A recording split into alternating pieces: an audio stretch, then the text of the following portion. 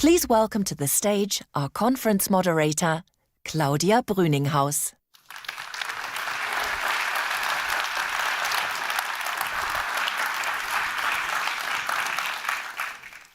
Welcome, everyone here at ESMT Berlin, everyone dialing in from the live stream to the Global Solutions Summit 2023.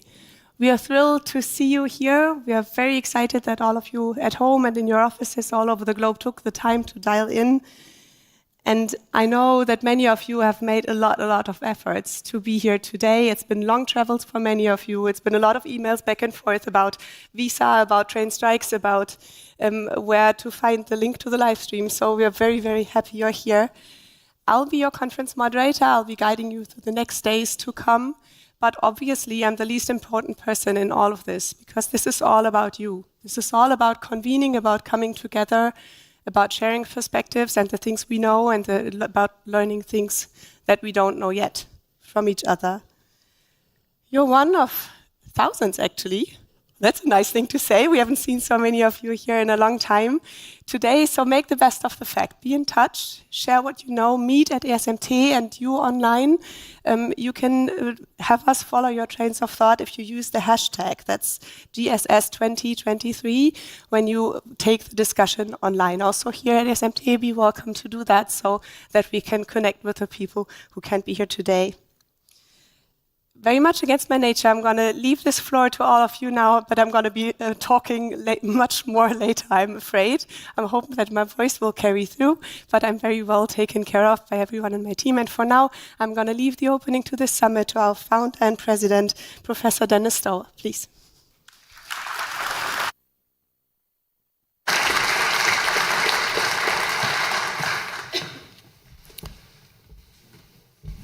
Dear Professor Rocholl, Your Excellencies, friends, participants, I welcome you to the Global Solutions Summit 2023 in support of the T20 India, T7 Japan, and other G20 and G7 groups.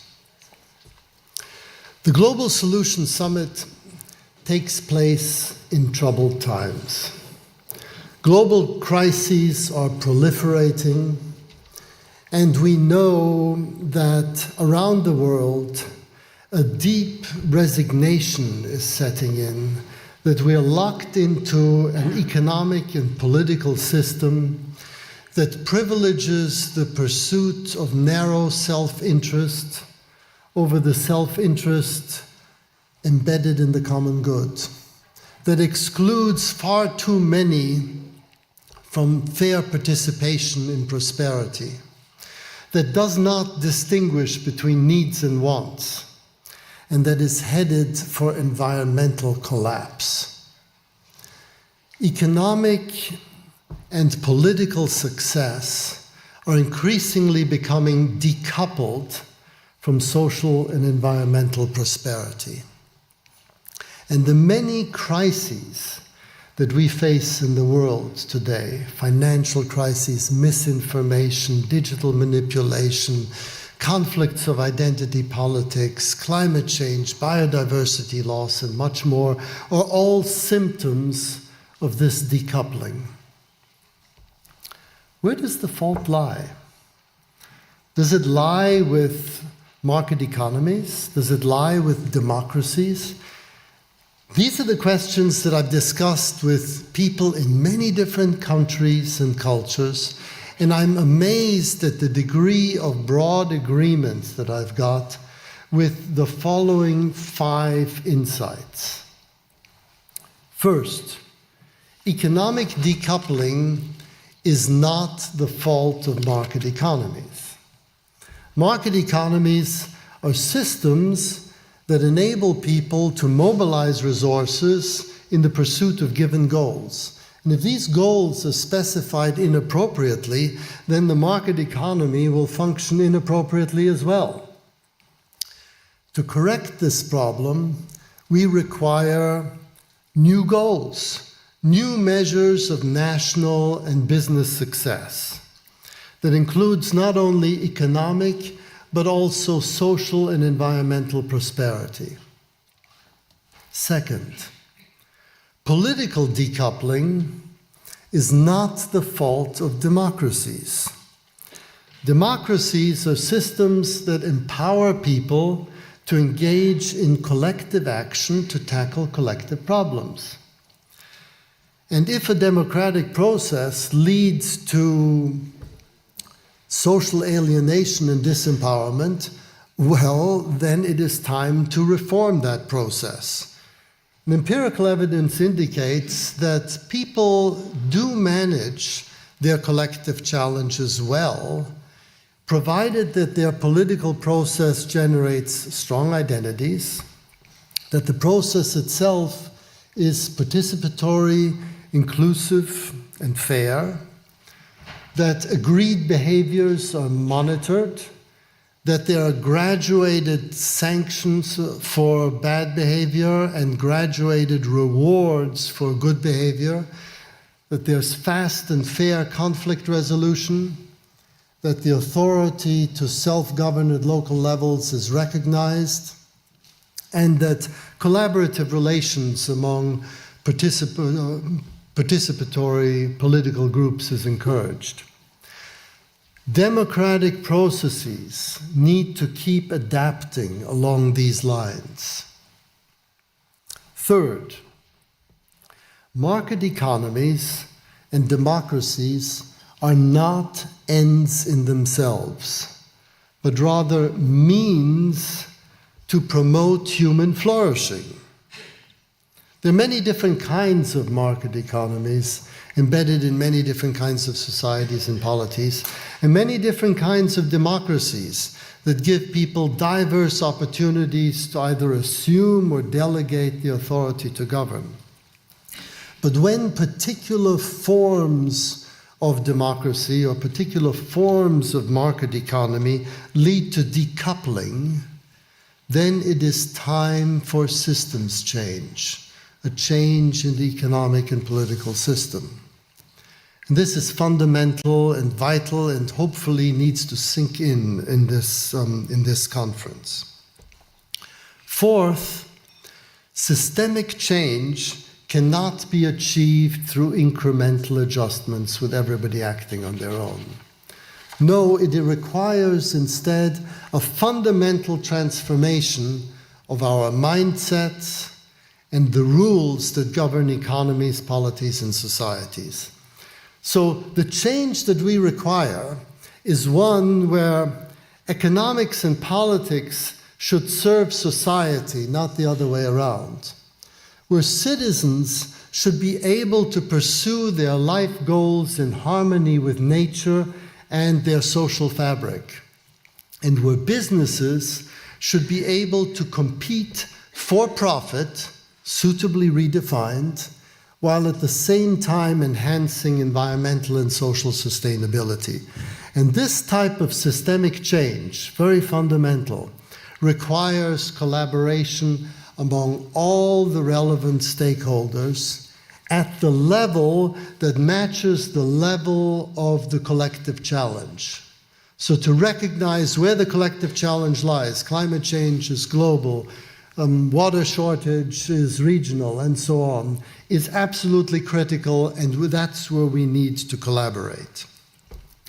And fifth and finally, failures to tackle collective challenges are in essence moral failures. And the reason for this is simple, that the functional purpose of moral values across religions, nations, and cultures is to promote the common good and to suppress destructive selfishness. And in fact, our ability to do this stuff is responsible for much of our evolutionary success, the evolutionary success of Homo sapiens. And in fact, our evolutionary success can be traced back to just a few absolutely core characteristics that we have. One is solidarity, care, social belonging, the stuff that makes us collaborate in large numbers.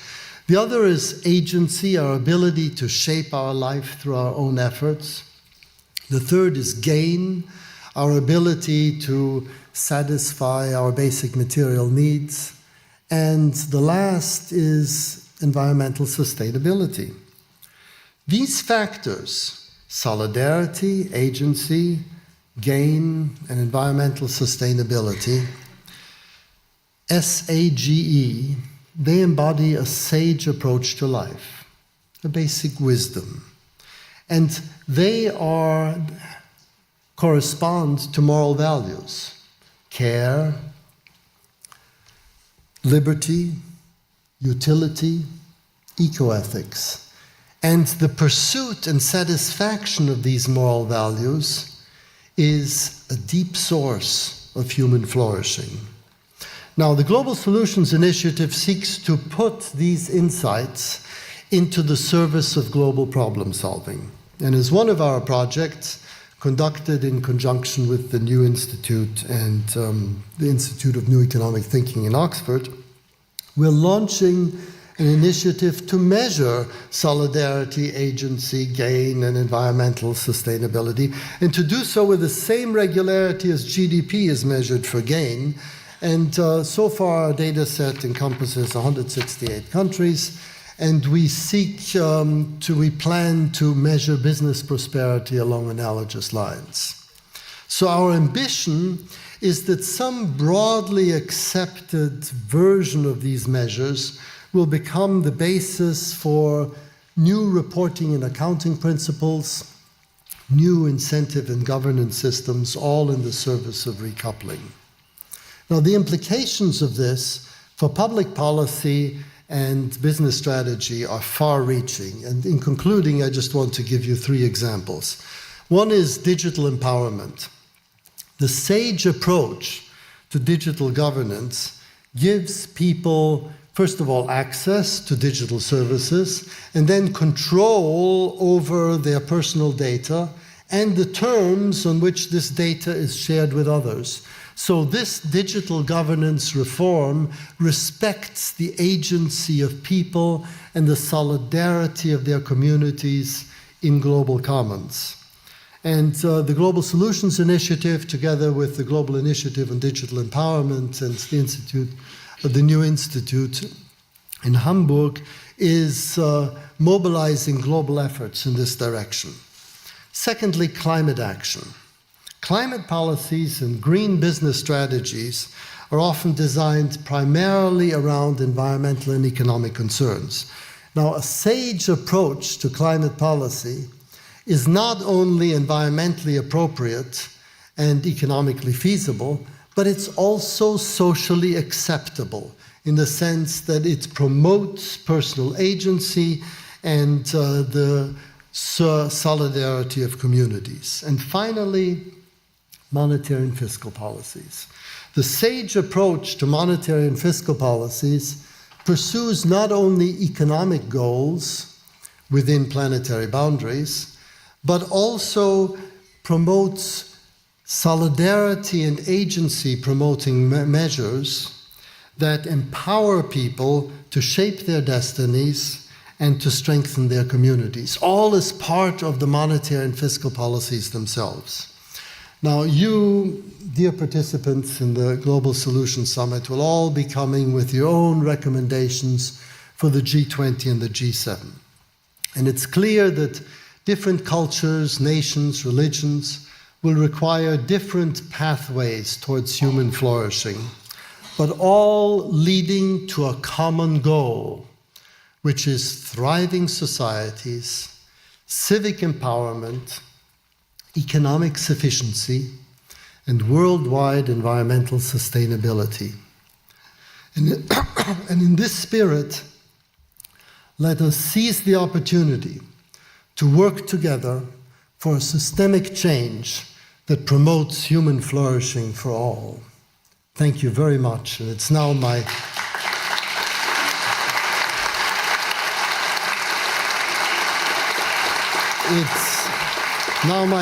great pleasure and honor to welcome to the stage Jörg Rocholl, President of ESMT.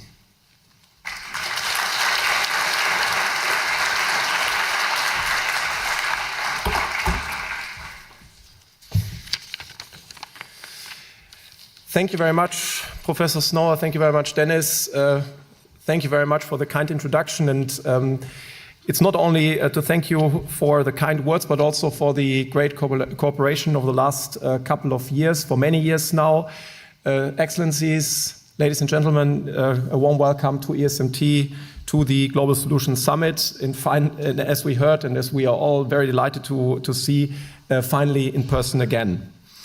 It is that we at ESMT enjoy very much this cooperation, given that the Global Solutions Summit provides a platform for the world's leading minds to propose and debate research-based policy recommendations.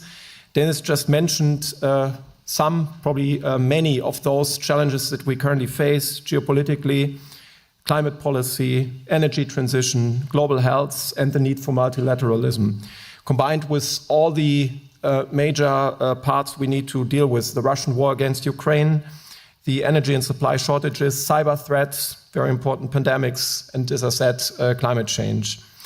This is so important also to us here that we actually need to collaborate, we need to cooperate, we need to discuss together and derive thoughts and suggestions of how we can solve, how we can address all these parts. In fact, many of them resemble and show that they are parts of human efforts, but also human failures. But that also should give us optimism in being able to also bring together the best minds, the best ideas to tackle and solve these problems.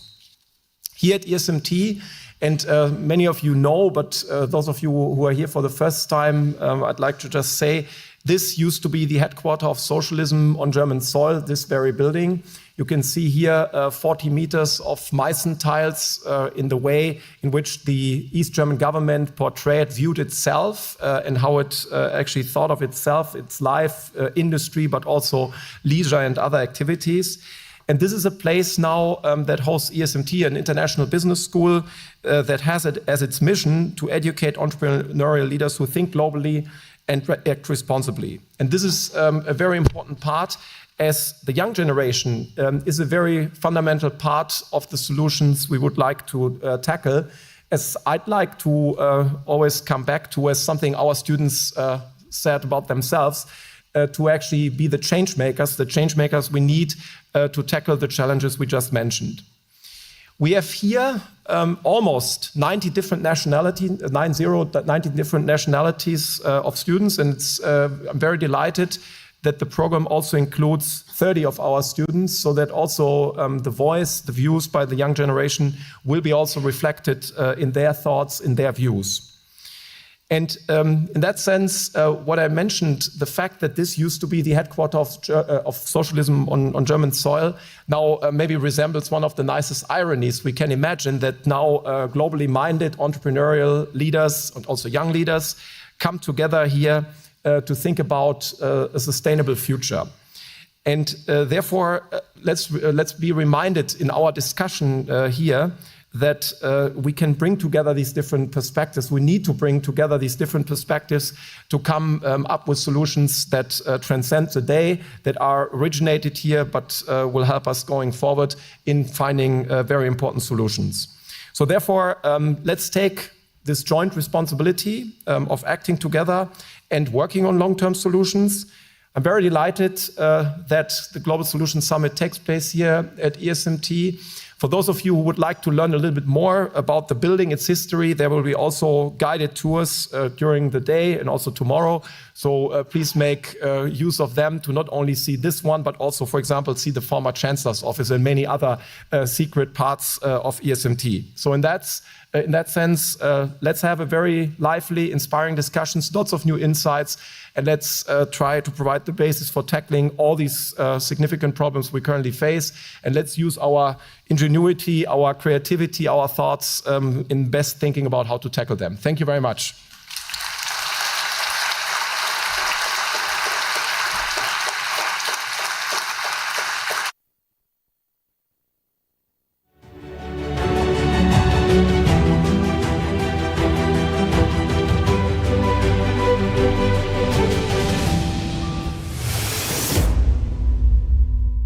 Our next session will be Realigning Societies Towards a Sustainable, Inclusive and Common Future. Please welcome to the stage your moderator, Julia Pomares.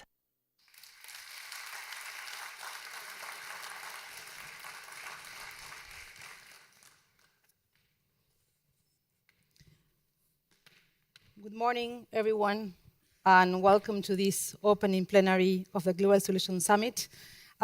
Please join me in welcoming our distinguished panelists today, Mr. Chinoy, Mr. Sonobi, Ms. Lucinda Trigo-Gamarra, and Mr. Colm Kelly to join the stage.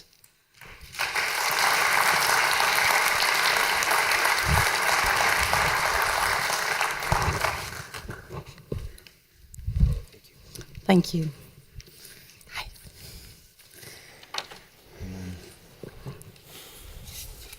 So, very happy to be meeting in person, all of us together today. We are gathered to discuss, as Professor Snow was saying, the urgent need for societies to realign to a sustainable, inclusive, and common future. So, as we know, the challenges we face are very complex, multifaceted, so I'm sure we are going to have a very provocative conversation to set the stage for the next 2 days.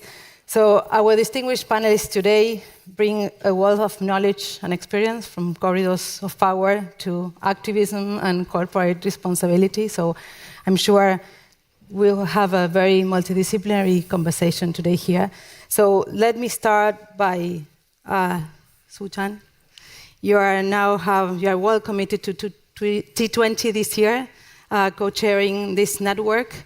What is your first thought about the priorities this year for the T20 in setting global cooperation? Well, thank you very much for this invitation. Das ist mein erster Besuch in Deutschland.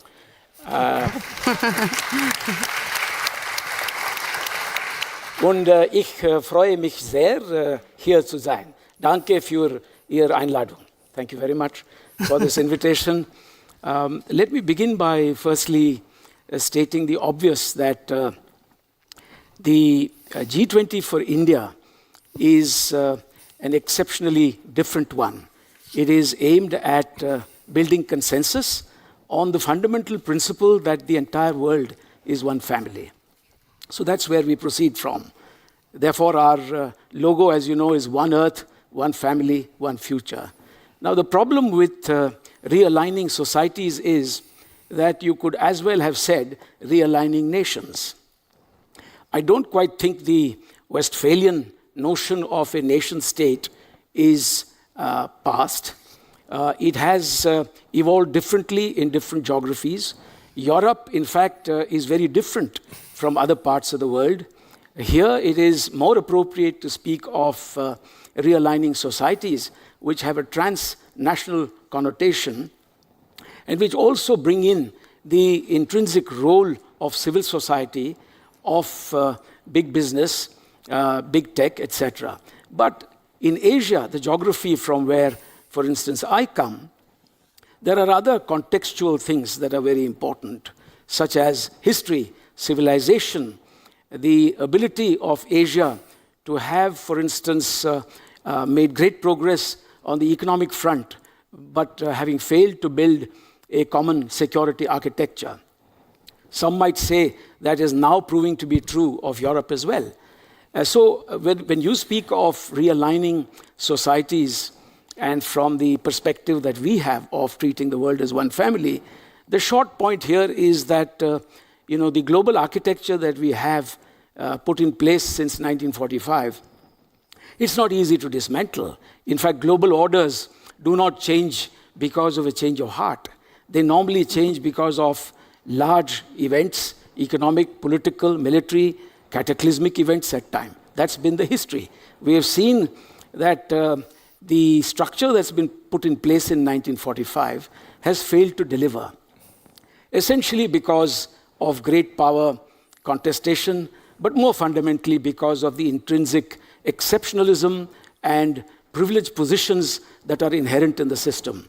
I mean, I was reading that the UN Charter, which is actually supposed to be the final realignment for all of us after that disastrous war, and which is not quite in place yet, the charter would not have been agreed upon had the powers not agreed on what you call the veto power. So in fact, at that point of time, history tells us that it was an exchange, a deal in exchange for some people retaining the veto power. To conclude my opening remarks, India, in fact, believes that this is not an era of war. This is an era in which we must actually have conversations. And it is not enough to simply say that this is a conversation between democracies and autocracies. There is a spectrum out there. When we look at the global international order, the rules-based international order, or democracy, there are views and there are different types of democracies being practiced, hybrid democracies as well. And so instead of having a pitched battle today between either civil societies in one part of the world and governments in another part of the world, or between democracies and autocracies, what we really should be doing is sitting across the table and trying to build a broad consensus on the key issues that challenge us today. Fundamentally, the ones that were outlined by Mr. Dennis Snow in his remarkable opening remarks, such as, for instance, the challenge of climate change, or economic recovery, or, for instance, having a digital public infrastructure in the industrial revolution, the fourth industrial revolution, that does not make for a digital colonization. Having had industrial revolution 3.0, which was a manufacturing kind of revolution, it did give people a chance to catch up. But then not everyone has benefited equally from globalization either. The outliers today are not simply outliers because they didn't want to be part of globalization. They haven't had a fair chance. And if we continue down this road, we will not be able to build any kind of future of the type that India envisages. One earth, one family, one future. The entire world is one family. Thank you, Sujan. Lucinda, shall we... In your role in Germany, Sous Sherpa to G20 and G7, how are you seeing the possibility of cooperation among countries in these two fora? And what is your take in this moment? Thank you so much, Julia, and thank you for having me. And as my previous speaker, as Sujan just said, I couldn't agree more that this is the time for cooperation, for global cooperation. We face enormous challenges.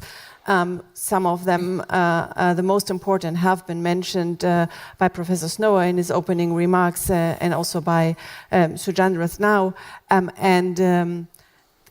Tackling these challenges will require global multilateral cooperation.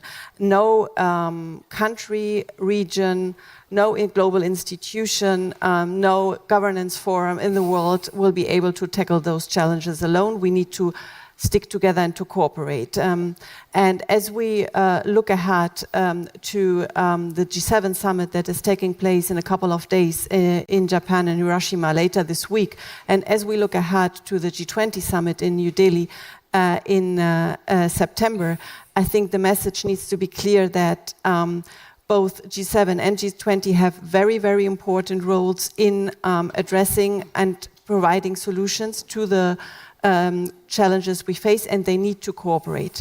This is why Chancellor Scholz last year, during Germany's G7 presidency, decided to invite partner countries to the Elmau summit, including India. This is why Prime Minister Kishida has decided to invite partner countries to Hiroshima, also many of them from the G20, to discuss the challenges ahead together and to tackle solutions. And what is also clear is that governments alone will not be in a position to provide solutions, but we will need the global society, and this is why the engagement groups and groups such as the T20 and the T7 are so important to our work. So we will need input from the global society, and we will need to work with the private sector. Let me give two concrete examples of how we, as Germany, during the German G7 presidency last year, have tried to provide very concrete examples and solutions to global challenges in in this, let's say, in this spirit. First one, the Climate Club. During Germany's G7 presidency last year, Chancellor Scholz suggested the idea of setting up an international open cooperative climate club to bring forward the very much needed climate mitigation, in particular in the industry sector. So what is the idea? The idea is to cooperate to bring forward mitigation in the industry sector, which is very hard where, as we all know, emissions are very hard to reduce. So why is this climate club a new idea? Well, it has a very concrete focus. It brings in the private sector because it focuses on the industry decarbonization, for which, of course, we will need the cooperation of the private sector. And it has a third pillar, the third pillar being that we need to reach out to cooperate with other countries beyond the G7 to help them, bring them in the climate club, help them to also be able to join the climate club and contribute to the goal of the climate club in doing so. Since Elmo last year, the Climate Club has already reached out beyond the G7. We are very happy to have Chile on board as co-chair. Many other countries, including Argentina, have expressed their interest in joining the Climate Club. For me, this is a very practical example of how we can and we have to set up new models of cooperation to address the challenges we face. Second example, the Global Partnership for Infrastructure and Investment that was set up last year, also at the Elmo Summit, and which aims at providing sustainable infrastructure to countries in the Global South. We committed as G7 to provide up to $600 billion US dollars up to 2027 to build sustainable infrastructure. Of course, this gigantic number shows you that we will not be able to do that on our own, but we will need the private sector to come in. And again, since we established this important initiative, it has grown. We have reached out to the G20. We had a side event on the PGII in Bali. We are looking forward to cooperating with the Indian presidency on this as well. So this is yet another example on how we can tackle the challenges we face. And I agree, we face enormous challenges, but I also find I'm of the view that we have a common agenda to tackle those. It is the Sustainable Development Goals that we all agree to as global community.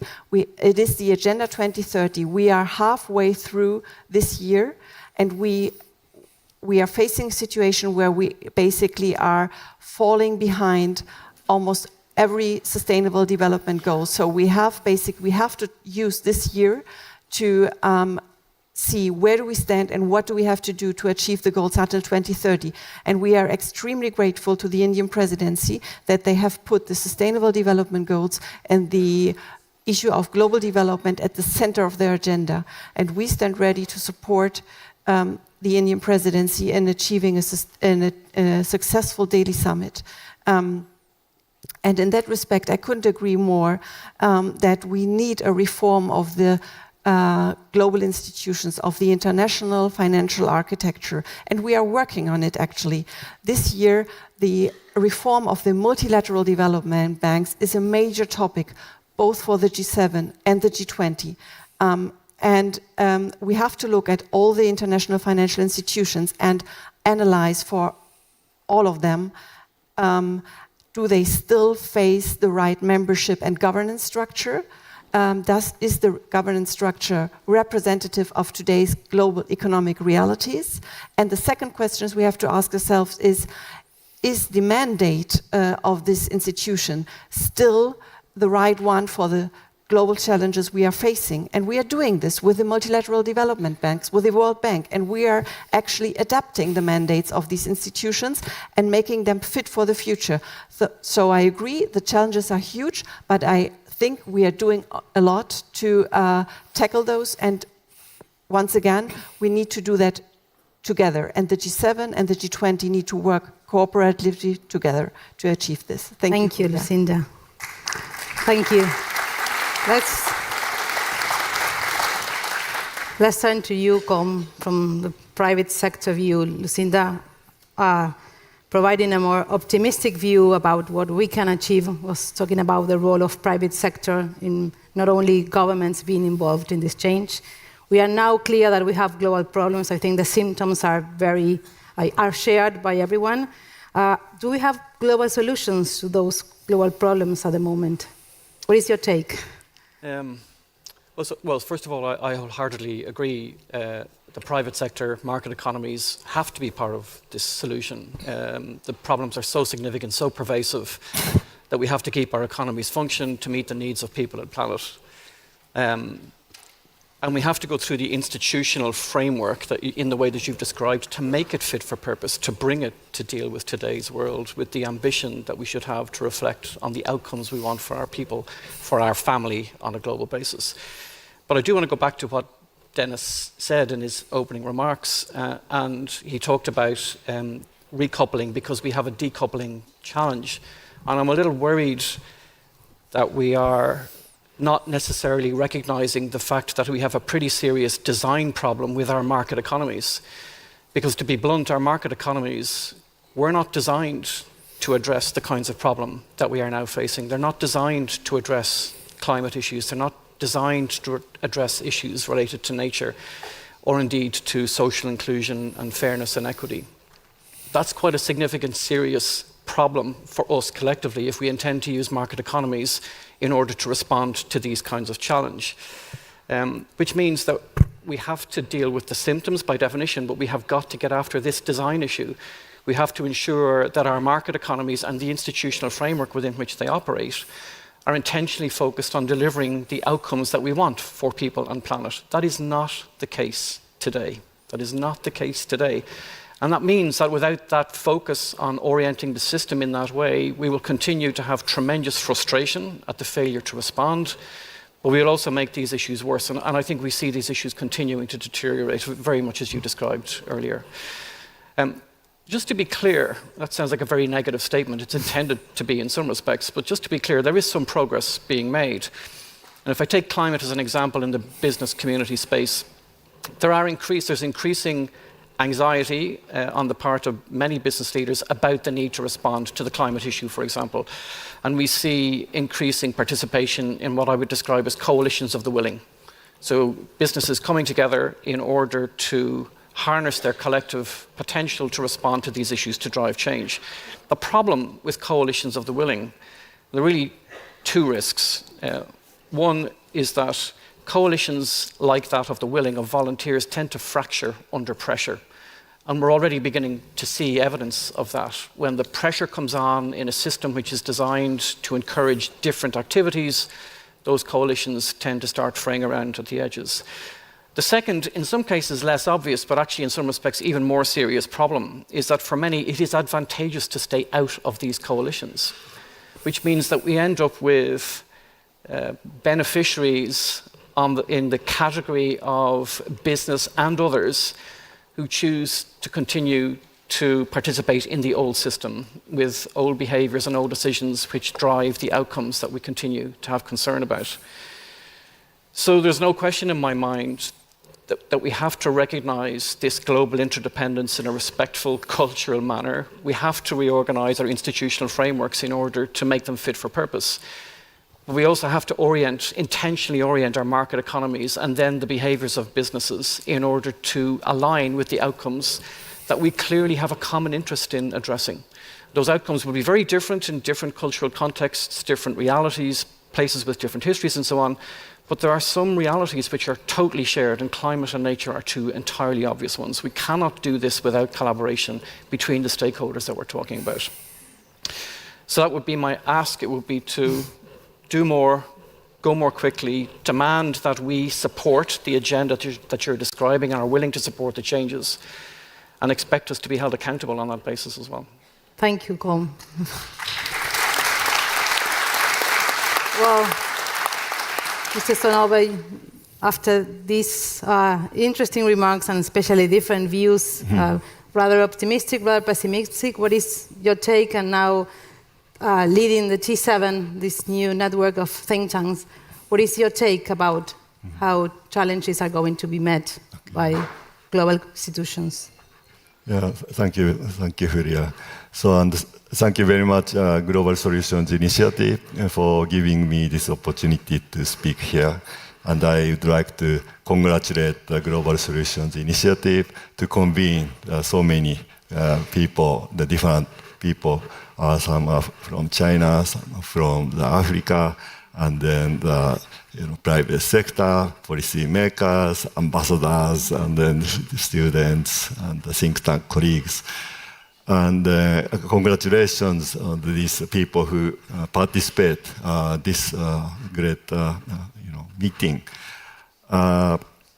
So I'd like to start by reporting to you that Think 7 Japan has had T7 Summit 27-28 of April in Tokyo, and then produced this communique and then handed over this communique to the G7 president, that is Prime Minister Kishida, on 28 Friday. And then I went to Incheon, Korea, and where the ADB, my parent company, which is multilateral bank, that's a bank, I'm a think tank. And then to talk about this kind of T7, T20. And then went to Mumbai to join the T20 India mid-year conference. T20 is led by the Ambassador Sujan Chinoy. And then I talked, I attended, I appeared at several meetings there. And then I came from Mumbai to Berlin yesterday. And then I could enjoy this museum island a little bit, but I wonder why I'm so busy. And of course, the reason is I'm hosting T7. And then wonder why I'm doing T7 and then working with T20. And then why I'm doing think tank. And then I think my answer is that to this why question is that I believe that think tanks can play an important role to making our planet sustainable, the world peaceful, society harmonious, and the economy prosperous by bridging policy making and research science. Okay? So the scientists can provide evidence which will improve the policy making. But also think tanks can bring the voices of the different parts of the civil societies to policymakers, together with the scientific evidence and the reasoning. Right? The question is how this gap in time horizon or time preference between the policymakers and the researchers can be filled. Right? So policymakers are those who cannot wait, and then researchers are those who want to take longer time. So then you may think that, think tanks can kind of, like banks, combine, bridge the, depositors and borrowers and lenders. So maybe think tanks can do some magic to bridge the two worlds. And then you introduced us as if we are the world's greatest mind. But that's not true, obviously. We are very far from Nobel Prizes. So we are much smaller. Think tanks are much smaller than the smallest universities. But nonetheless, we can ask the world, smartest, wisest, or most knowledgeable people, right? So researchers in the world, and also the great minds in the world, including the great person like Sujan, And then also the greatest business leaders in the world. And then we can quickly deliver the latest or state-of-the-art knowledge useful for policy making to the policy makers. And then that may work or may not work, but that's the limit. That's the frontier knowledge. So it's not, if it doesn't work, it's not the think tank's fault. So I'm a bit tired because of the too much schedule, but still my mental condition is okay because I don't have to worry about the result of the applying knowledge to policy making. But of course, we can carefully listen to policy makers and also researchers and other wise people so that we can make a best match between demand and supply. Thank you, Mr. Sonobe. I think we are running out of time. And I don't have the magic of having additional minutes for this conversation, although I think it should be great to keep talking and exchanging. I think the summit was born 6 years ago, and the need for this type of conversation is as urgent as ever. So I hope we can continue these conversations, especially because the Global Solutions Summit has become a very important and a unique forum for this type of conversations about global problems, but especially about global solutions and how we can get to them. So thank you very much for this conversation, and hopefully we'll have 2 very intensive days of keeping on this issue. So thank you very much, and thank you, let me thank you very much. esteemed experts. Thank you so much.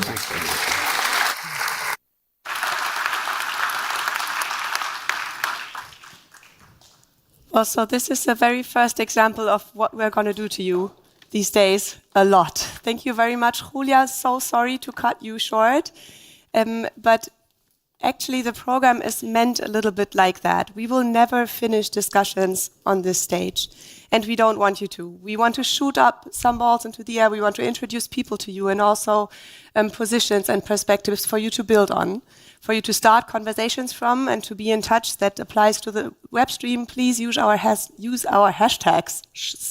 That's GSS 2023 to take the discussion online. And please, all of you, take this as a beginning of a discussion. Thank you very much to our panelists. So what we're going to do now is we're going to divide the program into tracks. From here in the live stream, we're going to see you back at 10 for the next session towards a new paradigm for economics. You take a quick breath and then be back online in a few minutes. And for all of you, it's time to make a decision, actually. We have 2 more session rooms. You can either just stay in the room and be with us here at 10 or take a walk on the beautiful Wandelgang at ESMT and be back here. Or you go to one of the auditoriums which are next door. It's auditorium 1 and 2. You can also see on the walls and in your talk app what's next. In the auditorium 1, you're going to be following a deep dive overcoming negative spillover effects to advance sustainable development. And in auditorium 2, next door, there's a solution dialogue that is on priorities for India's G20 presidency and beyond. So it's going to be a tough decision, I know that. And then I'm going to fill you in on another thing. The seats in these auditoriums are limited. They are about 50, 60, 70 people large. So if you want to be sure to have a seat in there, please be early. Just walk over there and find a seat. I think we will make room for every one of you. But if you want to be sure, just be early. If you don't know your ways around, please stick to my colleagues. I've left my badge there. That's bad. But we all wear green lanyards, and everyone who does knows their ways around very well and is actually quite eager to meet all of you. So enjoy a quick break, take a decision, see you back in a few minutes. Thank you.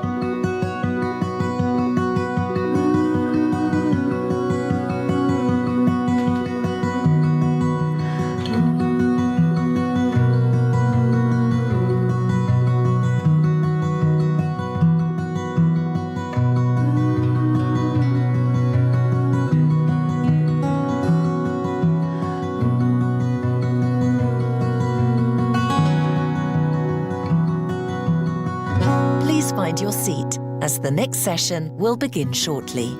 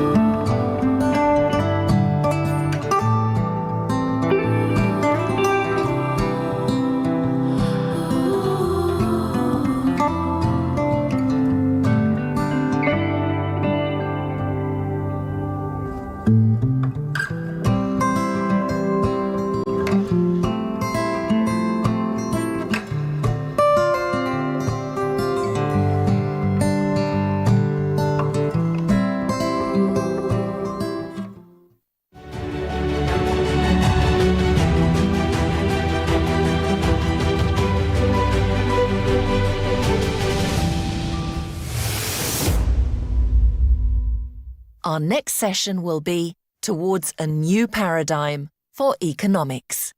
Please welcome to the stage your moderator, Declan Curry. Well, good morning, everyone. 。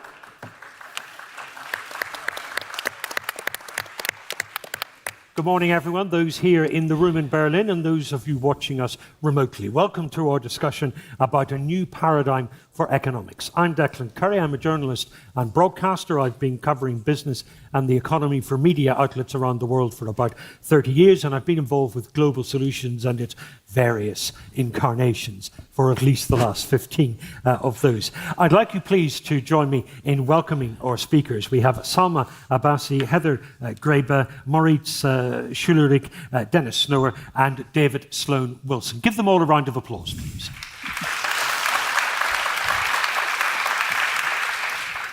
Some additional information about each of them. Salma Abbasi is founder and chair of eWorldwide Group. That's an international social enterprise focusing on innovation, sustainable development and security. She's also a strategic advisor to the IEEE, so we'll hear from her today about society and digital empowerment. Heather Graeber is a European political scientist, a former advisor to EC commissioners, and now a senior advisor for the Open Society Foundations. That's a network supporting civil society groups around the world. Moritz Schullerich is Professor of Economics at the University of Bonn and incoming President of the Kiel Institute for the World Economy. So he will be the new Dennis Snower at some point. I'm delighted that the old Dennis Snower is still the original and best, is still with us. He's president of the Global Solutions Institute. And David Sloan Wilson is a noted and celebrated biologist who's forced us to rethink our preconception that evolution is driven by selfish impulses. He's the SUNY Distinguished Professor Emeritus at Binghamton University. Now, when we speak about the economy, in the news it's often in terms of GDP or inflation or trade and monetary policies. That's what central bankers and policymakers tend to have at the front of their minds as well. But for many years here at Global Solutions and elsewhere, Dennis Snower has argued that this is the wrong approach, that if we are to explain people's disconnect and discontent with politics and economics, we need to recouple for the good of society. We need a new perspective. Dennis Snower, what does that new perspective involve? What does it mean? I think we need to think radically in order to solve big global problems that engulf us everywhere.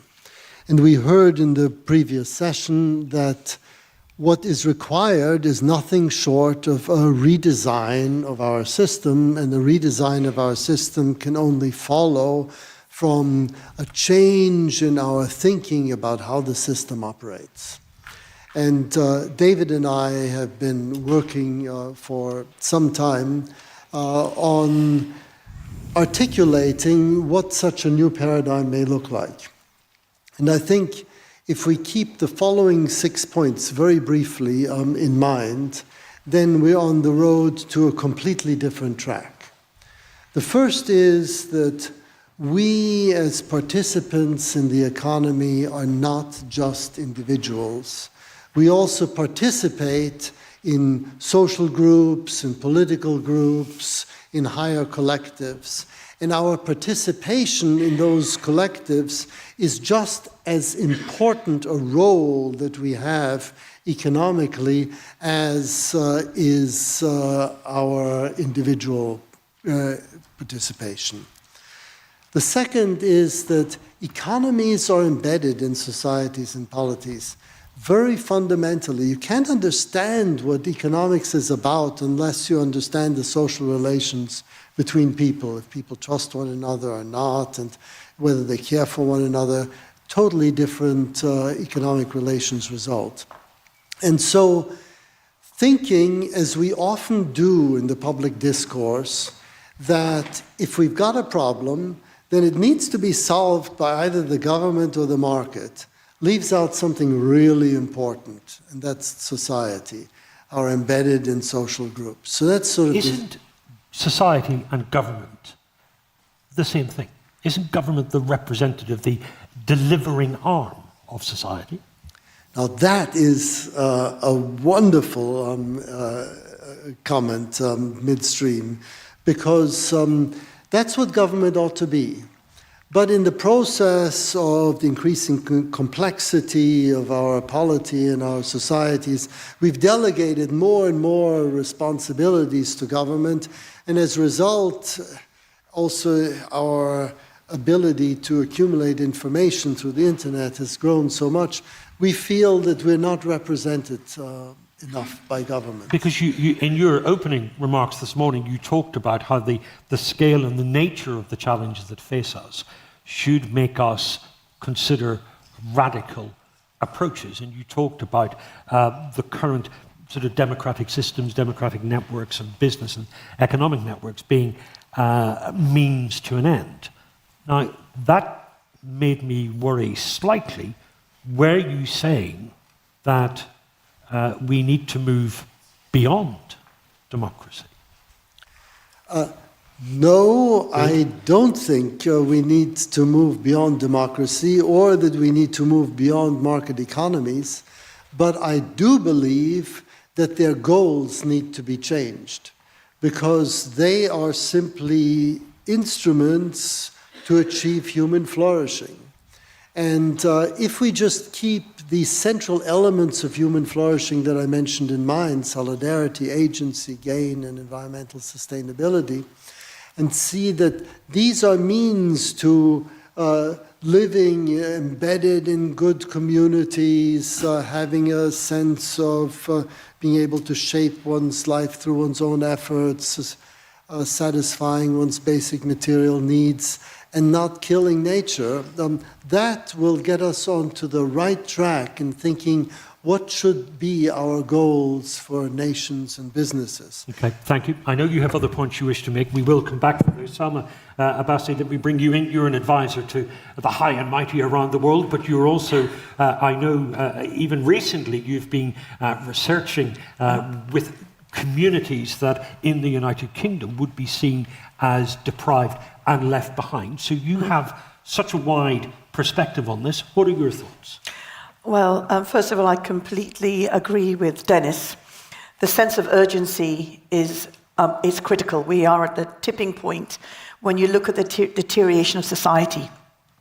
Coming from the secret area you described is Luton, which is half an hour away from London, where we have knife crime, gangs, machetes on the streets, young people playing out their virtual world in reality in the town centre.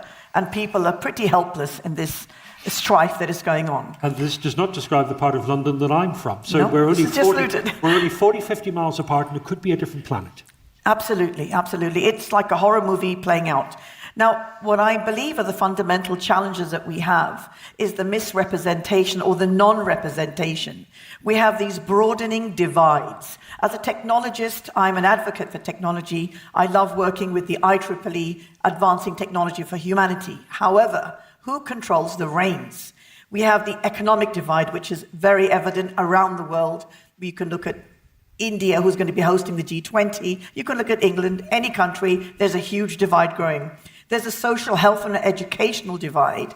Then there's a political divide. USA, a couple of days ago, some of the speakers were talking about how the elite from Yale and Harvard are there. We have the issues of England, everybody from Eton being a politician. How on earth do you understand the ground reality that people are suffering? Isn't this room the elite?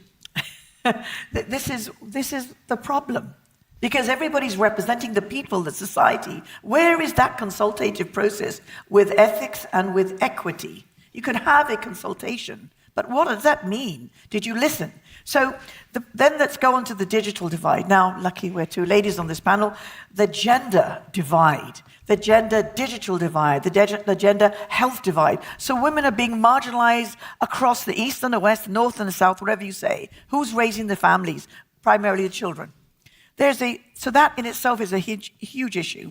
Now, what do we need to do? We need to address this with an ecosystem. We need to look at policy change, economic drivers from a holistic perspective, which looks at driving and pushing social entrepreneurship. And I mean that not just the big private sector, government, as you were asking, who's in charge. We need to bring in academia. We need to bring, as the Institute is saying, the young minds, but from all levels, all aptitudes. Not every degreed student is the best student. Hard knocks is also a great learning grind. I think the pandemics in itself represents the economic shift that occurred. The lessons learned, the innovation from Africa and Asia must be brought into the context of Europe and the Middle East and, of course, America. Why social enterprise? What's the advantage of social enterprise over the existing networks and systems that we have? Lovely. So I'm teaching at the moment at 5 universities. One of the biggest challenges I try to teach is not just the commercialization, but the survivability, the sustainability of your business. Who needs it? It's got to be needs-based. And that's why I say ecosystem. At the moment, I think one of the superstars for me in the Islamic Development Bank world, we've been commissioned to work on STIE, Science, Technology, Innovation for Economy.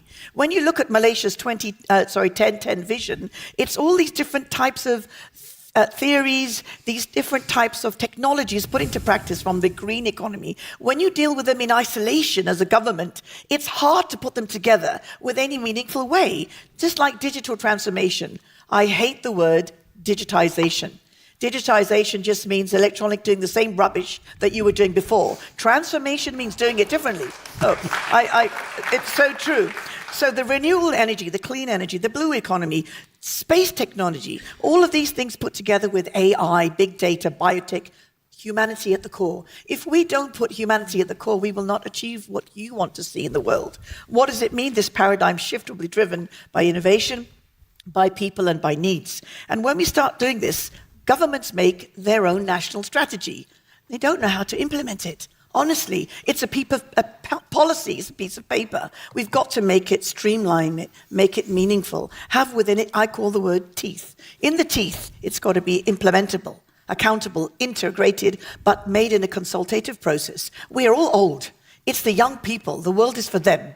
So we have to engage the youth, their ideas, which is what we've been doing in Luton as well. What can we do to change the future and provide hope? Okay, thank you. I'll stop we'll there. We'll come back for some other reflections in a moment. Heather Grabber, based on what you've been hearing already, from the Open Society Foundation's perspective, revolutionizing, drawing up new structures, new approaches to the world's challenges is exactly on your agenda. Well, Open Society Foundations has worked for 3 decades to ensure that civil society can thrive because of the need for the connection between communities and the state. And we're now starting a very different kind of transformation in order to take account of the impact of human activity on nature and on the planet, which is going to involve a much bigger role for the state. We already see that happening. I think one of the big paradigm shifts is the reordering of economic priorities, where it's not just about efficiency, it's about resilience and security. That's very clear in the US, where, just in recent weeks, Jake Sullivan and Janet Yellen have put out how important it is that economic policy serves human needs without destroying the planet. And that's something very different from previous generations, the past 30 years of globalization and the focus on efficiency. And in Europe, we also see a big push towards economic security. It's this enmeshment of economic security with border security. But there's a big missing dimension here. We're constantly seeking security through more supply. I can tell that your microphone is causing you a little bit of difficulty. If I could ask someone from our technical team just to step forward and have a look at Heather's microphone. We will come back to you because I want to hear that point that you were making. Maurice, just pick up your thoughts on what we've heard so far and then add your dimension to it. Great, thank you. First of all, thanks for having me here. And I can really pick up where Heather left it, and I hope your microphone gets fixed quickly. I think we've transitioned from a world where economic liberalization, globalization were seen as an end in itself, and we are getting to the question what's actually it's a means to an end. And I think the diagnosis today is pretty clear that we the old sort of globalization paradigm has produced enormous wealth. It has taken hundreds of millions of people out of poverty, but it has left our democracies in a very bad state. We've heard some of these social issues. It has not made our world order safer. The idea that globalization and economic integration would promote peace and understanding and make also the newcomers to this global order responsible global citizens has not always been kept. We have wars again in Europe, not far from here. There's the rise of populism and democracies around the world are not in a very good state. So I think we have to ask ourselves what went wrong and how can we, if we sort of come back to Amartya Sen's idea of sort of development as freedom, we cannot lose sight of that idea that along a lot of dimensions, this old paradigm hasn't got us where we want to be now. So it's more than wealth. It's about democracy. Within this, Dennis talked about a fundamental change.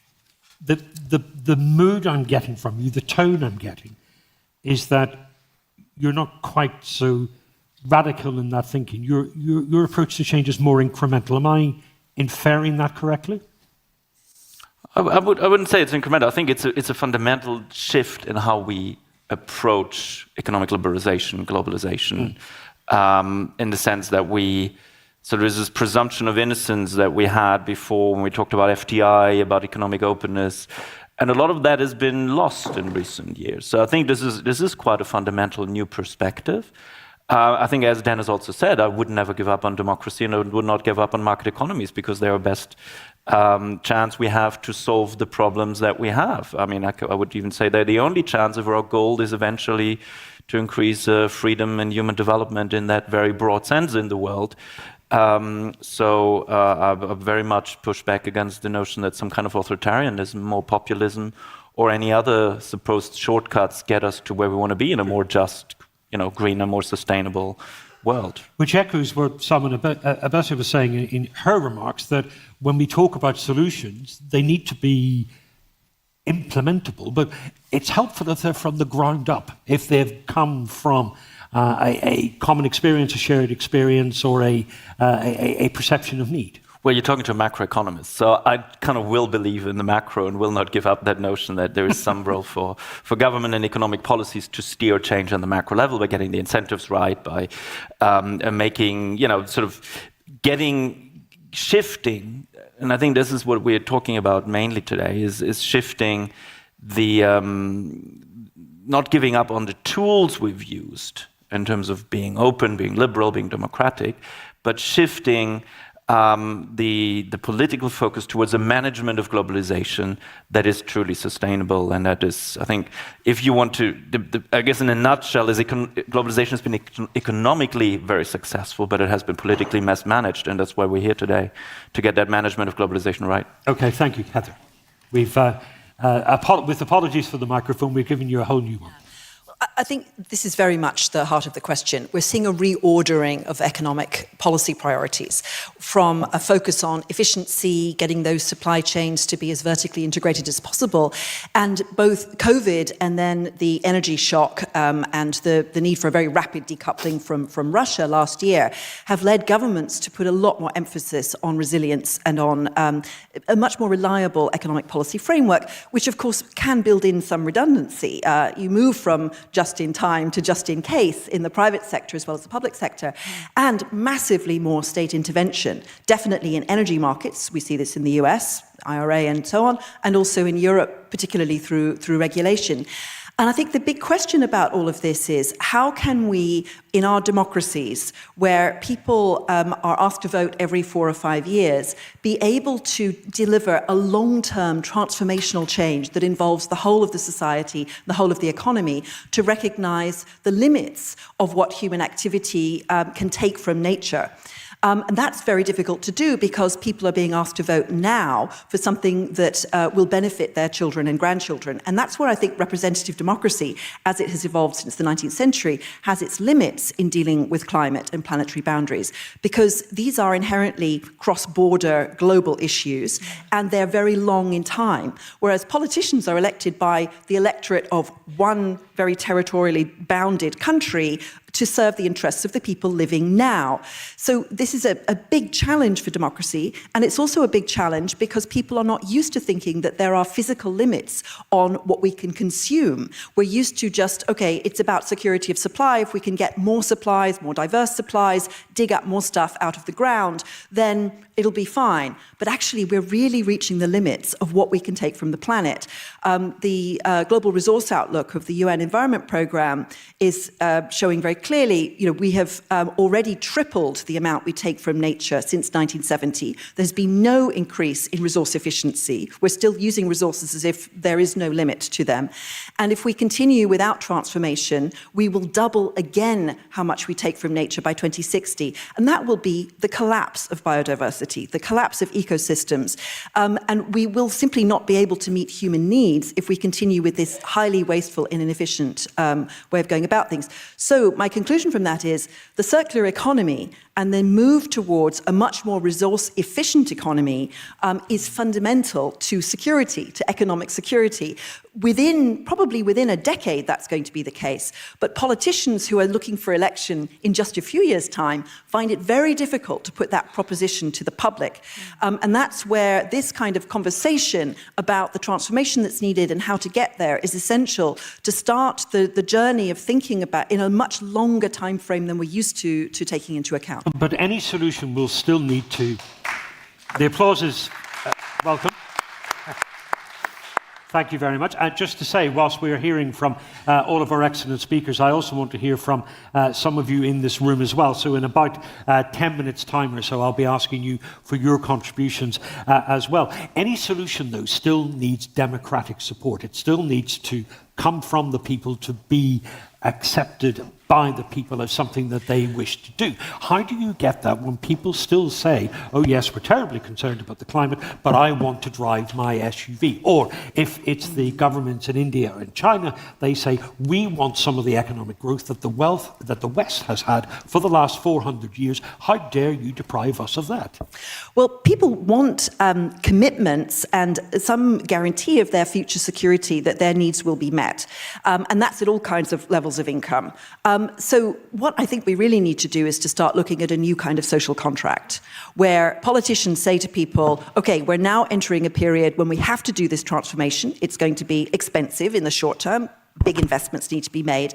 And it will lead in the end to really actually not that long a time period where living standards actually improve. Not necessarily more and more consumption, and this is where we come to the well-being economy that Dennis was talking about, but well-being in terms of less air pollution, less commuting, less time spent in just trying to get across cities, for example.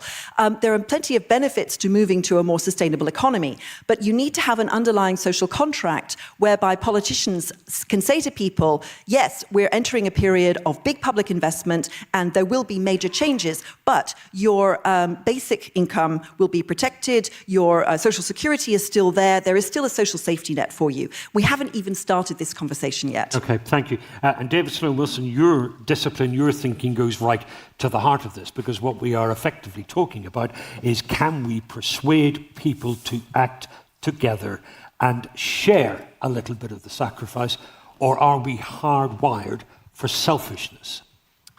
Well, it's not just a matter of talking people into being more cooperative, and I think that a lot of the new thinking that we're talking about orbits around a core configuration of ideas which resist change, and this is a large part of the problem. That's the whole nature of a paradigm, is that it's a configuration of ideas, useful in some respects, but cannot escape its own assumptions. And so what we need is a new paradigm, a new core configuration of ideas, and that paradigm comes from evolution, believe it or not, and evolution is not all about selfishness. The central metaphor, I think, is the concept of society as an organism. And that concept goes back to antiquity, but now has new life, basically, from a modern evolutionary perspective, in part because the study of evolution has expanded beyond the study of genetic evolution to include human cultural evolution. And so now we have a new configuration of ideas, which is much, much more compatible with everything that we're talking about, becomes central. For example, the idea that we need a global identity, that first and foremost we're human beings and citizens of the world, is something which is central to the evolutionary paradigm. How can the whole Earth function as a superorganism? Then there's a cellular level, which gets back to what you were saying. How do we actually, individuals, their most salient unit is small groups. The small groups that we partake in, we have to have governance at that scale. And then there's multiple levels, multiple identities, multiple contexts.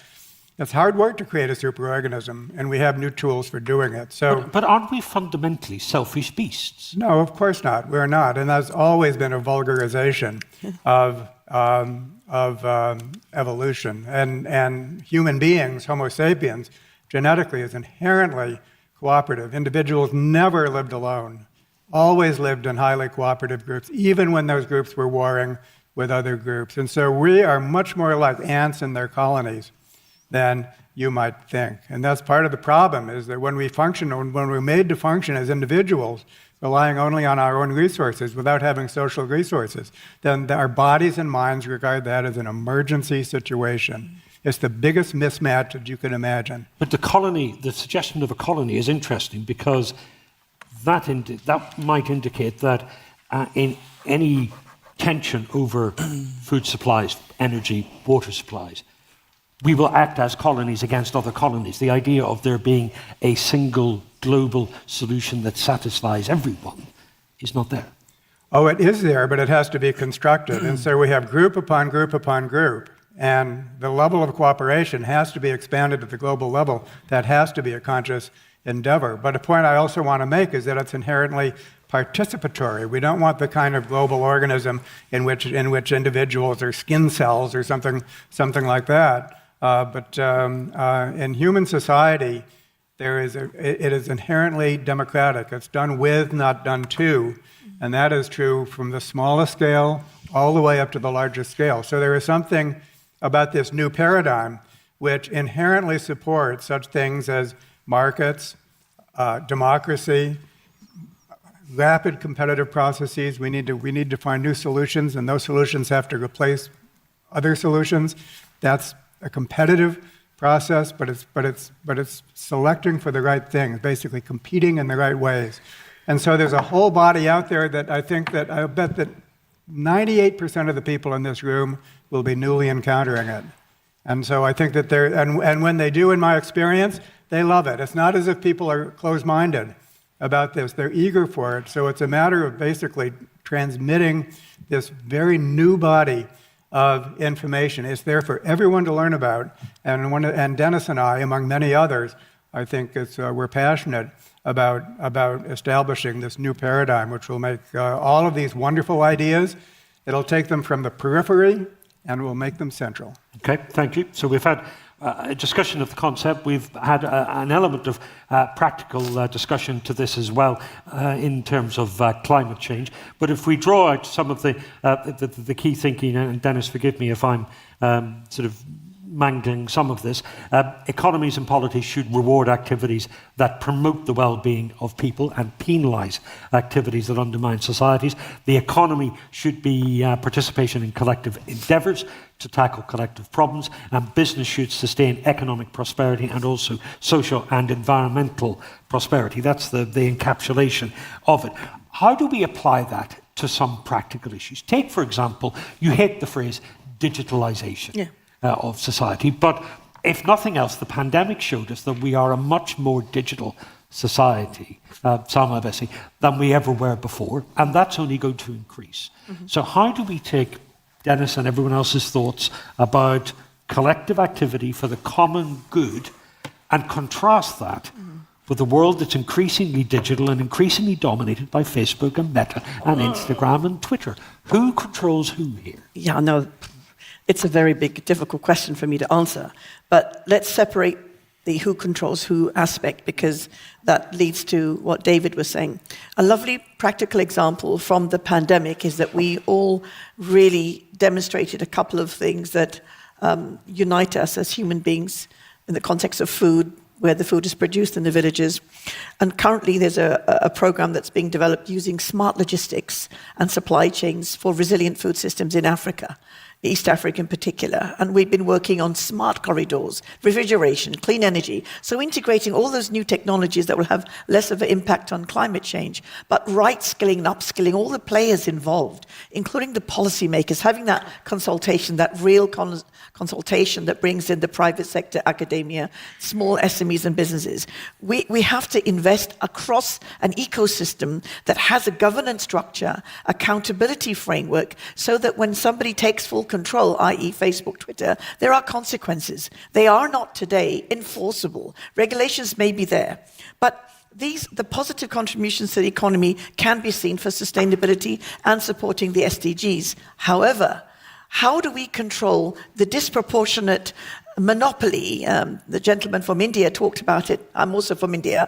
When you talk about the digital colonialization of the world. Now, India, China, and America, right up there. The rest of the countries are playing catch up.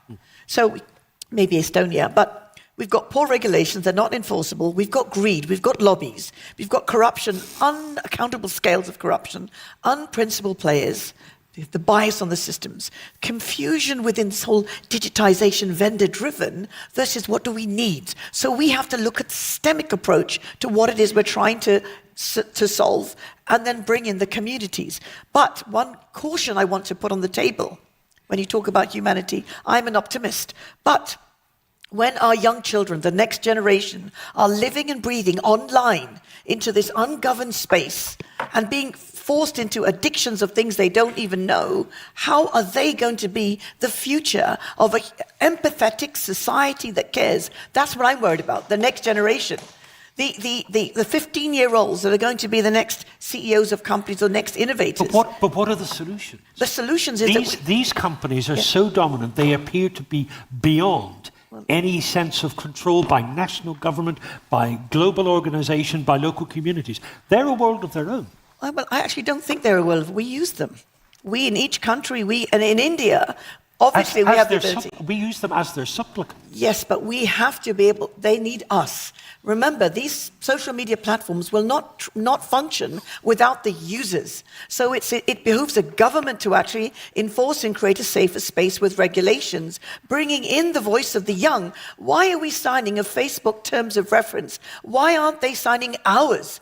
I'm advocating young people to write your own terms of reference, know your data, opt out of everything until you know what that means. And this is where the EU comes in. Yes. Your absolutely. perspective on this is welcome as well, the importance of regulation. Yes.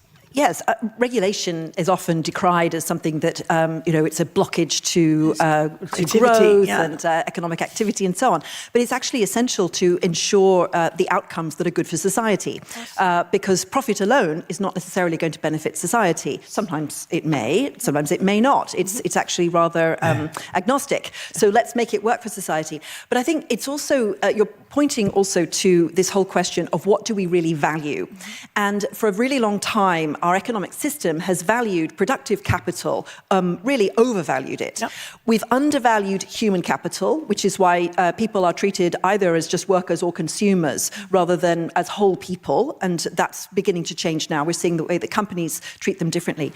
But we don't value nature at all. It costs you nothing to chop down a rainforest and lose all of those ecosystem services. So I think that there are some very big changes coming in how we value the things that are really essential to maintaining our planet as a habitable place.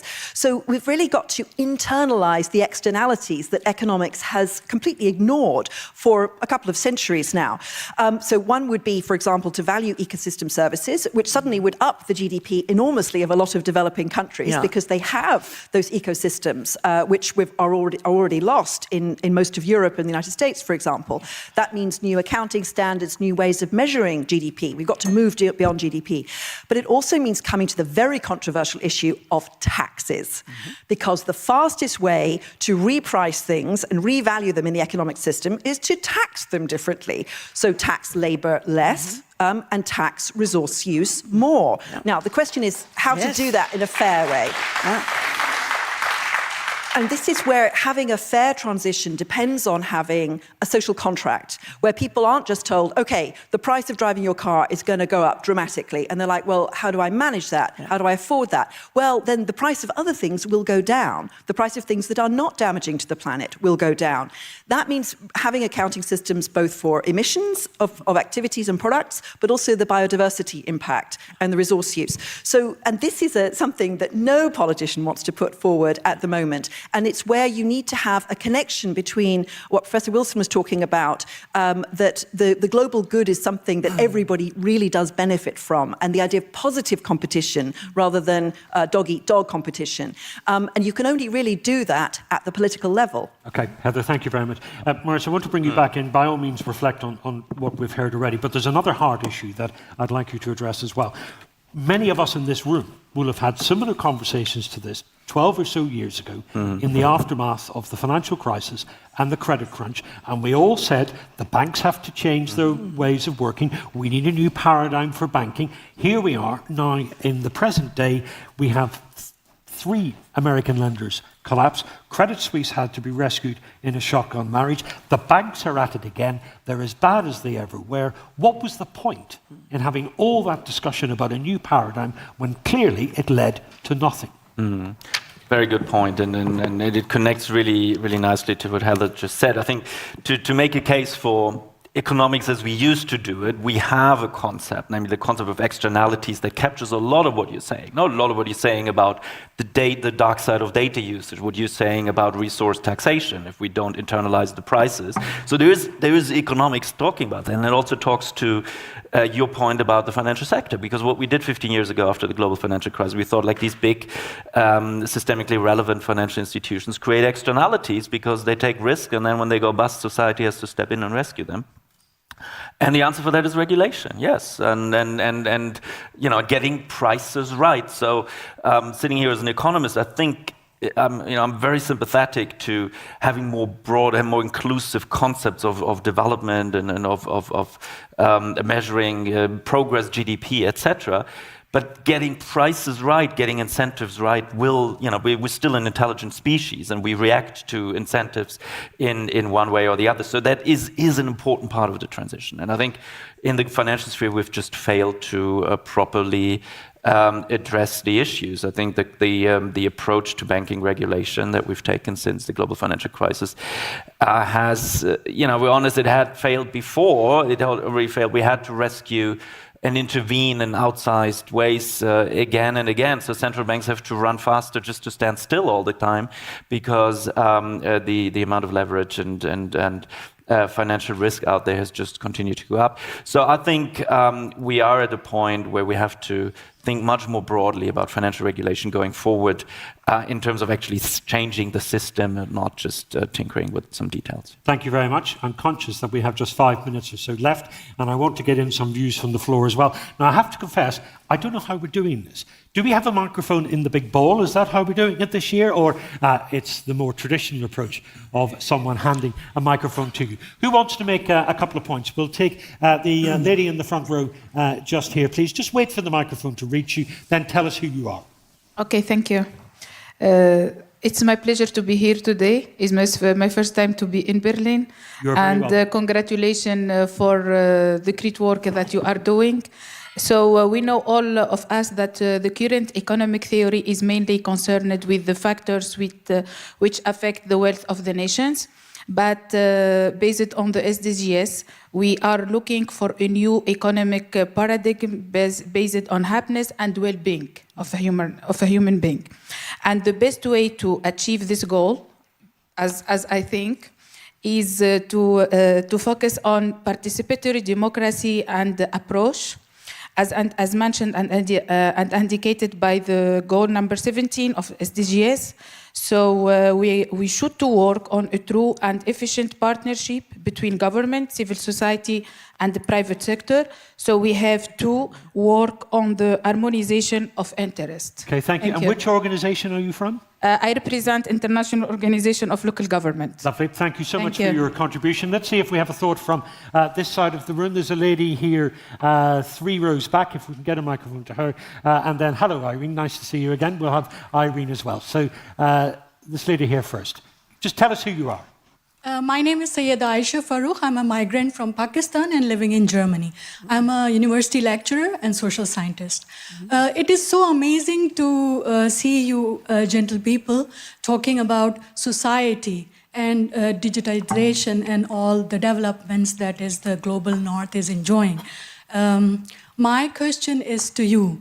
Who do you consider as society? Society that is the global north, where we are enjoying the freedom of expression and using our voice, as compared to the society that is in Afghanistan, Iran, and recently in Pakistan, where the people are not using internet. It is banned for many days now, and people have no right to use their voices. Okay, thank you. I'm going to ask Selma to respond to that. Can you pass the microphone forward to Irene in the front row here? Go ahead.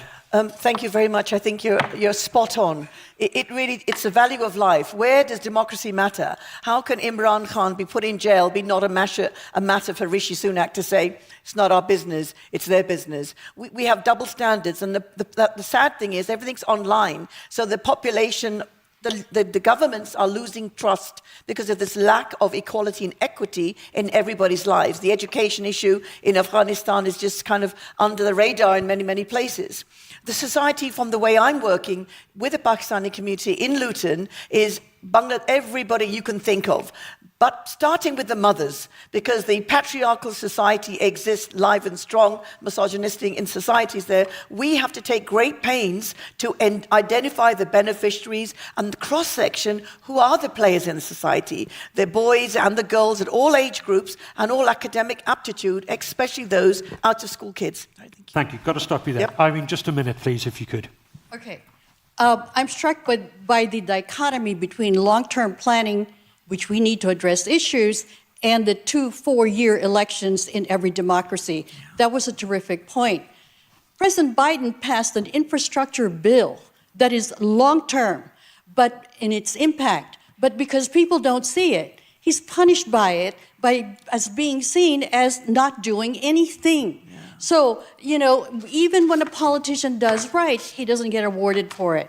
So, going to China, is it possible, and I'm a big Democrat with a big D, that their model of long-term planning and long-term elections probably works better, because in terms of building a forward-looking economy that is successful?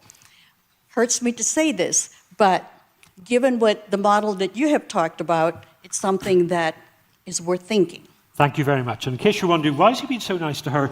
Irene's been a part of this family of discussion for even longer than I have, so it's delightful to see you again today. Dennis, quick thought on this, and I know, Heather, you want to come in as well. Very quick thought, and that is, it is really important for us to know where our well-being comes from.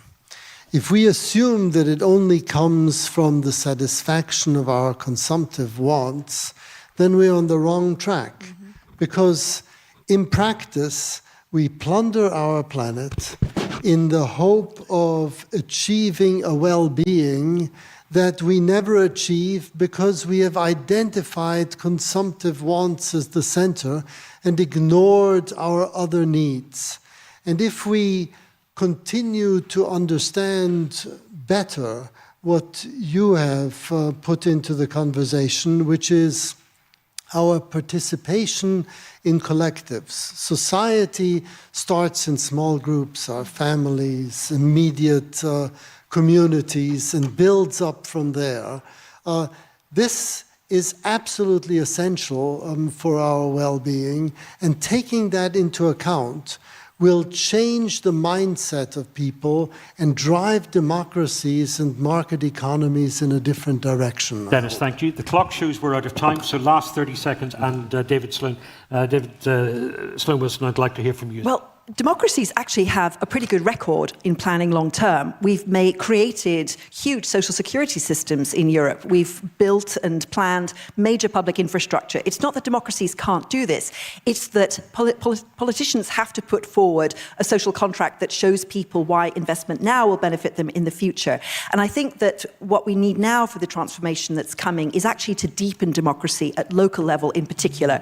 So deliberation with local communities about where to site a wind turbine, for example, how to decarbonise at city level. This is the way to go. It's not top-level authoritarianism. And we have the European Union, which allows for long-term planning across electoral cycles because you have 27 countries working together. Thank you very much. David Sloan-Wilson, the last thought in the discussion is yours. Well, I think that long-term planning needs to be balanced with concentration of power. And when you have concentration of power, then, of course, that's the entire problem. So somehow we need to combine an emphasis on long-term planning for sure, but also make it fully participatory with the checks and balances so that we don't have a concentration of power. So I think that's... Thank you all very much. Thank you, everyone in the room, for your input and your thought as well. Please join me in giving a round of applause to our speakers and saying thank you to them.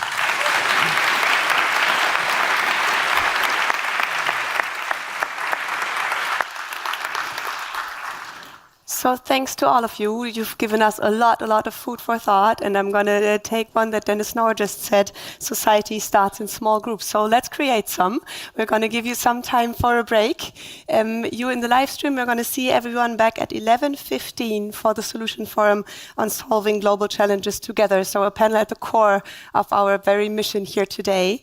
And all of you here at ESMT Berlin, please go get a coffee or a tea or a drink in the foyers. Don't stick only to the foyer on second floor. There's the same catering and a very beautiful meeting point with the young global changers, one floor further below. And also follow the recommendation of Mr. Ruchol and join one of the guided tours through the building. It's very brief. It's designed to fit into this program, and it's a nice way, I think, of getting a feeling of where you are here today. One very important thing, please take everything that you own with you, because today we're obviously under very harsh security restrictions. So if we find bags, we're going to blow them up in the garden. Take them with you. And enjoy your break. See you in a minute.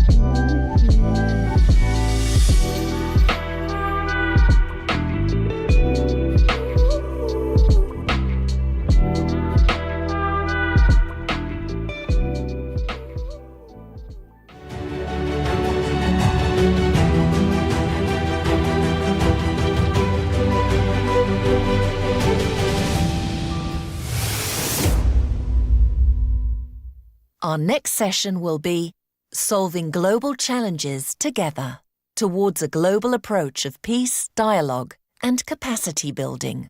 Please welcome to the stage your moderator, Oliver Crook.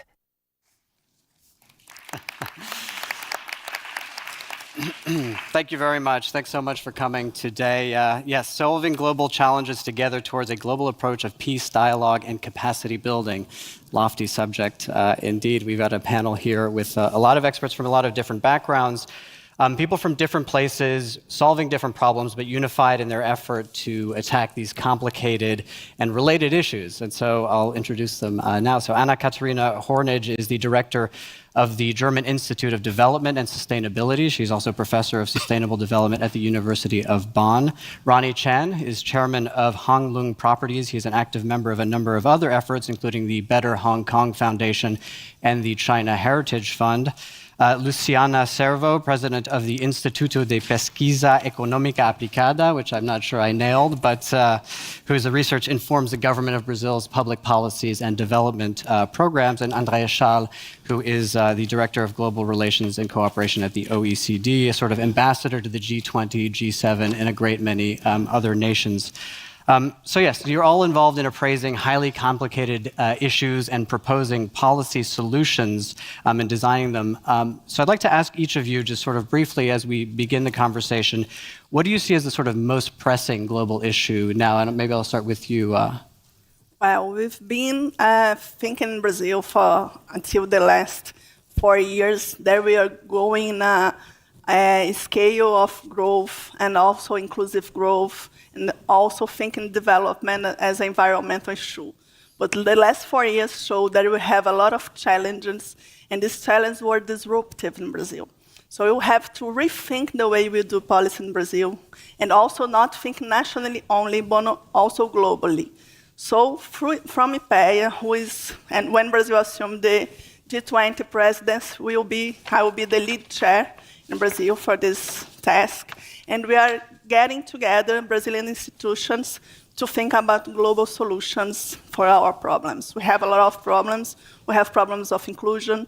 We have environmental problems. We also face a lot of challenges during the pandemics in the health sector.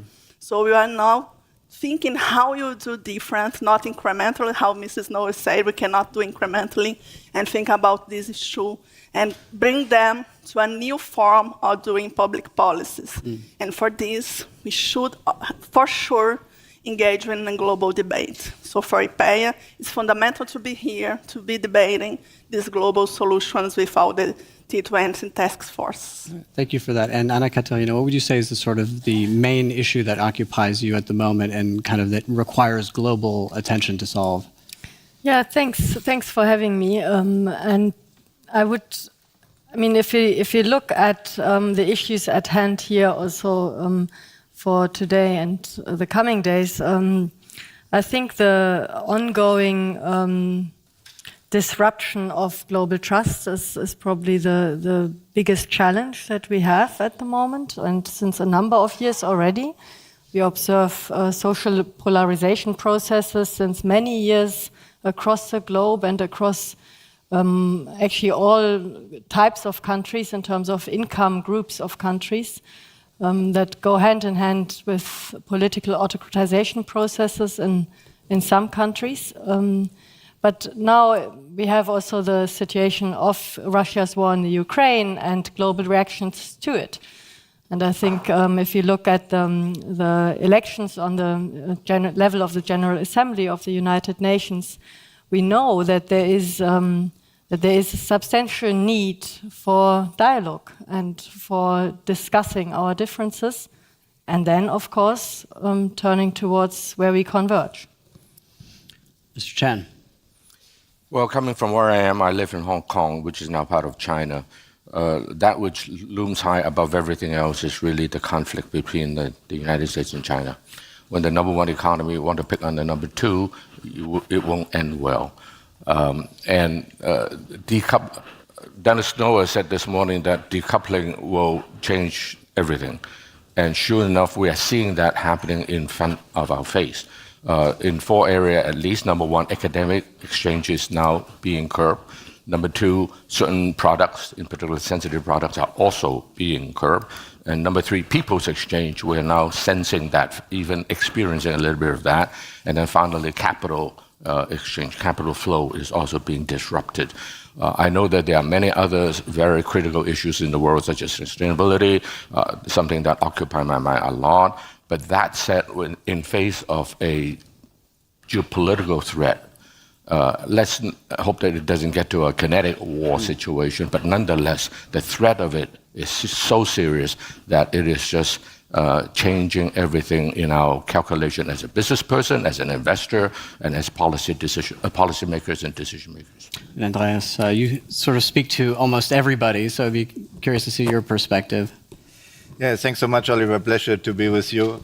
And I have to say, I mean, there are probably three avenues or three things which causes these wrinkles under my eyes and which cause sleepless nights currently. First of all is, I mean, one of the wrinkles is painted with the Ukrainian flag, and it's the economic situation we are all facing. We see some light at the end of the tunnel with 3% economic growth. At the same time, we have a minus 2% in global trade. We have headline inflation coming down a bit, but still people are feeling the economic consequences of this war, of the post-COVID still, which came on top of the post-COVID recession. So we kind of, and this goes to the question of trust, we need to kind of also give people a perspective in their skills, in their education. We need to make sure that they can pay their bills in heating, in food. Food security is a big issue. So the economic situation would be one. The second one would be, I think we need to have a more efficient, more economically orientated way to deal with climate change. We made some proposals, maybe we can discuss later. And the third one, I think this year is really the question also and here I'm with my Brazilian colleague, we need to kind of have a new model how we discuss financing of the SDGs. We fall 4 billion short after the pandemic now, and this year can be really the year of SDG and climate financing with the upcoming summit of Macron in France, G20 Leaders Summit in Delhi, and then the SDG Summit, which was, as I heard, discussed earlier. So a lot of wrinkles, but a lot of opportunities, a lot of smile in order to attack the challenge. Well, let's pick up on one of those wrinkles, the war in Ukraine. And Anna Katerina, to you, what do you think that the sort of ambivalence that we've seen from a lot of nations around their view of it, what does that tell us about perhaps the failures of a kind of Western-led order to try to get everyone on board and kind of, or what can we learn from it if that's perhaps too strong a way of formulating it? Yeah, I mean, I think if you look at the numbers, we have to be very careful because and look a bit more in detail because, of course, the reasons for abstaining, for instance, from the vote or not attending the votes differ substantially, is my impression, at least from talking to the partners. But what we can observe is that we have a situation where, at least in the European and German context, I would also say in wider contexts, we have a strong defense-oriented analysis of the situation. You also just mirrored that in many ways. And at the same time, I wouldn't agree to hierarchize security, defense, and sustainability, but rather would argue, well, if it's about security, safety, certainty, long-term, mid to long-term, then it's clear that cooperation has to stand at the center. And defense-oriented strategies come in where the cooperation then fails. That is at the heart of the Agenda 2030. And I'm very happy and glad that we also within the Think 7 context and in close dialogue with our colleagues from Think 20 placed again an emphasis on reigniting the Agenda 2030, but also already building the necessary bases for post-2030 discussions, which is, there's still some time, and it's about Agenda 2030 acceleration, implementation, but at the same time, it's also clear that we need to invest into geopolitical corporations, to put it that way, in order to assure we have a basis for coming together. And Ronnie, so just sort of on this question of how do you think we can make progress on a lot of these issues, these global issues, when you have a time when you have sort of the biggest players not able to sort of cooperate? Obviously, this is going to be a major problem. Is there a way around that to still force some of these things through, or do you think it's really very important to resolve these issues at the national level first? First, allow me to comment one word on what Anna Katarina has just said. You were very careful in your using of words. You mentioned if the security and defense threat is long-term and medium-term. I wish it were. Yeah. It is of the immediate term for some of us. And as a result, it's not that sustainability will go out of the window. You walk and chew gum at the same time.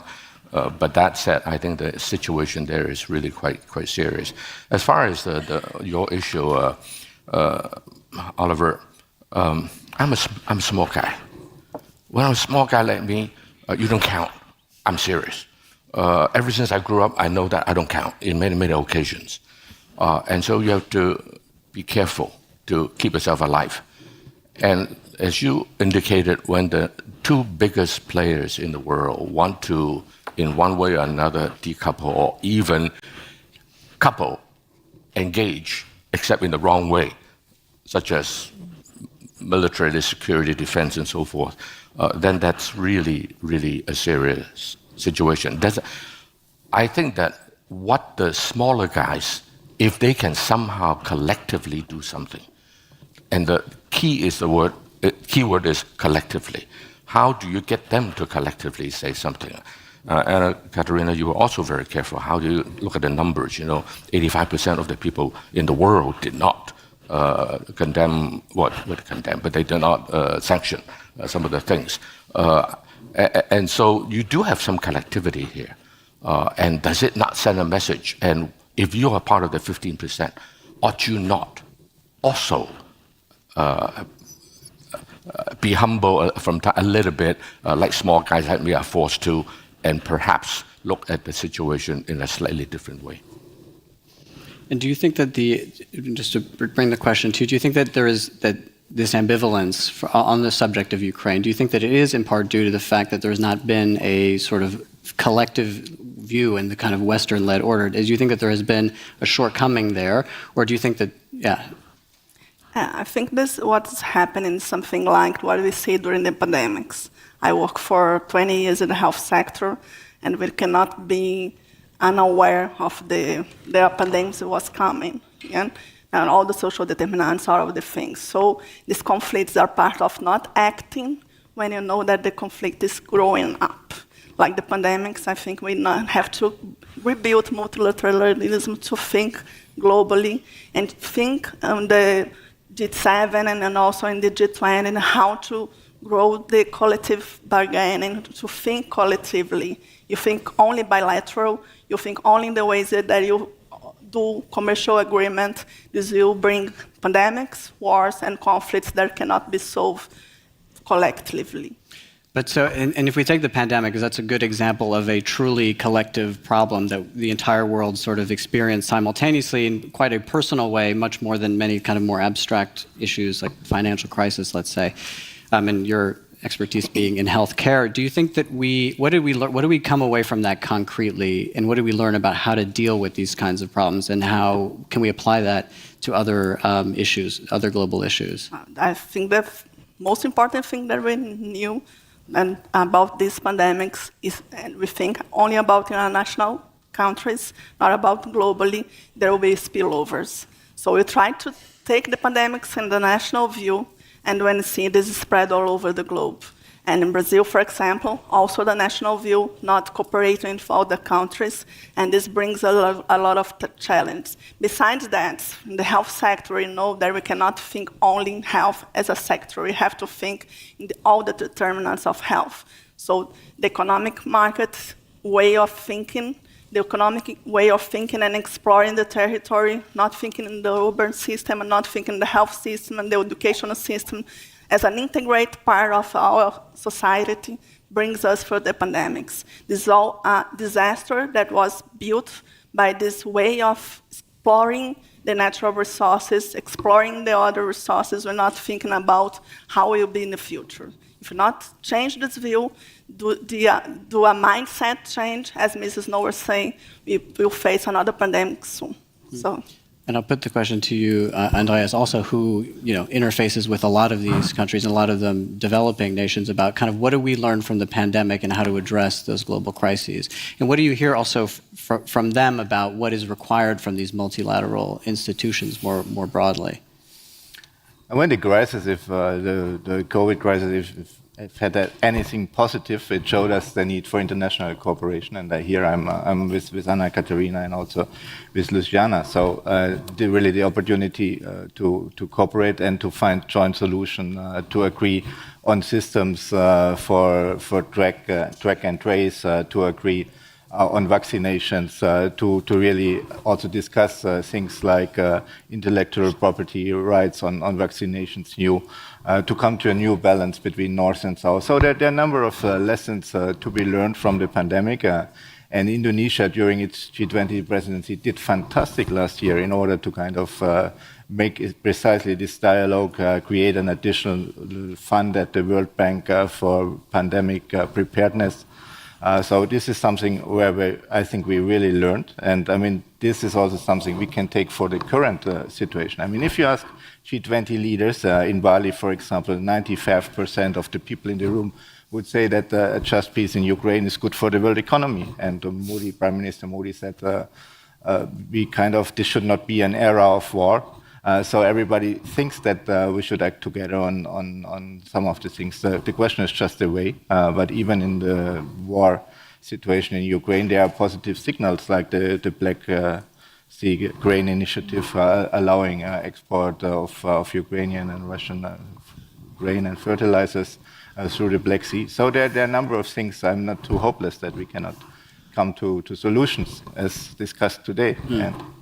And we talk a lot about decoupling and de-risking on China. I'm not sure that distinction is clear in my mind. I'm not sure it's clear in the European policymakers who pronounce it.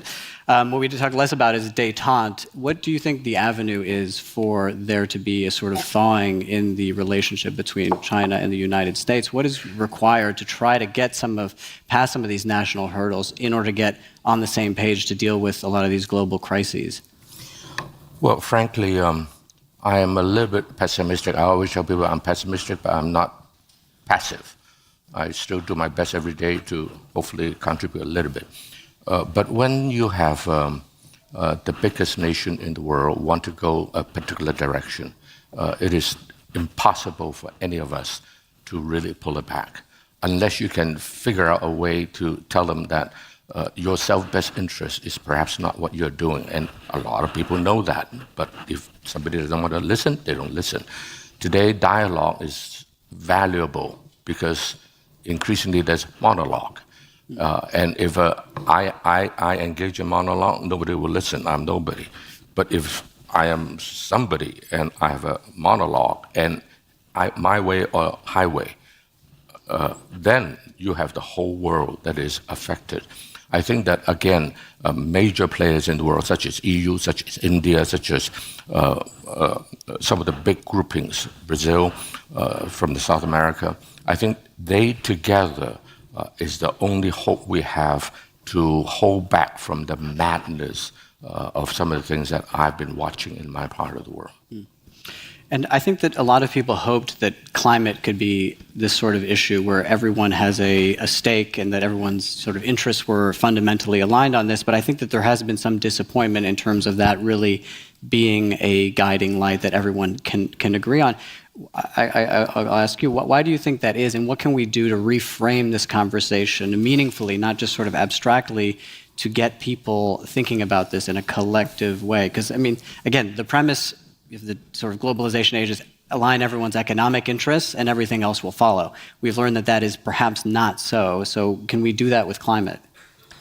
Well, I mean, my own assessment would be that there is an increasing agreement that climate change is, besides next to the debt crisis, the biggest crisis to be tackled. Of course, they play on different time horizons. Yeah? If you think about these two now, debt and climate, but there's very clear agreement on the level of the G7, on the level of the G20 last year as well, within the dialogues that we've had now over the past few months between Think 7, Think 20. So if you look at the COPs of the past few years, there's a clear understanding that joint action has to accelerate. The introduction of the third pillar to the UN climate regime, the loss and damage pillar, is hopeful. It's a sign of, it's a clear statement, and it will not go away. Of course, now the question is about how to finance it. That's clear, and answers have to be provided. Here also, the G7 and G20 can and have to, in my view, play an important role in preparing decisions taken then later on also, or preparing for the upcoming COP basically in UAE. This model to sort of use the different platforms worked quite well last year as well. And of course, the Just Energy Transition Partnership Agreement as an instrument that was introduced over the past 2 COPs and accelerated in many ways, discussed and refined through the G7 and G20 discussions, has to actually be put into action. So these 2 areas I would see as 2 areas where there is movement, where the movement is not sufficient yet, but where there is clear sort of tangible action taking place that unites or has the potential to unite behind climate change. And Andreas, one of these important factors that has just been mentioned is the financing. What still needs to be done on financing for climate in order to get to these necessary aims that we've got for decarbonization? I think this year can actually, this is a very good question, Oliver, because I think this year can actually be the year of financing, of a refocus in financing. As I said, we have the opportunity of President Macron's conference in June, then followed by the G20 summit in Delhi, and then the SDG summit. I believe we need to get more serious about taking the conversation away just the North has to pay for the South. We need to bring in public, not only public finance, also private finance. We have made proposals together with Indonesia last year on blended finance, on really addressing the bottlenecks, and we're working with India currently on reports addressing the bottlenecks. What makes it so complicated for private finance to leverage what we have in the public finance side? So now I think I'm losing the mic. Maybe. Okay, so this is, I think, a huge opportunity for us. And I mean, this is not new, this conversation. We have been discussing this for a couple of years, but I think it's now really time to take it. And the last thing, and this is a proposal we made at the OECD, we also need to put an economic lens on what we are doing on carbon mitigation. I think it's very good what we have in terms of agreement. The Paris Agreement is a victory for multilateralism. Whenever I hear that multilateralism crisis, I mean, there are many things which work in multilateralism. And what we are proposing there is to underpin this narrative of the Paris Agreement, to bring countries together. And we just had a first meeting with 100 countries, 600 delegates, to discuss the economic aspects of net zero strategies and policies. What is the economic most efficient way to go down the road on climate? Because not everybody will go with a price on carbon. It's, of course, as an economist, the most efficient way to do so. But we need to kind of have a more honest conversation, who is doing what and what are the economic effects. So what would success look like at COP28 this year from a financing standpoint, but also just more broadly, do you think? I mean, I think first of all, we have, we, the advanced economies, and I mean, I'm not representing Germany, I'm representing the OECD, but there is still this $100 billion commitment where we still fall short. We are tracking at the OECD this commitment, so we need to deliver on that. We need to kind of, as said, seriously leverage private capital, bringing in private capital into bankable projects, in the energy partnerships, in the infrastructure projects. So I think we need to be a bit more sophisticated in terms of the strategy than what we had before. And I'm pretty optimistic because talking to Paul Polman or others in the industry, there are people who are kind of really want to push the green agenda, and we need to leverage on that. And last year at COP, when I was there, the moment of sort of the heightened euphoria was Lula's arrival at the conference, and obviously this is shortly after he'd won the election, which is part of it, but also because there's a view that he will make a meaningful difference in this conversation. And for Brazil, where its economy and environment are perhaps less distant in the minds of people. So I'd be curious to get your perspective on him and his impact on it, but then also what that can teach the world about the economy and the environment and their connection. Well, what I've seen in Brazil for the recent months with the change in the presidency of Brazil is that this is concrete part of the agenda. As almost all the ministers in Brazil now are dialoguing about green economy, about climate change, and bringing this to the agenda. So this is also an important agenda in the T20 and Think 20, and it's an important agenda at IPEA. What we've seen, as I will do a comparative with health, is that sometimes what we think as a public policy and as a government is not working for society. So we have to establish concrete dialogues and social participation in this agenda. The government is bringing society to the debate, is bringing this discussion, but you have a lot of challenges. And besides that, for sure, Lula is a leader in this debate in the world, because all the eyes are in Brazil now, in this debate about growing and developing and how to deal with the new model of development that considers the green economy and the climate change. It's part of the agenda. It's part of the global agenda, and I think he will have a lead on this, an important lead of this, and we might help all this debate in Brazil and going through the global solutions and debates about what kind of solution. The financing is also a great challenge for us, how to finance the new development model in Brazil. Yeah, and obviously with the backdrop of rising interest rates and money becoming more expensive, and obviously the consequences of that, I don't think we've yet fully absorbed or seen, but obviously in the background of all of these discussions. Another question on China and the US, trying to take a slightly more optimistic view.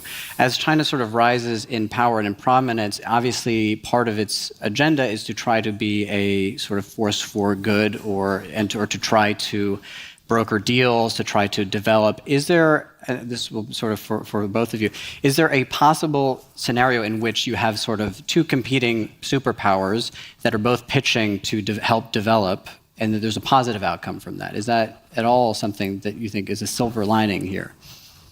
I think there's one area that is very promising, and that is in dealing with the sustainability issue. I know that in the United States, it's the only major society that still has a strong element that denies it. But I think that at least with the Biden administration, that is doing a lot better. But the private sector, even during the Trump administration, the private sector was always taking the lead in sustainable finance and so forth. And I think that that is one area China knows that they have been, for the last 30 years of initial development, they have polluted the globe a lot, just like the West polluted a century or two before. It's their turn, and it was terrible. And they know that for their own good, for the long haul, if their children would have a future, they better take care of the environment, they better take care of, be much more green. So that is an area that I see that all the countries of whatever political ideology can come together.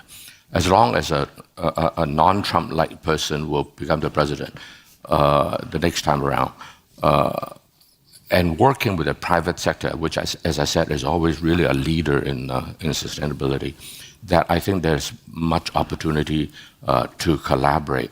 I'm very honored to invite I call him the green finance czar of China here, sitting somewhere here.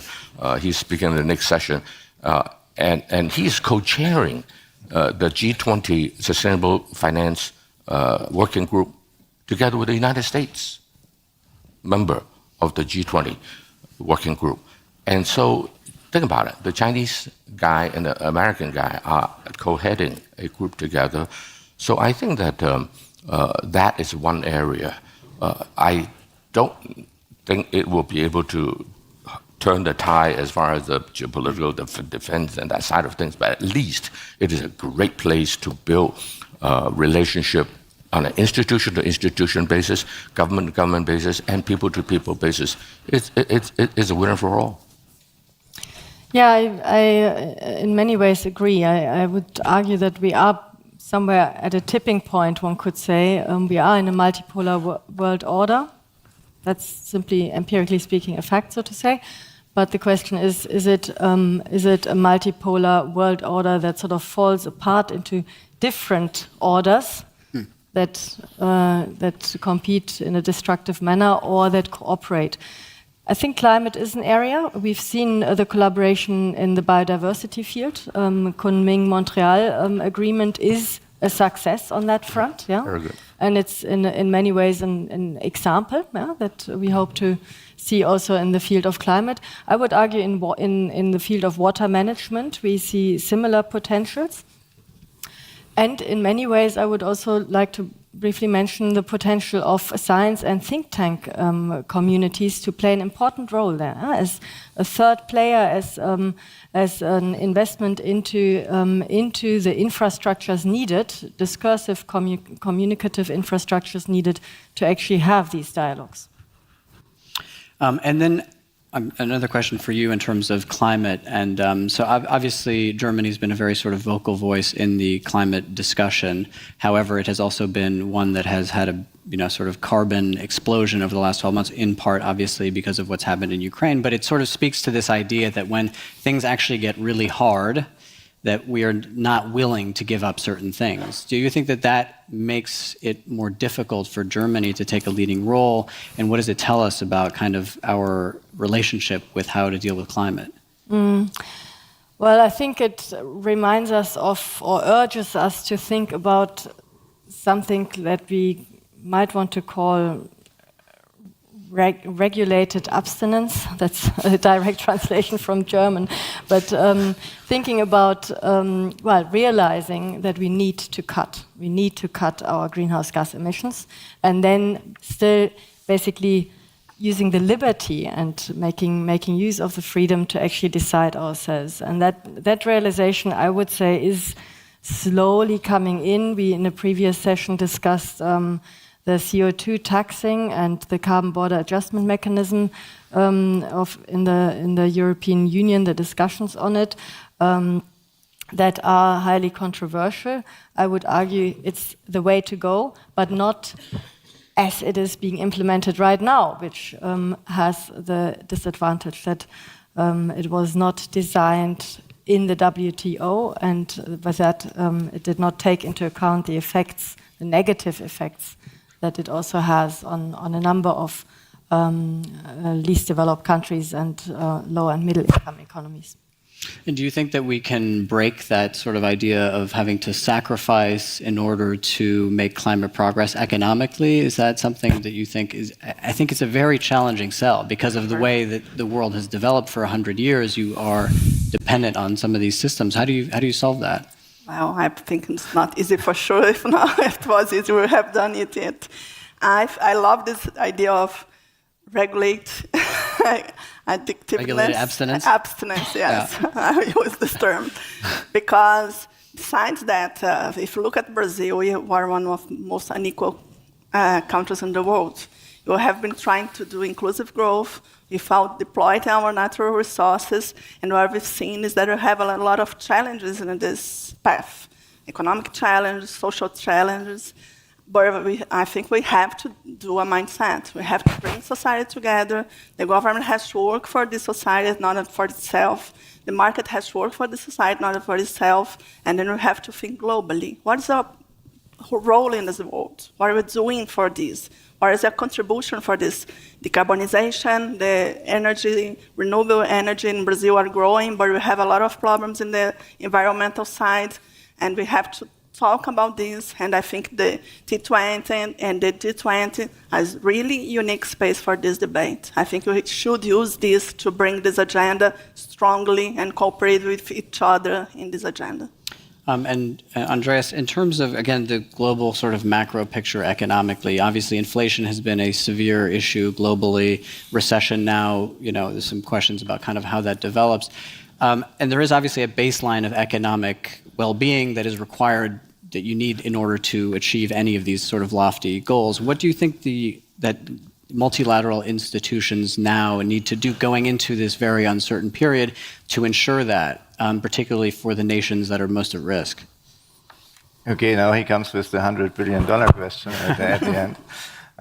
Not an easy one. I mean, this morning I started my trip to here in Potsdam, and I have a petrol station vis-a-vis my place, and the liter petrol costs €1.80. So it's something, I mean, maybe not an issue for me, but an issue for many people in Germany or around the world.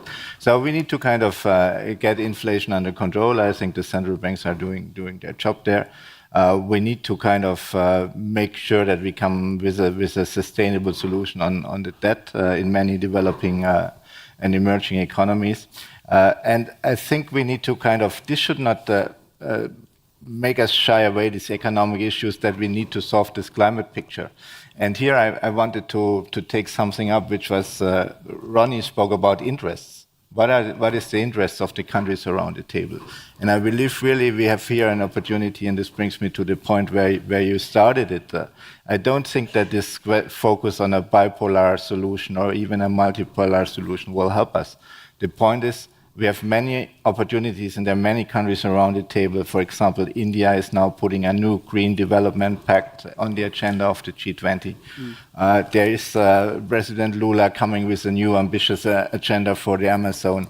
There is President Macron, there is Chancellor Scholz with the climate law. So everybody around the table has an interest. So you put on the book you're distributing, the Global Solutions Initiative Days, the title is Recoupling, and I would add reconnecting, and I would add refocusing and focusing. Follow the thing where is the interest. And final point, we have some good experience at the OECD, for example, with the taxation agenda, where we started with 35 countries at the OECD, put it for the G20. Now we have 160 in automatic exchange and 140 who are negotiating now a global minimum tax deal for multinationals to make sure that everybody pays a fair share in taxation. So this means that follow the interest. We have an opportunity to really nail down. And this is what multilateralism needs to deliver, refocus and follow the interest. And on that subject, just as a follow-up, there's this, multilateralism and inclusiveness. Is the G7 an effective forum? Do you think that is a something that is helpful in terms of doing that, of bringing people in? There's a famous German saying, "Totgesagte leben länger," means that people who are said that can live longer. And I started my career 20 years ago organizing my first summit was a G8 summit in St. Petersburg, organizing the G8 summit in Heiligendamm, where we tried to build a dialogue between the G8 and the G5 at that moment in time. Then the financial crisis came, and we were told, forget about it. Russia was kicked out after the invasion of Crimea. Then people were telling us, forget about it, G7. This will no longer be the forum. And today we see that the crisis, the war in Ukraine has brought the G7 even closer together than before. And as we speak, just finished the G7 finance ministers meeting in Niigata in Japan with a very ambitious agenda. And who was there? The finance minister of Brazil, the finance minister of Indonesia, the finance minister of India, the finance minister of the Comoros. So I think the G7 is currently reinventing itself, also kind of reaching out to some countries, considering a like-minded group of countries taking joint action. So I believe that the G7 has kind of reinvented and will continue to be a very effective forum. But this is my final point. I believe we should not forget that at the end of the day, the G20 is the more representative group. And for us, also as OECD, I'm working with more than 100 countries. It's very, very important to really see this challenge together. I don't think the division north-south does help us too much, and we need to listen much more to countries like India, Brazil, South Africa, others around the table, Argentina, and work together on this. But while it may have brought the G7 closer together, it may not have brought the G7 unit closer to others. So Ronnie, I'll go to you on that. Yeah, you're right. And Andreas, you scare me. When you say G7 are now closer together, I said, is it necessarily good for the world? In something, yes. But that may also mean, not always, that you have G7 versus the rest. And G7 is very wealthy, small number of people, but what about the rest? So I agree with your last statement that the G20 is far more representative. Let's make sure that as G7 come together, become closer, that it doesn't become exclusive. And exclusivity is not something that you necessarily plan to do. But there's a lot of other thing that other people, how other people perceive you. It is said that it's not what people say, it is what other people hear. So it is not what you do, it is what other people perceive you to be. Both sides are important, obviously. So I think that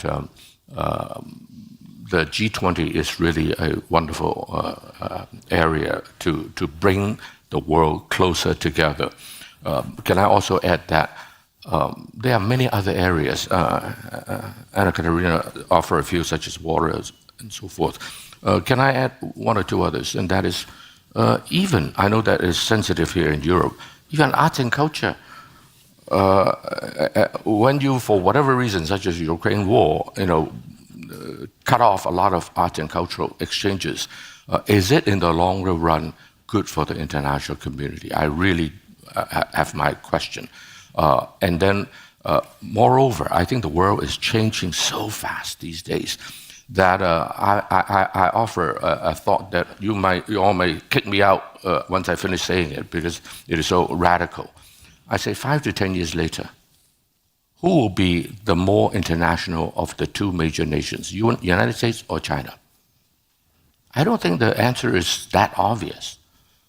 That my worry is that countries such as China, India, and Brazil, some other countries, may become much more internationalist than the traditional economies. Back to the same point about the G7, you can also work yourself out of the center of the internationalization. So I think that, I like the global solutions. We're trying to find solutions. When Dennis Snower told me before he started this thing 6-7 years ago, he's trying to think big and so forth. I said, wonderful. But I think that to think big sometimes is really can be even offensive to some people. And so I think we all need to brace ourselves and entertain ideas that perhaps has not been so for the last 50, 100 years. But maybe tomorrow, and you don't plan for it, then you may be taken by surprise. Yeah, just to add, I mean, definitely in many, many ways, the music of the future is playing in the G20 and not the G7. But of course, G7 has something to add and is part of the G20. I just want to add what is often missing from these conversations is the G77. And obviously, there's another layer. there's another, layer is not entirely correct, but we should include here also, of course, the G77. So final sort of question on that, maybe to you. What do you hope that the Indian presidency to the G20 will bring to kind of that conversation that might be different than what we've had in the past? I think that having a presidency that is have the BTTC working together and with the T20 and we're organizing this agenda for the presidency of Brazil will be really important. The transition will be not disruptive. We think that we have to build on amplifying the dialogue, bring more people together. I think G77 is also important to debate with T20, T7 and T77. Thinking more globally will help, and India brought a lot of issues that are thinking more globally for a medium development country and from a different perspective that will be very important for us.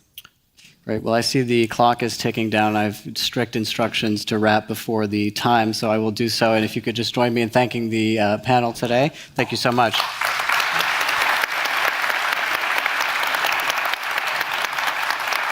There will be a coffee break, I'm instructed, so go get coffee or water or whatever else you might need. Thanks very much. Thanks. Thanks to you. Great. Great.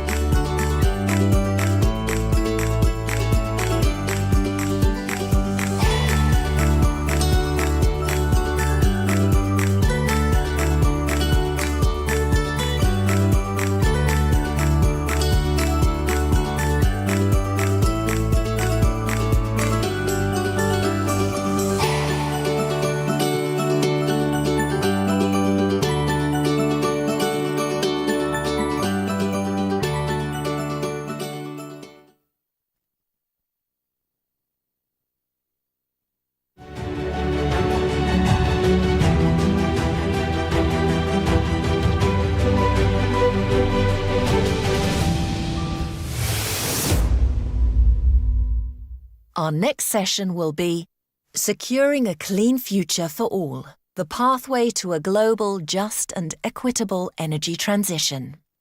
Please welcome to the stage your moderator, Rachel Morrison.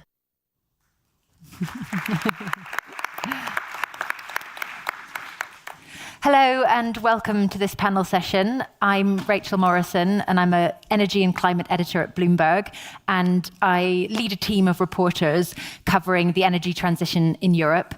And I'm delighted to be here today with this esteemed panel. We're going to kick off by introducing everybody. So first of all, we have Ingrid Hofen, who is a development economist with more than 30 years of international experience. She formerly served as World Bank Group Executive Director representing Germany and held various high-level positions in the BMZ, which is the German Federal Ministry for Economic Cooperation and Development. And next, we have Arunabha Ghosh, who is a public policy expert, author, columnist, and institution builder. He's the founder and CEO of the Council on Energy, Environment and Water, which was a strategic partner in the G20 for India, and he's also been vice chair of developmental policy. Next, we have Mariana Heinrich, who is a director and member of the Extended Leadership Group at the World Business Council for Sustainable Development. And we have Ma Jun, who is chairman and president of Hong Kong Green Finance Association. And he's also co-chaired the G20 and drafted the first set of Chinese green finance policies. And he's also had stints at Deutsche Bank and the IMF. So thank you all very much for joining me. The first question that I wanted to ask to sort of set the scene is about a just transition. What does it look like, and is it really possible on a global scale? So perhaps we could start with Ingrid. Yeah, thank you, Mariana, for having me. I think it's absolutely key that we really achieve a global and just energy transition, which means actually that we phase down CO2 emissions quite faster than we are doing right now. And this is so key because energy security is linked with climate security. And nowadays, we are actually heading towards a world where we are going to face more insecurity, more volatility, and actually more poverty due to the climate crisis. So energy transition means that we decarbonize our societies and our economies. What does just mean? It has different meanings. First of all, that the North, the developed countries have to play their part by really doing the transition at home. Secondly, by providing the right support and framework conditions for other countries to join forces and to make sure that the transition at home can work properly. And thirdly, I think what we need is another type of really eye-level partnerships where we learn from each other. Germany is undergoing a huge energy transition. We are phasing out of coal.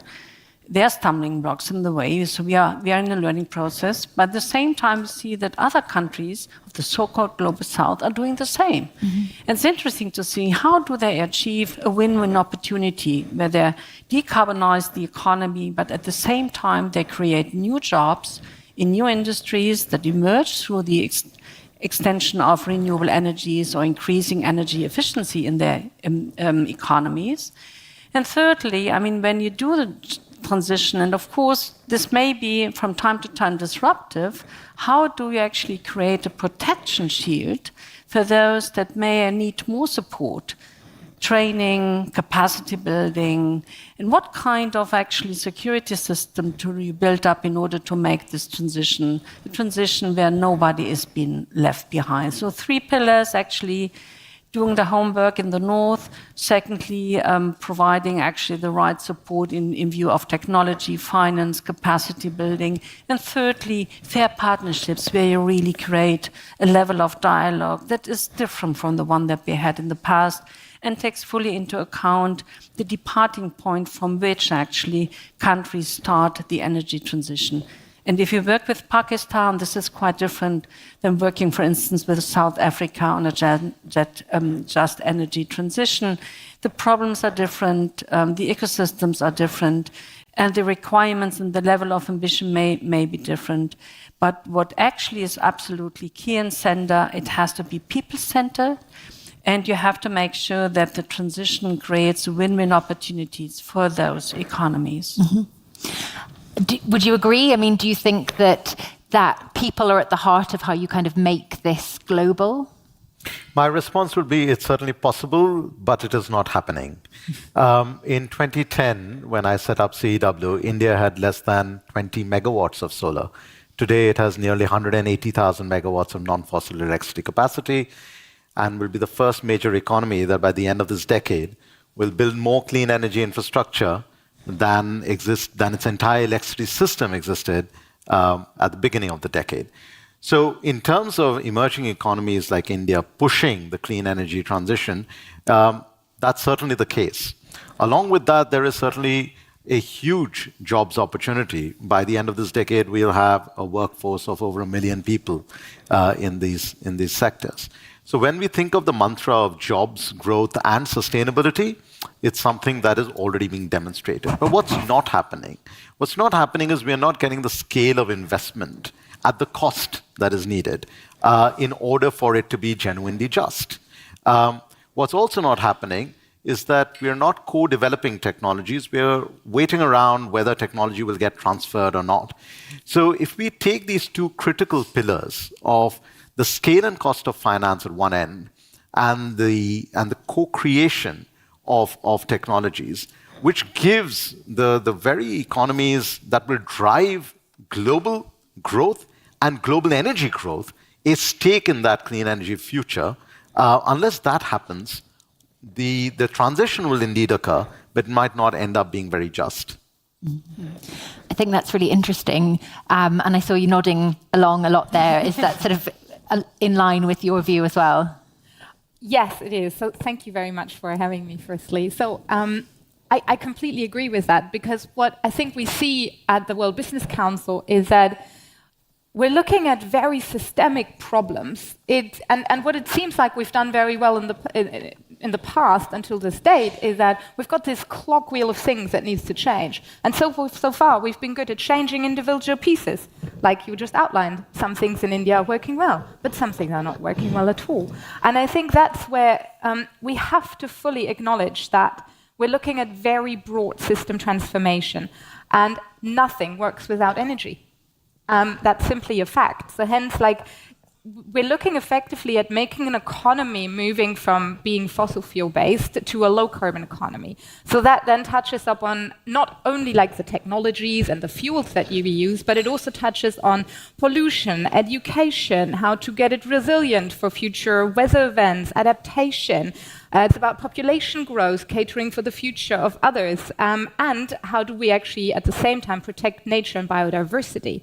And I think that's where we're effectively looking at a scale of change that spans almost all of the economy, not only of a certain country, but of almost several regions at the same time. So we need that big sort of master plan. And actually, the NDCs were originally sort of outlining that master plan. The problem is they don't come with money. And hence, that doesn't really lead to the change that we're looking for. So I think what's going to be very interesting to see unfold is the JET-P in Australia, in South Africa and Indonesia, because that has the money alongside with the change. Now, it's focused on one thing, fair enough, but that could be a real example of how change is overall brought to an entire country, not only at the energy side, but also looking at the socioeconomic factors that will change it. So yes, I do agree. And Marjun, do you think that China thinks a lot about a just energy transition? There's a lot of pressure, obviously, on China when it comes to climate. Yeah, let me start with Mr. Ghosh's comment on we're not getting the scale of investment for transition, and the finance cost is too high. Now, this applies to both countries, especially developing countries, including China and a lot the other South countries. The problem is being addressed at the G20 level. As you mentioned in your introduction, I've been co-chairing the G20 Sustainable Finance Working Group, actually until early this year. In the G20 working group, we discussed extensively on the topic of setting up a transition finance framework. to address exactly that issue, how to get money and cheap money for transition activities and making sure these transition activities are just, meaning that they take care of the social consequences, especially unemployment. Now, just to sort of advertise a little bit of this document, which we published in the G20 in November last year, that was endorsed by the G20 leaders in Bali.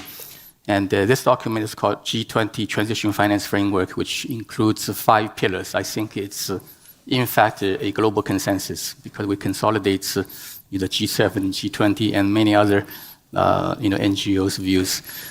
Number one, we need a definition of transition activities. Otherwise, we end up with a lot of transition wash. A lot of fake transition activity will come for money. Number two, we need to make sure that disclosure of transition activities are properly designed and implemented, meaning that these transition companies seeking financing needs to develop a transition plan, which will include short-term, medium-term, and long-term targets, and with proper accounting, for carbon. The third element is the range of products we need to put in to finance these transition activities, not just the debt financing instruments, which we've been seeing in the last couple of years, sustainability-linked bonds, loans, and so on, but more on equity. Yes. A lot of the transition companies actually are short of equity because of very high leveraging ratio. They're unable to borrow at lower cost. That's why equity is important. Also, a lot of de-risking facility need to be put in place. The fourth element is about policies. We need to make sure that a lot of these transition activities currently, which are not financeable or bankable, will become bankable. And that's why government tax policy, subsidies, low-cost financing from a central bank, and other policies at sectoral level need to be put in place as a package to help these transition activities become bankable. And finally, it's a just element. I know most people, even in the G20 discussion, they believe that the just thing is the responsibility of the government. The government needs to take care of the employment situation by social security system and so on, but that doesn't work in most developing countries. The government simply doesn't have the fiscal capacity. That's why we in the G20 working group ask the finance sector to play a role to make sure the transition activities are just in the form of, for example, ensuring the potential unemployment resulting from the transition will be partially taken care of by the finances. For example, the finance can encourage the companies in transition to develop schemes to mitigate these negative impact on employment. For example, developing reskilling and retraining program and awarding these companies with lower cost of financing. So that's a setup I think we should be working towards. In China, we started this transition finance framework in implementation already. 1.5 years ago, the central bank began to develop a set of activities which are considered as credible transition activities in the taxonomy. And the second thing is we are putting into the local pilots of green finance. And one of the local pilot programs actually came up with incentives to make these transition companies more bankable. So I think some of these will be needed, not just in China, but also globally. And so do you think it's about setting a standard? Because, as we mentioned, countries sort of do their own thing, maybe finance the transition in a way that they see fit and that it's appropriate for each country. Particularly Europe has a very European approach. I was looking before at some of the ideas that, there's a fund for the transition, which is to make sure that all of Europe kind of moves together. But how do you do that so that other countries move as well? Is it a sort of climate diplomacy thing? Do we need a set of standards that all countries must promise to adhere to? How do you see those kind of sharing practices happening? This is exactly the role of the G20 Sustainable Finance Working Group, which is designed to coordinate the efforts of a lot of international organizations and country authorities in setting their approach, principles, standards, requirements for sustainable finance. Let me give you 2 examples. Number one, we have too many definitions of green activities. There are probably 200 sets of taxonomies in the world. Some are coming from country authorities like China and Europe. Some come from NGOs. Some are done by the banks, asset managers, insurance companies. Now just imagine one community speaking 2 different languages. communication will be very difficult, and it's costly for transaction, and it increases the risk of greenwashing. That's why an effort is done, in fact, between China and Europe to develop a common ground taxonomy. I was lucky to have the opportunity to co-chair this effort of IPSF Working Group on Taxonomy, which has developed 2 versions of common ground taxonomy. And that includes 72 climate mitigation activities that's recognized both by China and EU. And it began to work. It facilitates green bond issuance from Chinese entities selling to European and other markets. And the second example is disclosure. There are at least dozens of disclosure standards or principles and requirements on climate, on biodiversity, on pollution, and on many other things. And a lot of asset managers are confused. If they're managing a portfolio of 30 companies coming from 30 countries, they're reporting in many different standards. Again, transaction costs and also lack of quality information become a bottleneck for sustainable finance globalization. And that effort of ISSP is now being taken. It's endorsed by the G20 to address this on a global scale. I think it will be very powerful in gradually converge the reporting standards and enhance the quality of the data to enable a lot of companies to obtain sustainable finance at lower cost going forward. But could I come in on, I think the standards, or at least coordination of standards, is going to be a necessary condition, but not a sufficient condition for, again, justness, which is the theme of this conversation. And why I say this is there are still certain market failures that can't be solved by individual countries coming up with their standards. I will suggest 2 of them. One is that climate change, by its very nature, has nonlinear risks. Which means that a tail risk today becomes normal in 2030, and a tail risk in 2030 becomes normal in 2040. That nature of nonlinearity makes it very hard to insure against such risks, which means that the most vulnerable get impacted, not just the most here and now, but over time as well. We don't have a global insurance cushion for the most vulnerable. And every time they get slammed by one shock after another, it could be public health, it could be food, it could be energy, combined with climate change. These compounding shocks make it very hard for these economies, as much as they might want to put forward policies for an energy transition, they will not have the fiscal space or the economic resilience to bounce back in a cleaner and better way. So this will not get solved simply by standards of what is green. This requires global coordination to have an insurance cushion. Another type of market failure is the risk perceptions. Nearly 90% of electricity demand will come from emerging economies. But you ask an institutional investor in London or in New York, are you going to invest there? They will say, well, only if it is OECD level of risk. Now, that's circular logic. If it was going to be OECD level of risk, that country would already be an OECD country. Now, in order to become an OECD country, you've got to invest in their infrastructure, sustainable or otherwise. And that means we need a globally coordinated mechanism to reduce the delta between real and perceived risks and reduce the cost of finance so that these economies and project developers within these economies are not buffeted by non-project shocks that they don't have any control over. If the US Fed increases interest rates and their cost of finance goes up, it has nothing to do with their clean energy policies or their ambitions. It's a global coordination problem. So unless we solve for these global market failures, the standards will again make, it'll be that carrot that's dangling right in front of you, but you can't seem to grab it because the money still does not flow where the sun shines the most. Ingrid, did you want to come in on that? Yeah, with pleasure. Actually, I wanted to also underline that actually this type of systemic energy transformation that has to happen takes place in a moment that is characterized from very, very difficult conditions. You have just described it. We are facing in all parts of the world, but especially so-called global south, the impact of multiple crises. Still, the economies are weak because they're coming out of COVID-19 pandemic with all the economic and social impact that it had.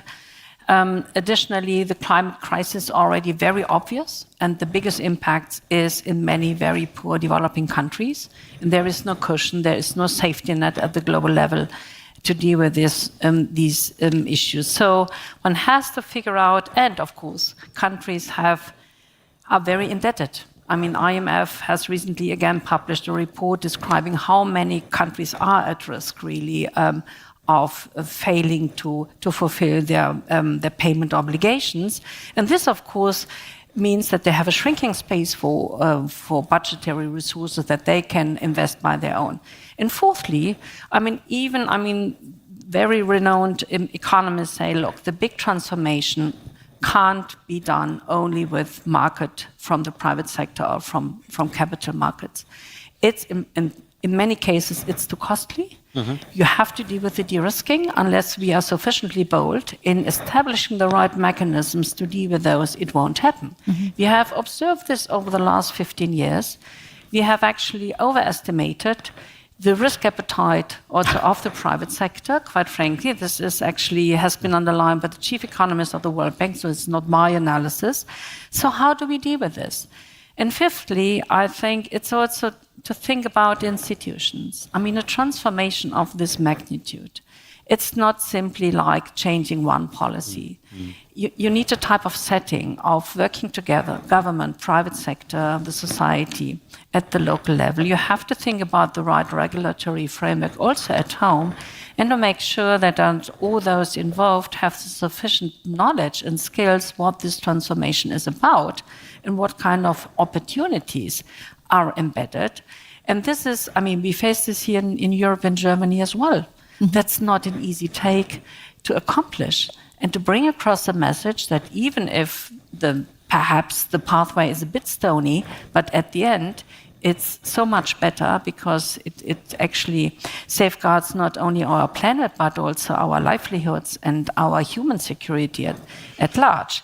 So I would like to underline that one has, when we speak about the energy security situation and transformation, when we do this as practitioners, we always make sure that we see the overall framework we are operating in. And we make a plea that the general conditions that many partner countries are facing, indebtedness, poor economic prospects right now, and very limited access to the capital markets, that this has been taken into account when we now create new mechanisms.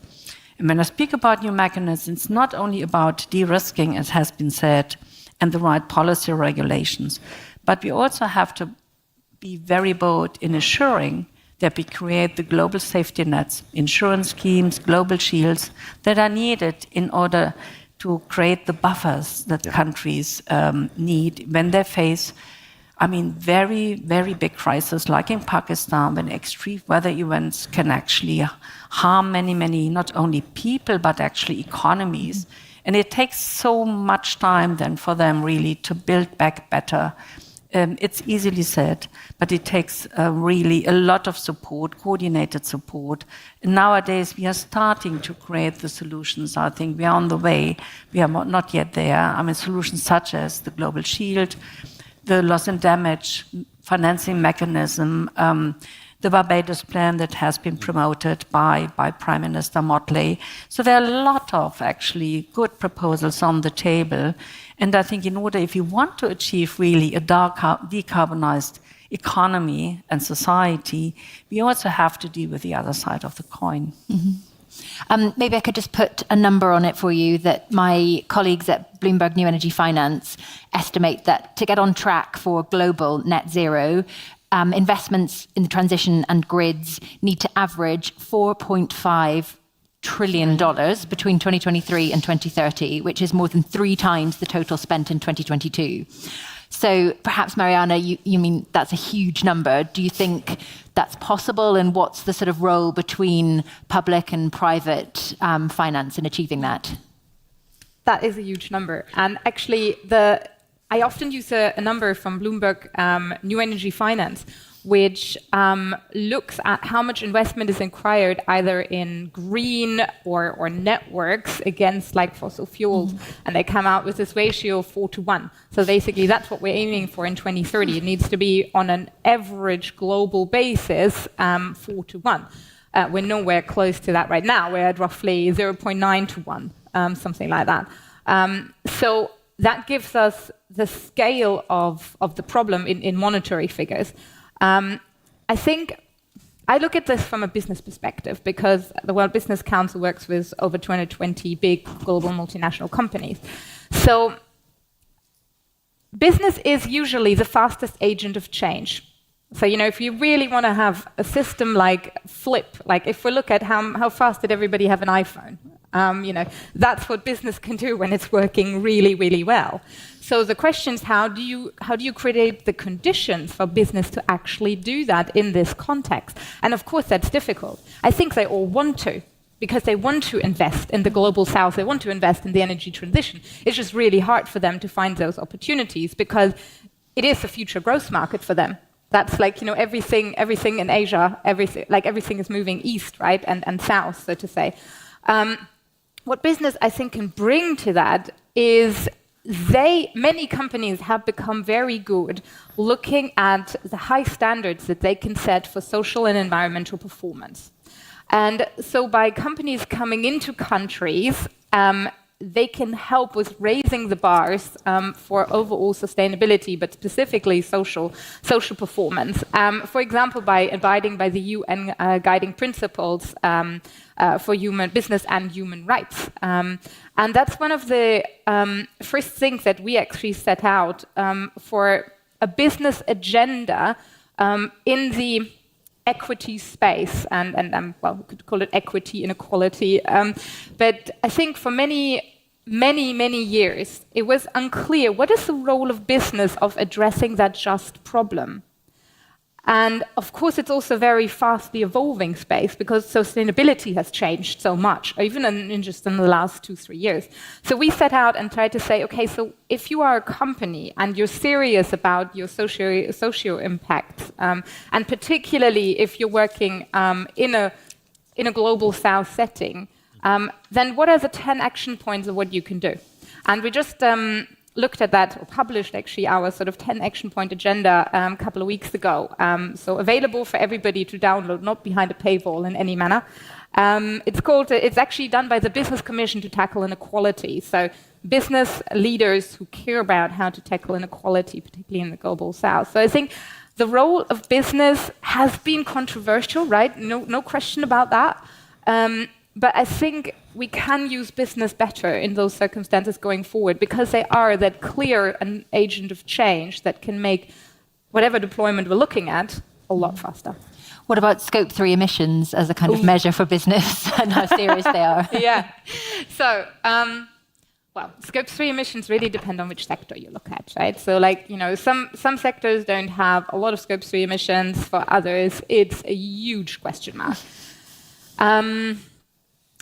Now, especially for banks.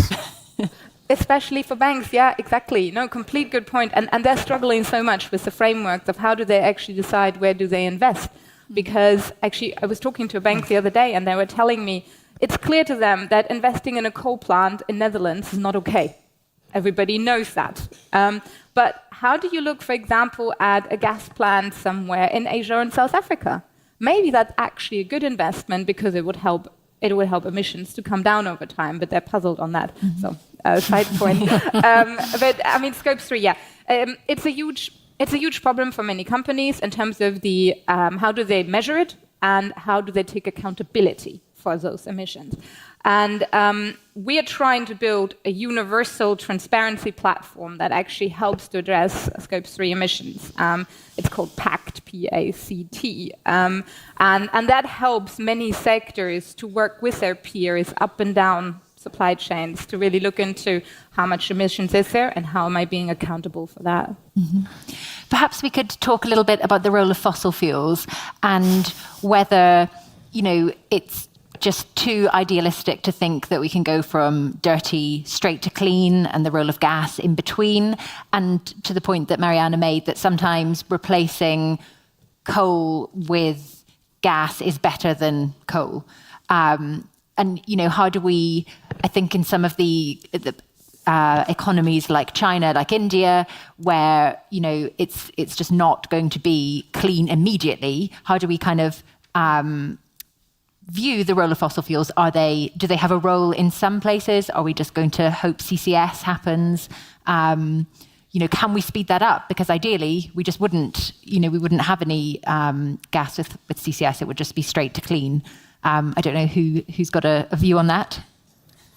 Maybe I'll say a few words on sort of the gradual changing attitude within our community on the phasing out of fossil fuel, especially in Asia, coal phasing out. I think a couple of years ago, there was virtually a consensus that let's phase out them as quickly as possible. But more recently, in the last couple of years, they began to realize if we phase out too quickly, at some time, you end up with an energy crisis, power shortage. We actually had two power shortage in China in the past 2 years. And a lot of other Asian countries have same problems. So this forces us to rethink whether there are other sort of packages of solutions that could more properly implemented to engineer energy transition. For example, in Asia, the age of coal-fired power generation facilities are much younger than that in Germany or other European countries. If you phase out a coal-fired power generation company that's already 30 years old, the residual value is 0, then it's much easier. But in some Asian countries, only 10 years, and there's still 20 years of residual value, and you need to put in a lot of money to buy out that part of the residual value in order to phase out. So it's very costly. And secondly, you can actually use some of the existing coal-fired power generation facility for flexibility options for example, solar and wind, right? Given that your colleague been working on energy, they know that a lot. So not necessarily, being completely phased out, but they are helping the energy transition because renewable energy are not stable at this particular moment. And one more idea is that I think transition finance is probably more important than phasing out, at least in some countries, some occasions. You need to help the carbon-intensive companies, especially including coal-fired power generation and the energy company, to turn themselves gradually to a renewable company, rather than closing them down. Mm-hmm. And so that you can actually protect employment, and these people can be retransferred within the same company. So these are the couple of, I think, new trends that we need to pay attention to in this debate. Mm-hmm. I think one more thing we have to consider in this, again, to ensure that we don't set this up as a binary. If you set it up as a binary, then there is no conversation. And as Marjun was saying, depending on the structure of an economy and depending on the structure of their contributions to the global economy, there will be certain roles for different types of fuels. However, the real question we have to ask ourselves is, at the margin, are renewables winning versus fossil fuel? And if they're not, we've got to fix for that. In India, last 6 years and more, investments in renewables are far outpacing investments in thermal power. Mm-hmm. Right? Now, how do we double down on that? Right? Along with battery storage, etc. Then there's the question of between coal versus gas versus any other fossil fuel. What is that role? If you take green hydrogen, for instance, our green hydrogen mission is the largest single country mission in the world. But right now, the cost of green hydrogen from pure green sources is over $4 a kilogram. Mm-hmm. Right? The price of turquoise hydrogen is about $1.50 a kilogram. Now, could we have a little bit of blending, which actually triggers the future green hydrogen market, rather than wait and lose an entire decade before pure green hydrogen becomes viable? So I think you've got to go country by country. And then we need to think about, ultimately when we talk about net zero, there's net before zero, which means that there has to be some degree of removal. Mm-hmm. That has to be in our equations. So do we have, again, from a global solidarity perspective, the first phrase that Professor Snower used in the morning, right? Do we have a global solidarity approach towards removals, towards carbon capture storage, or whatever? I'm not cherry-picking technologies, but that is what will make it just, rather than saying one fuel is, evil and another fuel is not evil, and because you're using one type of fuel, you're evil versus not. That kind of a binary conversation is simply not helpful. Mm-hmm. Ingrid? Well, Ben, I would like to depart from what science is telling us. Right now, we are heading towards a 2.8-degree world, which is actually, I mean, the scenarios are disastrous, especially for many countries. For instance, in Africa, we are observing tipping points already around the world, in the Amazon region, etc. And if this continues, I mean, the type of impact that we're going to observe at the global scale is going to have a huge impact on migration, economic activities. So in such a scenario, what again is being told is actually you have to phase out, you have to reduce CO2 emissions. And right now, the numbers of coal power plants already in existence, and this, I mean, relates to the north and to the south equally, is going to actually consume a big portion of the remaining CO2 budget worldwide, which we all need in order to maintain economic activities and so forth. So in view of these numbers, the question is, how do we get, and the opportunities that we see in actually applying renewable energies, even in countries that a couple of years considered not middle-income countries, such as Kenya, they approach, they have 100% renewable energy, so to say, production and consumption. The same applies for Chile, and they have a very ambitious program to use green hydrogen. So there are already best practices and showcases in the global south that demonstrate it's doable. So instead of perhaps thinking, can I actually phase a little bit slower?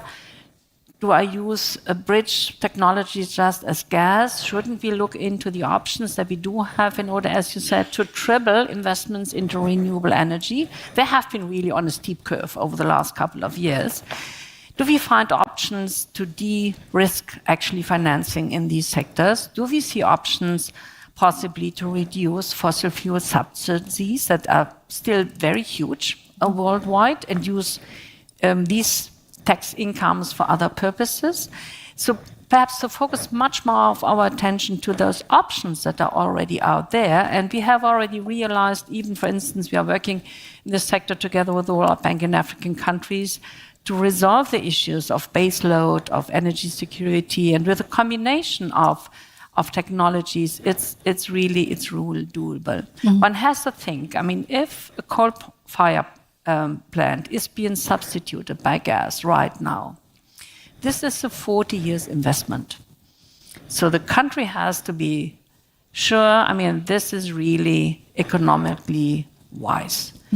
Because the investor is going to stick to the plant as long as the living span is. And these are long-term investments. This is not a sprint. It's really then an investment for a marathon. And if there are other options, and there are other options in many, many partner countries, why shouldn't they actually go for these options that are in the longer term climate friendly and more resilient, and give them at the same time more energy independence, because renewable energy can be produced at home, can be governed at home, can be steered at home. And if, I mean, the private sector, the global north, would open up markets so that also production of what is necessary to increase the application of renewable energy can more forcefully take place in more countries of the global south, it's also an economic opportunity.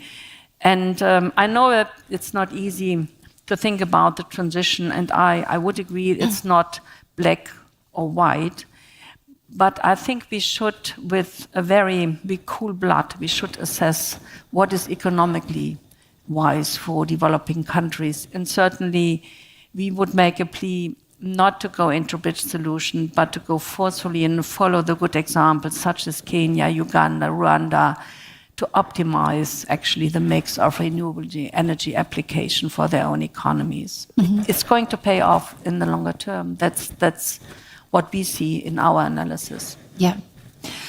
Maybe in the final few minutes, we could take a couple of questions from the audience, if there are any. Yes, this lady here.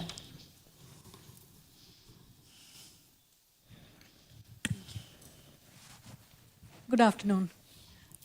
Being a 2018 global changer, I participated here at the summer school, How to Change the World. And then I also participated at summer school at Oxford University, Exeter College. There I was told and taught from my professors that Sydney and also in UK, there would be a disastrous flood and all things would be coming. The professor said to me at that time, you will be witnessing it. And we were, as students, wondering, how would it be possible? It was 2019. Now, last year, I was for an educational project in Pakistan, and I witnessed it myself. The hotel I was staying in just collapsed from the flood. So please, it's my request to you guys, take it seriously. As Mr. Ghosh said, it should be a global platform and global strategy that business people must take it more seriously. Thank you so much.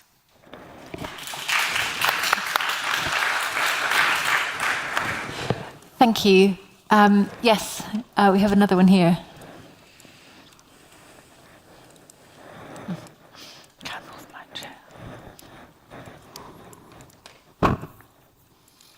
Thank you. Alexander Harlambus from Living Prospects, and thank to the panelists and the speakers for your insightful interventions. We heard about the fact that the climate change investments are probably not bankable. But I would like to pose the question, how about, instead of working towards making these investments bankable, we work towards making the fossil fuel investments non-bankable? Because we have to think that these are bankable investments because somebody subsidizes them. And that somebody is future generations. So it's subsidies not decided by the future generations and actually designed by an old generation. Thank you. And we have another one here, and I think that will be our final one, I'm afraid. Thank you for your speeches. I'm from Latvia, and we are working for climate transition problems. I'm representing the political party Growth. And I would ask you, how do you think, is it important that education and culture of customization, culture of education, so the first step is the culture of using the products of new economy. I think that it's the first steps. We would start from the culture of learning, culture of using, and after that we will understand that no coal, no oil, but we need new technologies to save not only us, but the new generations. Thank you. Thank you. I think those statements sort of echo a lot of the points that have been made during this session. So I'd like to thank you all very much for your contributions. It's been really interesting. And with that, we'll hand back to Gabriella, who will tell you about lunch. Well, thank you, Rachel. Thank you for all of you for shooting up so many balls for us in the air, actually. There's a lot to talk about. And I don't know about you, but I've got like my brain full of stuff. This was a very packed first half of the day. Thanks for all contributions, and thank you also for taking that invitation to keep the spirit in a very vivid and contact-friendly, what we call it in Germany, way. I'm seeing everyone sticking their heads together in the hallways. That's really great to see. Still, it's time for a break, I believe. You in the live stream, we're going to see you back for the session with the German Federal Chancellor, Olaf Scholz, in a bit. We're going to give you a break. And for all of you here at ESMT also, you will, of course, understand that this next session for us underlies very rigid security standards. So we're going to have to divide ourselves into two groups. If you want to check your badge, then on some of them there's a little dot, a red and black dot. These are the ones of you whom we can provide seats in this room for. You see, there's not as many seats as people. So due to protocol reasons, we had to put these dots on. Please be secure to be at these doors at the latest at 1:40 if you want to take that seat. Obviously, you're not obliged, but you're very much invited to follow the session from here. Everyone else and me, we're going to be in the foyers on the 2 floors and also in all the auditoriums, invited to follow the session in the live stream, seated, or wherever you want to go. Only if you take your own mobile device and watch from the garden, don't sit in our deck chairs. We had 2 colleagues collapsing with these deck chairs already, so we don't want you to suffer from that. Or maybe my colleagues took them away already. Be sure that you take your bags with you, please, because we really have to clear that room, and everyone who needs to be back in here, be on time, because otherwise, obviously, we're going to pass on your seats to anyone who's then interested. There's going to be lunch served on both foyers. Don't be cramped in the foyer on 2nd floor. Enjoy your pause. Thank you so much for your attention, and see you back in a bit.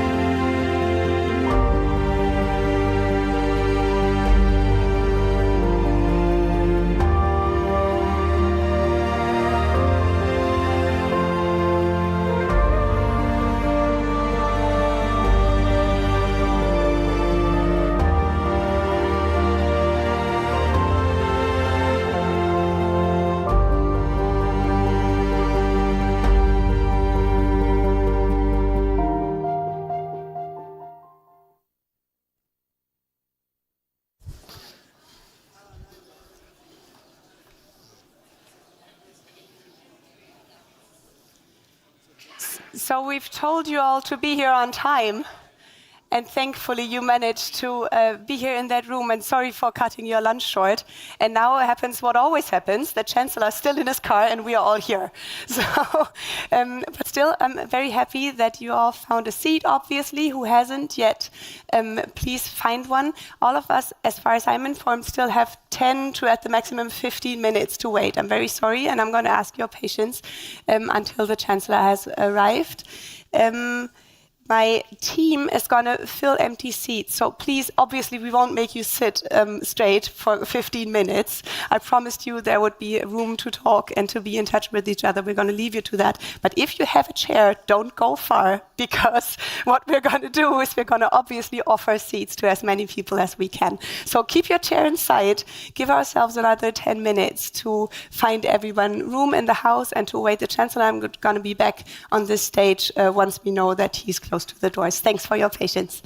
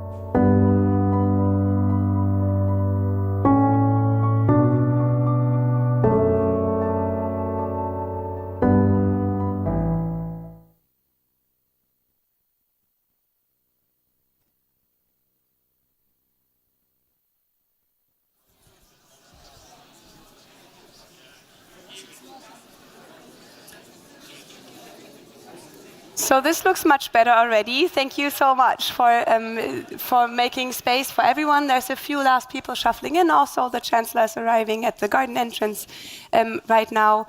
And I think we have another 3 or 4 minutes or so. You know how large the house is and how long it takes until the elevator finally comes. So what we'll do once the Chancellor and also my colleague Richard Walker, who is going to lead the interview, once they enter the door, is that our colleague Bernhard Ludewig is going to take a photo to capture the moment. And there's what we call the troika of T7 and T20 representatives who's going to welcome the Chancellor on stage. So please, if you 5 join me on stage later, don't all feel appeal to also run on stage. That's not what's happening, but we're going to say hello and welcome to the Chancellor together in this bunch, and then we're going to hear his keynote at the pult. Let's give it another minute until these doors open and a bunch of security people come in, and then you're going to see what happens. See you in a minute.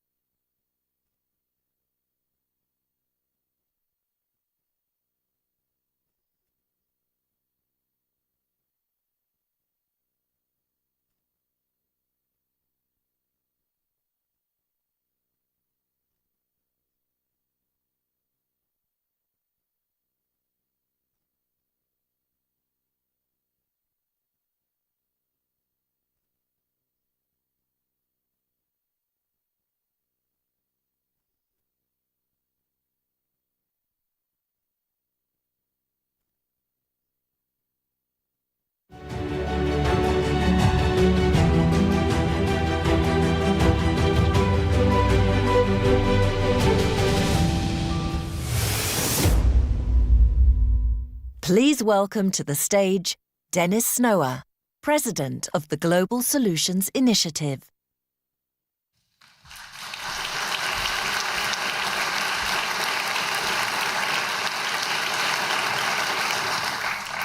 Chancellor Olaf Scholz, it is such an honor and pleasure to have you among us.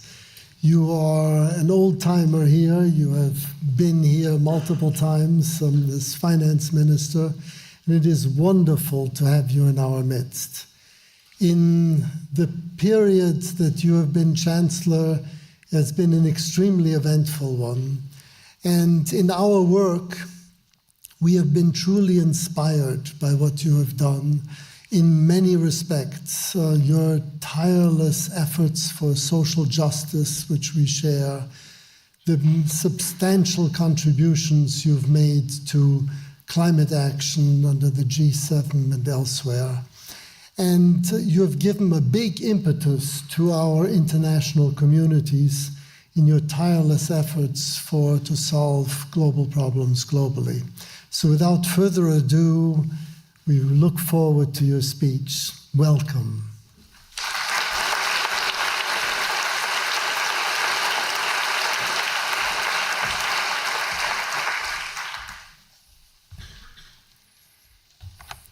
Professor Snower, Mr. Walker, friends, ladies and gentlemen. It's great to be back at the Global Solutions Summit. It's great because our public debates are too often focused on the problems and not on the solutions. And even more often, we are looking at them from a very domestic perspective. In our interconnected, interdependent world, this is simply not enough. That's why a summit like yours, focusing on both the solutions and their global nature, is so useful. No matter where you come from or which field you work in, climate action, global governance or migration, fighting poverty or advancing human rights, all of these pressing challenges have one thing in common. We will only be able to address them successfully if we find new ways of global cooperation.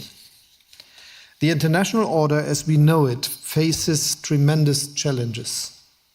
Russia's brutal war against Ukraine might be the most brazen and outrageous attack on it, but it's by far not the only one. International law and rulings by international courts are being ignored. Universal human rights are being dismissed as regional interventions. Nuclear proliferation poses a growing threat in East Asia and the Middle East. I could go on with this list.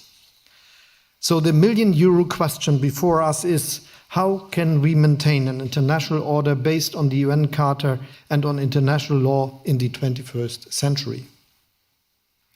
Now we are here to talk about solutions. And for me, the first part of the solution is this. Any effective international order needs to reflect the world's multipolarity. The unipolar or bipolar world of the past might have been easier to organize, at least for those who held the power. But it's not the world we are living in anymore. Countries in Asia, Africa, and the Americas have growing populations and economies. Hundreds of millions of people globally have lifted themselves out of poverty and joined the middle class. They have every right to aspire to the same level of prosperity, participation, and global influence that citizens in Europe and North America enjoy.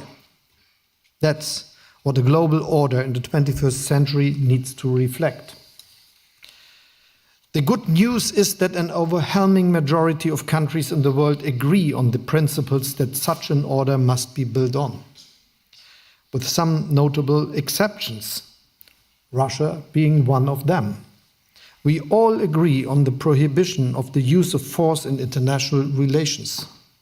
We want to see the sovereignty, territorial integrity, and political independence of other states respected.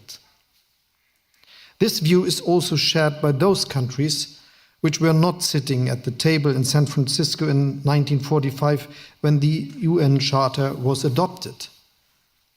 Only 10 years later, in Bandung, Indonesia, many of those countries from Africa and Asia raised their voices for self-determination, territorial integrity, sovereignty, and a world without colonialism and imperialism. What else are we trying to achieve when we support Ukraine against Russia's attack?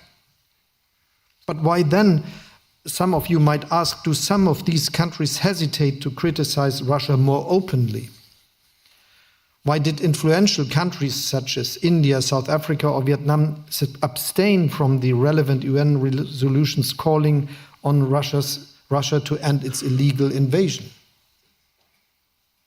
These questions deserve an answer. When I talk to leaders from those countries, many assure me that they are not questioning the underlying principles of our international order.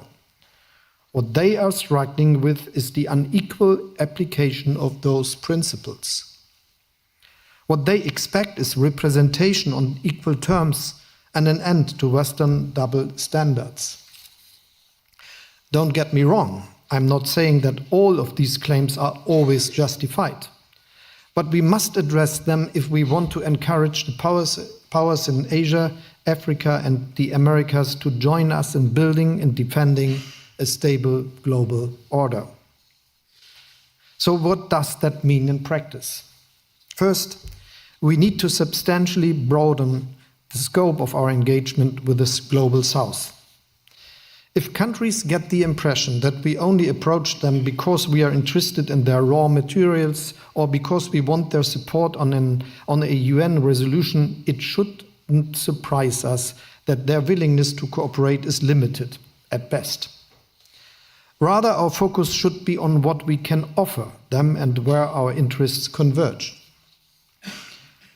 One example is regional integration. No other region in the world is as closely integrated as the European Union, with its single market, its freedom of movement, and its strong political institutions. Countries in Africa, Southeast Asia, Latin America, and the Caribbean have embarked on a similar path with the African Union, ASEAN, Mercosur, CELAC, and other organizations. We as Europeans should offer them our unique experience and our support. That's what I did in my meetings with the African Union in Addis Ababa last week. Another huge opportunity to bring about a new relationship between Europe and the global South is the transition towards renewable energy. Within 2 decades, we'll be living in a solar, wind, and hydrogen-powered world. For many countries in Africa, Asia, and the Americas, which were once importers of fossil energy, this creates an enormous opportunity to boost their own carbon-free industrial development and in some cases even become energy exporters. This success lies in our very own interest. After all, one key lesson from Russia's war against Ukraine is that we have to avoid one-sided dependencies and diversify our energy supply. For that, countries in the global South must have access to the technology and the capital that is needed to develop climate-friendly energy and industry sectors, access that we can provide. This is one of the key issues we'll be addressing in the International Climate Club that we founded during our G7 presidency last year.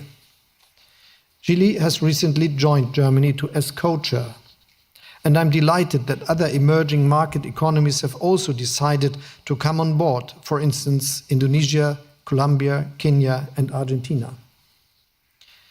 Dependencies don't only exist when it comes to energy. Many critical minerals are essential for the global transition to a climate-neutral future. Right now, a handful of countries control most of the market simply because the raw materials are being processed there and not in the countries of origin. The countries of origin have every interest in changing that, and we have every interest in diversifying our supply chains. So why are we not working together to locate more processing steps where the raw materials come from?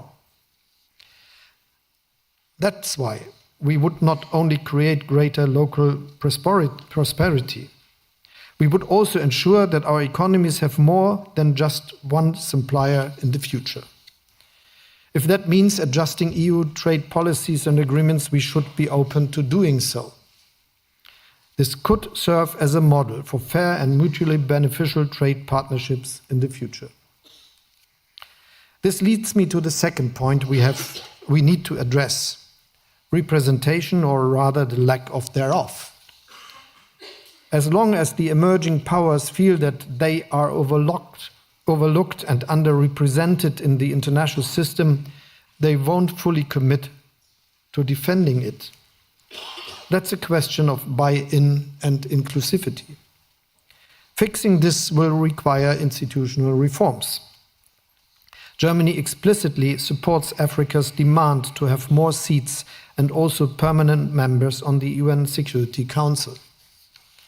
I also agree with the chairman of the African Union that the African Union should join the G20 as a formal member.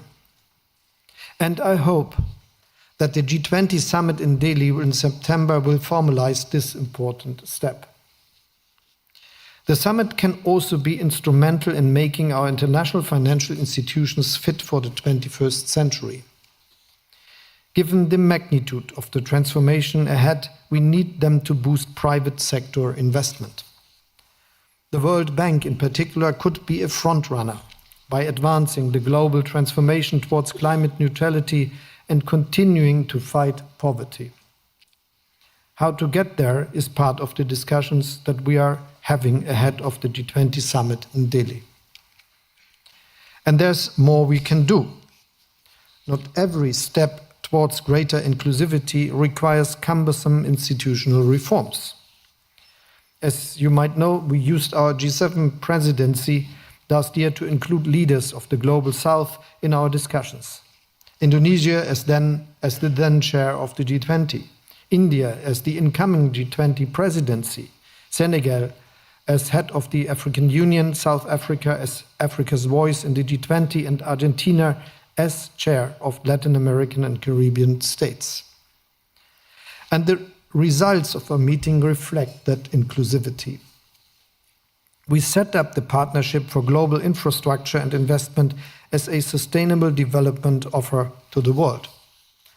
We established the Global Alliance for Food Security to protect people from hunger and malnutrition. We launched the Global Shield Against Climate Risks together with the Vulnerable 20, the group of countries most affected by the impact of climate change. And we concluded new partnerships with Indonesia, South Africa, and Vietnam to help their societies and economies in a just transition towards renewable energies. And I'm glad that the Japanese G7 presidency intends to build on these achievements at our upcoming summit in Hiroshima at the end of this week. In Hiroshima, the G7 will assure Ukraine of our unwavering support for as long as it takes. Yeah.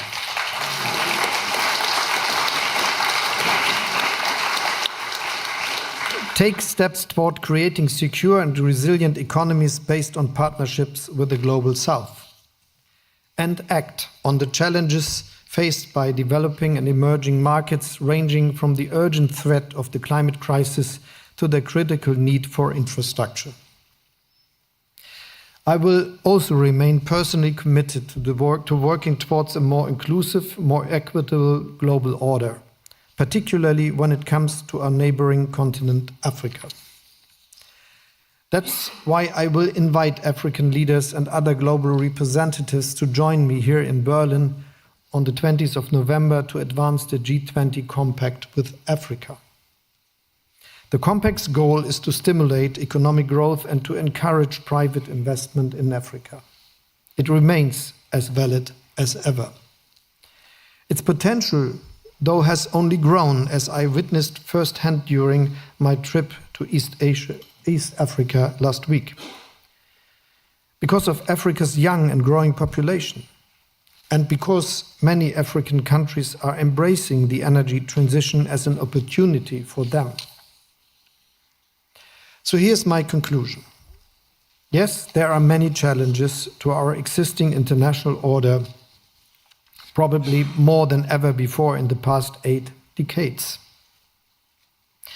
And at the same time, the potential for global cooperation on equal terms was never greater than today. That's the dichotomy of our times.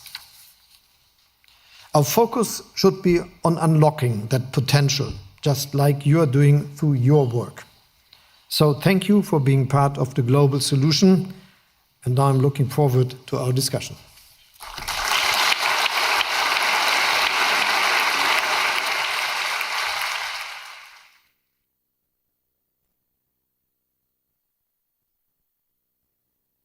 So much, Chancellor Scholz, and thank you, everyone. My name is Richard Walker. I'm with Deutsche Welle, Germany's international broadcaster based here in Berlin. Delighted to have this opportunity to speak here at the Global Solutions Summit. And we have a little podium to stand by here. So, Chancellor Scholz, I'd like to dive right in, first of all, before we get to some questions which we've got from some members of the audience here, which we'll be coming to in the next 20 minutes or so. But first of all, I'd just like to pick up on something that you said in your speech, and I really found interesting. It's certainly something that I, as a reporter traveling in the world, hear a lot. That was that the West has to kind of end its double standards. When it goes around the world talking about sovereignty and territorial integrity, essentially there's a credibility issue there because of what's happened in the last 20 years or so. So I just want to ask, before we get to those other questions, what can the West do to repair that credibility? Does this call for a more honest reckoning than there has been so far with the legacy, particularly of, say, the Iraq War, of the Afghanistan War? Would it help clear the air if the United States, if Joe Biden came out and said, sorry? So first, we were in Afghanistan as well, and this was defending a threat to the international order and helping a country to develop a democracy, which failed in the end, as for many reasons, as we know. But I will be very clear on this topic. The first thing is that we are very honest with the past, and so let's be very clear. Colonial times are not that far away from today as many people in Europe think. Just if we remember the time of building the European Union and the first times of the European Community of Steel and Coal, it was at that time that many of the members joining there were still colonial powers. And many of the colonies just ended in the 50s, 60s, and 70s of the last century. This is not far away. So we have to be very sorry about that. And this is, I think, the basis for the debate of double standards. And in the time when many of the European countries moved away from monarchy or from absolute power of the monarch and developed the first times of democracy and all the basic rules we are looking at today, they were still selling men as slaves. So this is a truth we should know and we should be able to speak about. And the second is, if you want to be accepted, you have not to go there to an assembly and address the assembly saying, so we are now like this. You have to be continuously doing the same things for a long time. I think this is, if you love someone, you have to be continuously saying you are doing it, and you have to prove it for a long time. And this is what we are starting today. But I'm just about to take one question from the audience, but just first, quickly, I mean, of course, the Afghanistan, there is a difference between the Afghanistan war and the Iraq war. But I know certainly from travels in India that the Indians were not particularly impressed by the way that the international community, the West, pulled out of Afghanistan. As the German Chancellor, you were finance minister when that happened. What would you say about that? I think the big problem was that there was not a process starting earlier. And I'm really still very sad that so many that were in power in Afghanistan just did not defend their own country and the democracy, and so that this was working so fast that the Taliban are now ruling the country, and that women have no chances, that human rights are disobeyed, and all these things that are coming out of this. So we have to reflect on this. But I will quote Joe Biden. I think this is an important sentence in international politics, and possibly this is important for an outlook. He said there will be never a politics following the idea of regime change coming from outside to a country. And if we look at the needs for the safe security order of the peace order of the future, two things are essential. The first is we should insist that governments should be not revisionists. So changing borders by force is a threat to the global peace order wherever it happens, and no country should do things like that.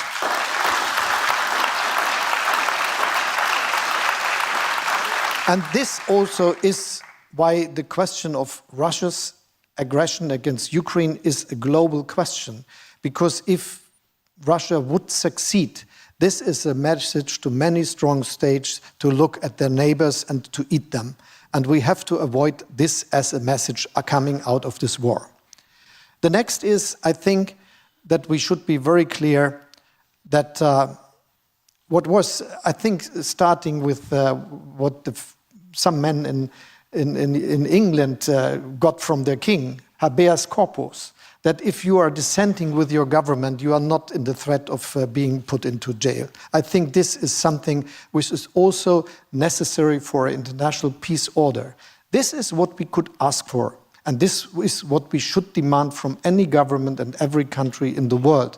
But aside of this, which way they will take is a decision by the people.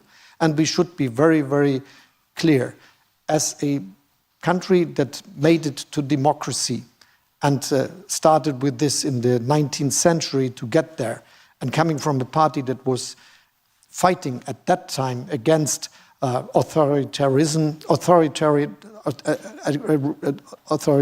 regime of the then emperor, it is absolutely clear that is something which we will support, but which has to be done by all the people by themselves. And this is what is the basis for a global international order.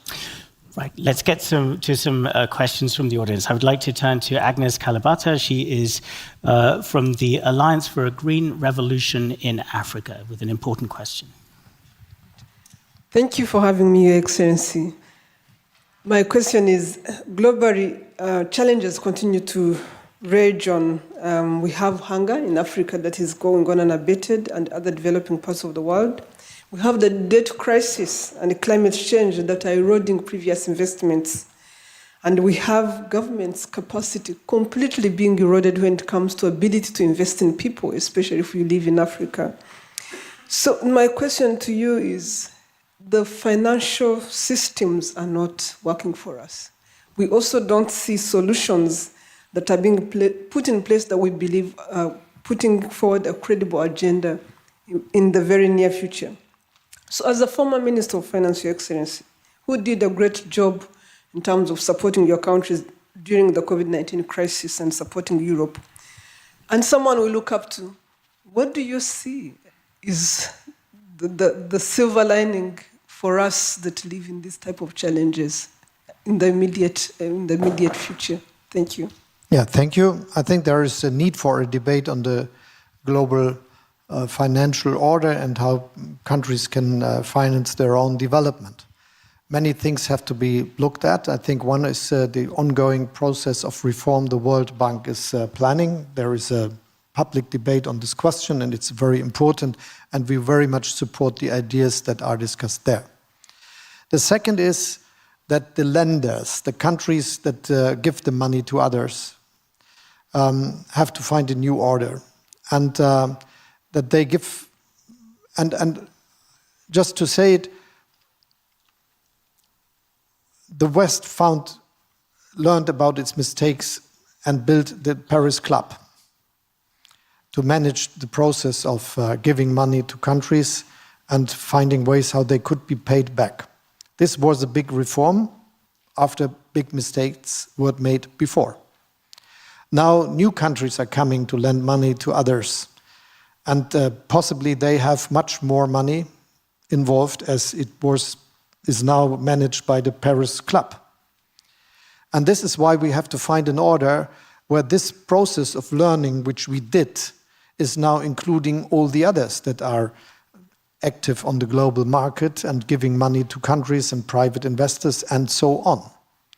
And this also will mean that we have to find a way of cooperation. This is the idea between the common framework within the G20, which I think is really a progress.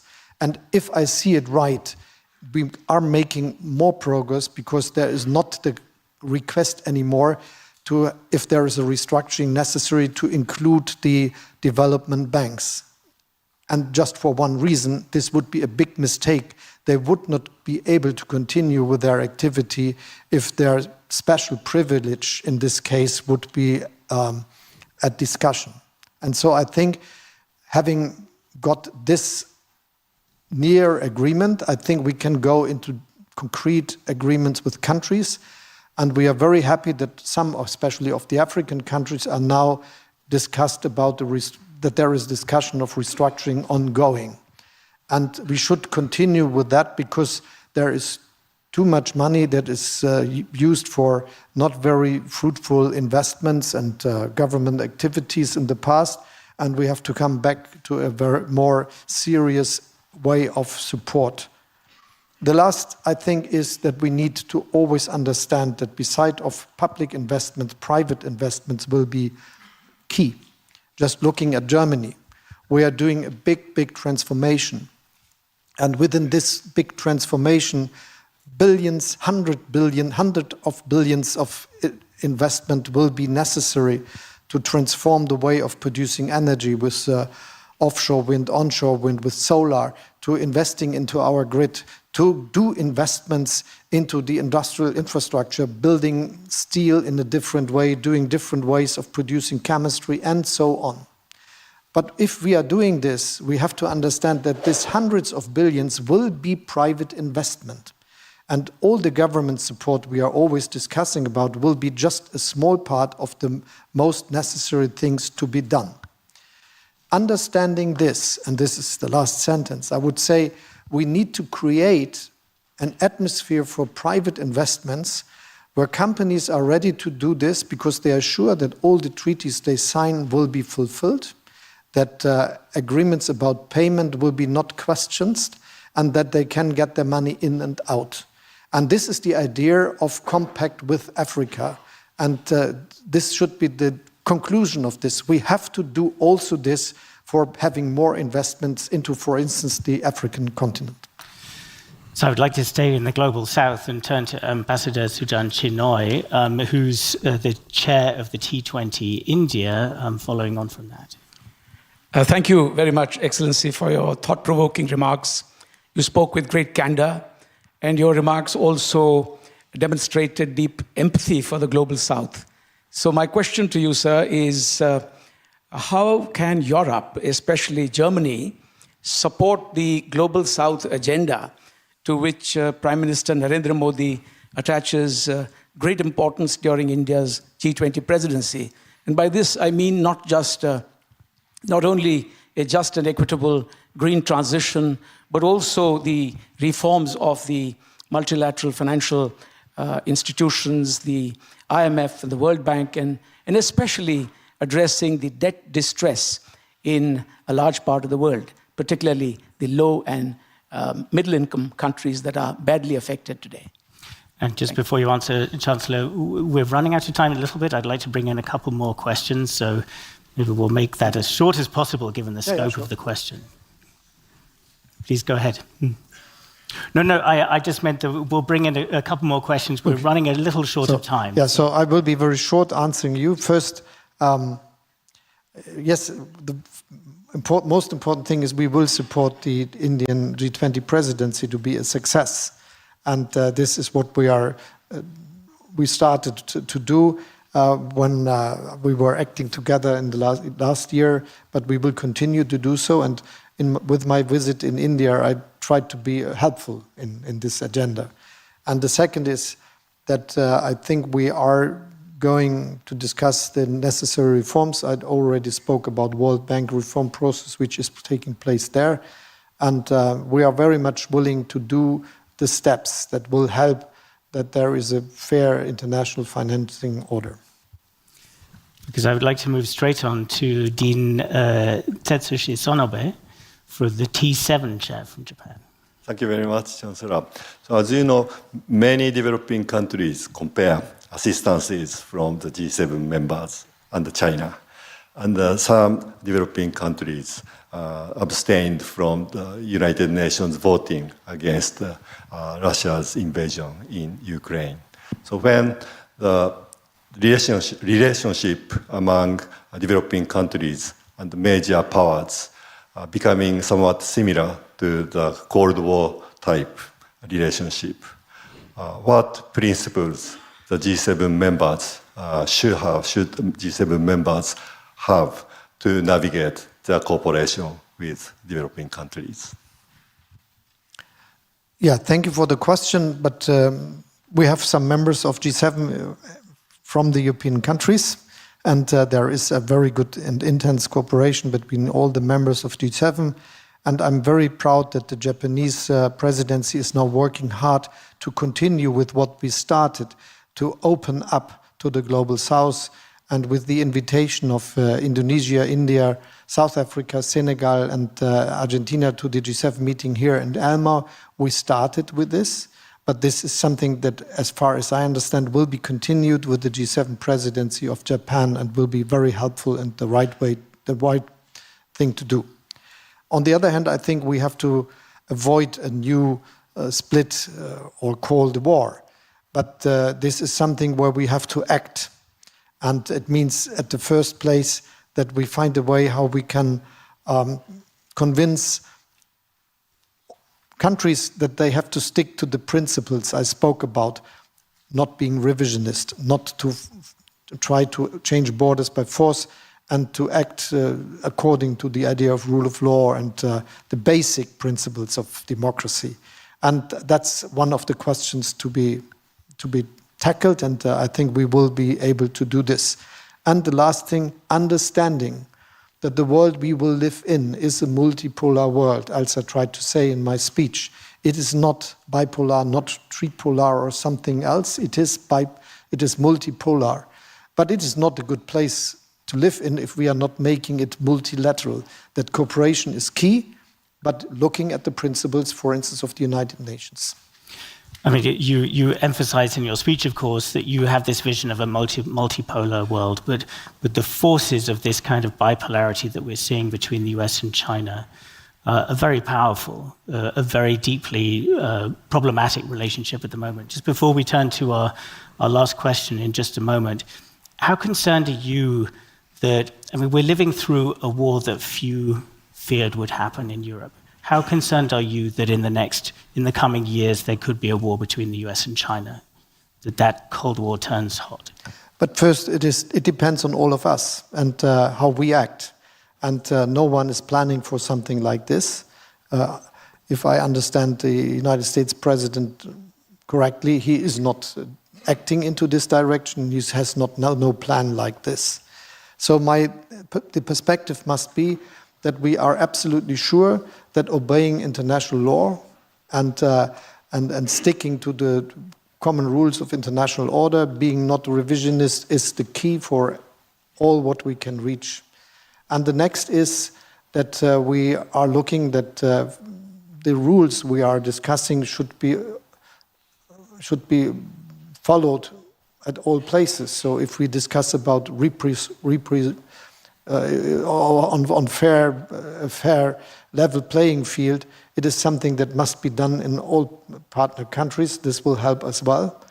And the third is we should not misunderstand the reality. Just if you look at the rise of Asia that happened in the last 30 years, which is a very good thing to the world. It is not just about one country. There's also South Korea, there's Japan, there's Vietnam, there's Indonesia, there's the Philippines, there's Thailand, there's Malaysia, there's India, just to name some. Yeah. And they will be very big and very strong nations all by themselves. And they will not accept that one country, even not one country of Asia, will rule them. And so this is something where we have a basis for good work. So just before we finish then, last but definitely not least, the young global change is a very important part of this summit. I would like to turn to Oluwadamilola Akintoye. Thank you so much, Mr. Chancellor. Africa is considered the youngest continent, and I am from Nigeria. However, where 70% of our population are currently under 30. This young population offers an enormous opportunity. But now that Africa joining the G20 is in conversation, my question is, how can Germany boost investment in Africa to take advantage of this talent pool? Or how can the G20 and the G7 support African youth in the terms of policy making and decision making? Thank you. Thank you. And really, it is impressive to see how many young people are growing up in Africa. Many of them very skilled, as I learn at my visits in African countries, and which we can see if we look just at the figures. So it is absolutely right what you're saying. There is a lot of basis for prosperity of the countries, but for all of us on the globe. And so there should be a lot of activities we should undertake. And just looking at Nigeria, that you mentioned as your country, some people say in the midst or nearly after the midst of the century, this will be 500 million people. I don't know whether this is the truth, but it will be many people living there. So my perspective is first to create an atmosphere for investments and especially also direct investments that can take place in the countries. And the basis for all of this is much more, as many people think, not public investments, which we can support. It is a good atmosphere for investors that they are sure about the economic circumstances. So I always try to explain people that they should understand business right. It is in one question completely different as many think. The first question a company investing in a country is doing is not what are the profits I could look for. This is a question they are looking for, but not as the first. The first is, will I get my money back? And the second is, if I have an agreement that I can start with my investment next year, will it happen in next year, or will it happen 5 or 10 years later? And creating an atmosphere where this is happening would be the best for your youth in Africa, because then the only thing they can look for is not migration, but working on the future in their own country. And this is, I think, key for all progresses we are looking for. Third, we should be very honest. So just looking at this war Russia started against Ukraine, what did we learn from the war? Also, we learn that most of the fertilizers are produced in a very small number of countries. And why are there not big production sites for fertilizers in Nigeria, in other places of Africa? There is a planning in Kenya where I was, in South Africa, for instance, and many other places, and also in the South of America or in other Asian countries, to give the chance for a local production, which also makes these countries and their neighbors more independent from the supply from special countries. Last but not least, I think we have to find a very fair agreement on migration, which is also part of what can be done. Not that all people go, but that those who want can go, because in many of the countries, due to the fact that 70%, as you say, are under 30, even if there's a big growth, even if there is a big growth of jobs, it will not happen that all people will find something that is sufficient for them. And so we have to find fair deals. And I'm just trying to develop something which could be a new partnership with countries of origin and the countries where there is a request for labor, as for instance in mine. We are looking for more than 6 million people working extra in Germany coming from abroad up to the beginning of the 30s. So there is something that's not solving all problems, but some of them. And the only thing, we try to have migration partnerships, which are very clear, that people can come on a very regular basis and fair agreements on migration for work, but that the countries that get access to this partnership are also ready to take those people back who cannot stay here because of legal reasons. And if this is something we can do, I think this could also help a little to develop countries. Thank you. Okay, I'm afraid we're having to call time now.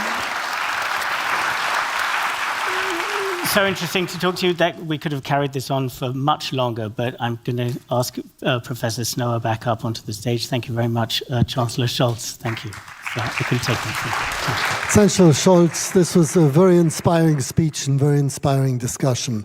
And I think your honest, open-minded, humble approach to statesmanship is a true inspiration to all our communities here to help solve global problems in that spirit. And in that regard, I'd like to hand over to you our latest Global Solutions Journal that contains our latest insights. And I'd like to thank you very much indeed.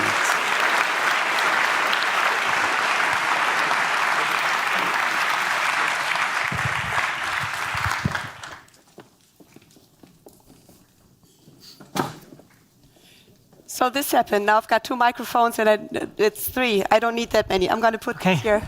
Good to meet you, sir. Please give the Chancellor a second to leave the room. And while you remain seated for just 30 seconds or so, I'm going to tell you what happens next. Thanks to all of you, we finished this session on time. So this gives us another 5 minutes to take a breath, to take a decision where you want to go next. In the live stream, where are you, live stream? Here. The session, Transforming Global Value Chains, is up next with my colleague Declan Curry. And for all of you, make your way to the auditoriums if you want. You've seen that we mean the dialogue and deep dives, so it's not packed. Be early if you want to be there on time, and I'm going to leave you to it. Make your way, so I'm going to see you back on stage in a second.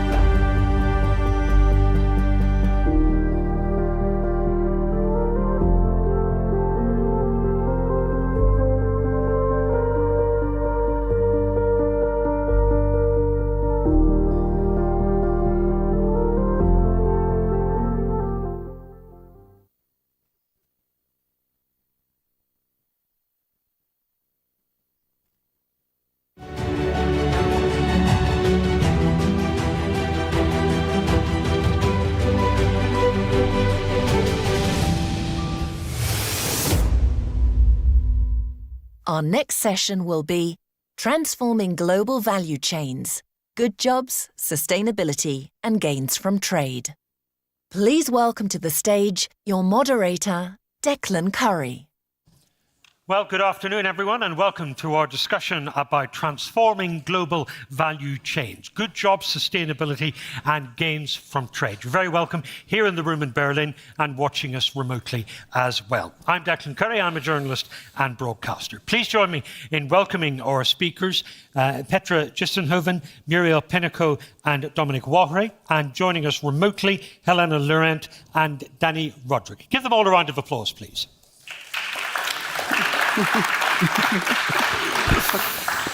Petra Gistenhoven is chairwoman of the management board at PwC Germany and PwC Europe. PwC, of course, a global consultancy and business advisory firm. Helena Laurent is Director General of Consumers International. That's the only global membership organization for consumer groups, empowering and championing the rights of consumers in more than 100 nations. Muriel Penico is a former French Labour Minister, a former permanent representative of France to the OECD, and has also been a senior executive at the global food giant Danone and at the software company Dassault. Danny Roderick is a Ford Foundation Professor of International Political Economy, Harvard and University, widely published in the areas of international economics, economic development and political economy. And Dominic Wahre is Executive Vice President for the World Business Council for Sustainable Development. That's a chief executive-led community of over 200 of the world's leading sustainable businesses working collectively to accelerate transformation. So transforming manufacturing and services from national industries to global endeavours has slashed the price of everyday items from cars to computers to clothes. It has created wealth and developed skills in the global south, but it has also led to unemployment, decay and disenchantment in former industrial areas of older economies and has a high cost in terms of working conditions and environmental impact. So how do we create and transform global value chains that create good, safe, rewarding jobs, that promote economic gain and well-being throughout the planet and leaves a lighter footprint on the world? Let's start, Muriel, with you, with your perspective as a former minister, as a former international thinker at the OECD and someone who knows business very well. How do we create or transform those global value chains? I think that to understand how to transform the global value chains, we need first to acknowledge that it's going to change anyhow for several reasons. The first one is clearly the green transition. It changed a lot of things. If you want to have less CO2, the production between which is local and which is global will change. But it's also the artificial intelligence. It will be a big change in all jobs, because it means that tomorrow a lot of what we called the white-collar workers could be anywhere. And that job is going to change, but the way and where they work will change too. And also because of the COVID and the political tension today, the need for many countries to have more sovereignty on their industry, on their drugs, on many domains, is a trend that goes in this direction. So anyhow, it will move with a mix of local and global. It will move with a big change in the content of jobs. But the question is how we make this an opportunity to make it more fairer, to be more social and green-oriented. It's not a given. Is that the jobs we all have collectively to do anyhow? Because it will change. The right direction is not yet sure. And this is the change that is coming. This is what lies ahead of us. The change comes anyhow. But do we make this change a chance for developing countries, for young people, for women, for unemployed people everywhere? That's the point. And Danny Roderick of Harvard University, this is change that comes on top of an existing period of rapid change that the world has seen. What are your thoughts? Well, I think the change was inevitable, and I think we're seeing a kind of a backlash against a system that had created lots of economic and social and political tensions, and didn't had a blind spot with respect to the increasing geopolitical tensions with China. So the question is, we can't really return to what we had, and as Mariel mentioned, this is a change that we will have to handle. I think it's important to understand, one is that the key locus of authority and decision making in some sense is moving away from the global institutions and the business corporations on which we used to rely, increasingly more to national governments, and especially national governments. And so that's a major sort of shifts towards a reassertion of national authority, national sovereignty. There's an immediate implication of that, which means that since governments will be going about it mostly in their own way, there's going to be a lot of heterogeneity. There's on climate, on sustainability, on industrial policies, on good jobs, there's going to be a huge amount of diversity in terms of how different countries, US, middle-income countries, Europe, China, of course, are going about it. So the question is whether this all adds up to a system or does it add up to a chaos? Danny Roderick, just to cut in, excuse me for interrupting, are you seeing this as a retreat from globalization or globalization 2.0? I'm seeing it as a remaking of globalization. So I don't think we should talk about more or less globalization. I think we have gone through very different systems of globalization. I do not think that we're returning back to the 1930s. So I don't think autarky is in the cards. I don't think there is going to be a really severe decoupling in the world economy. So we are seeing a process of remaking it.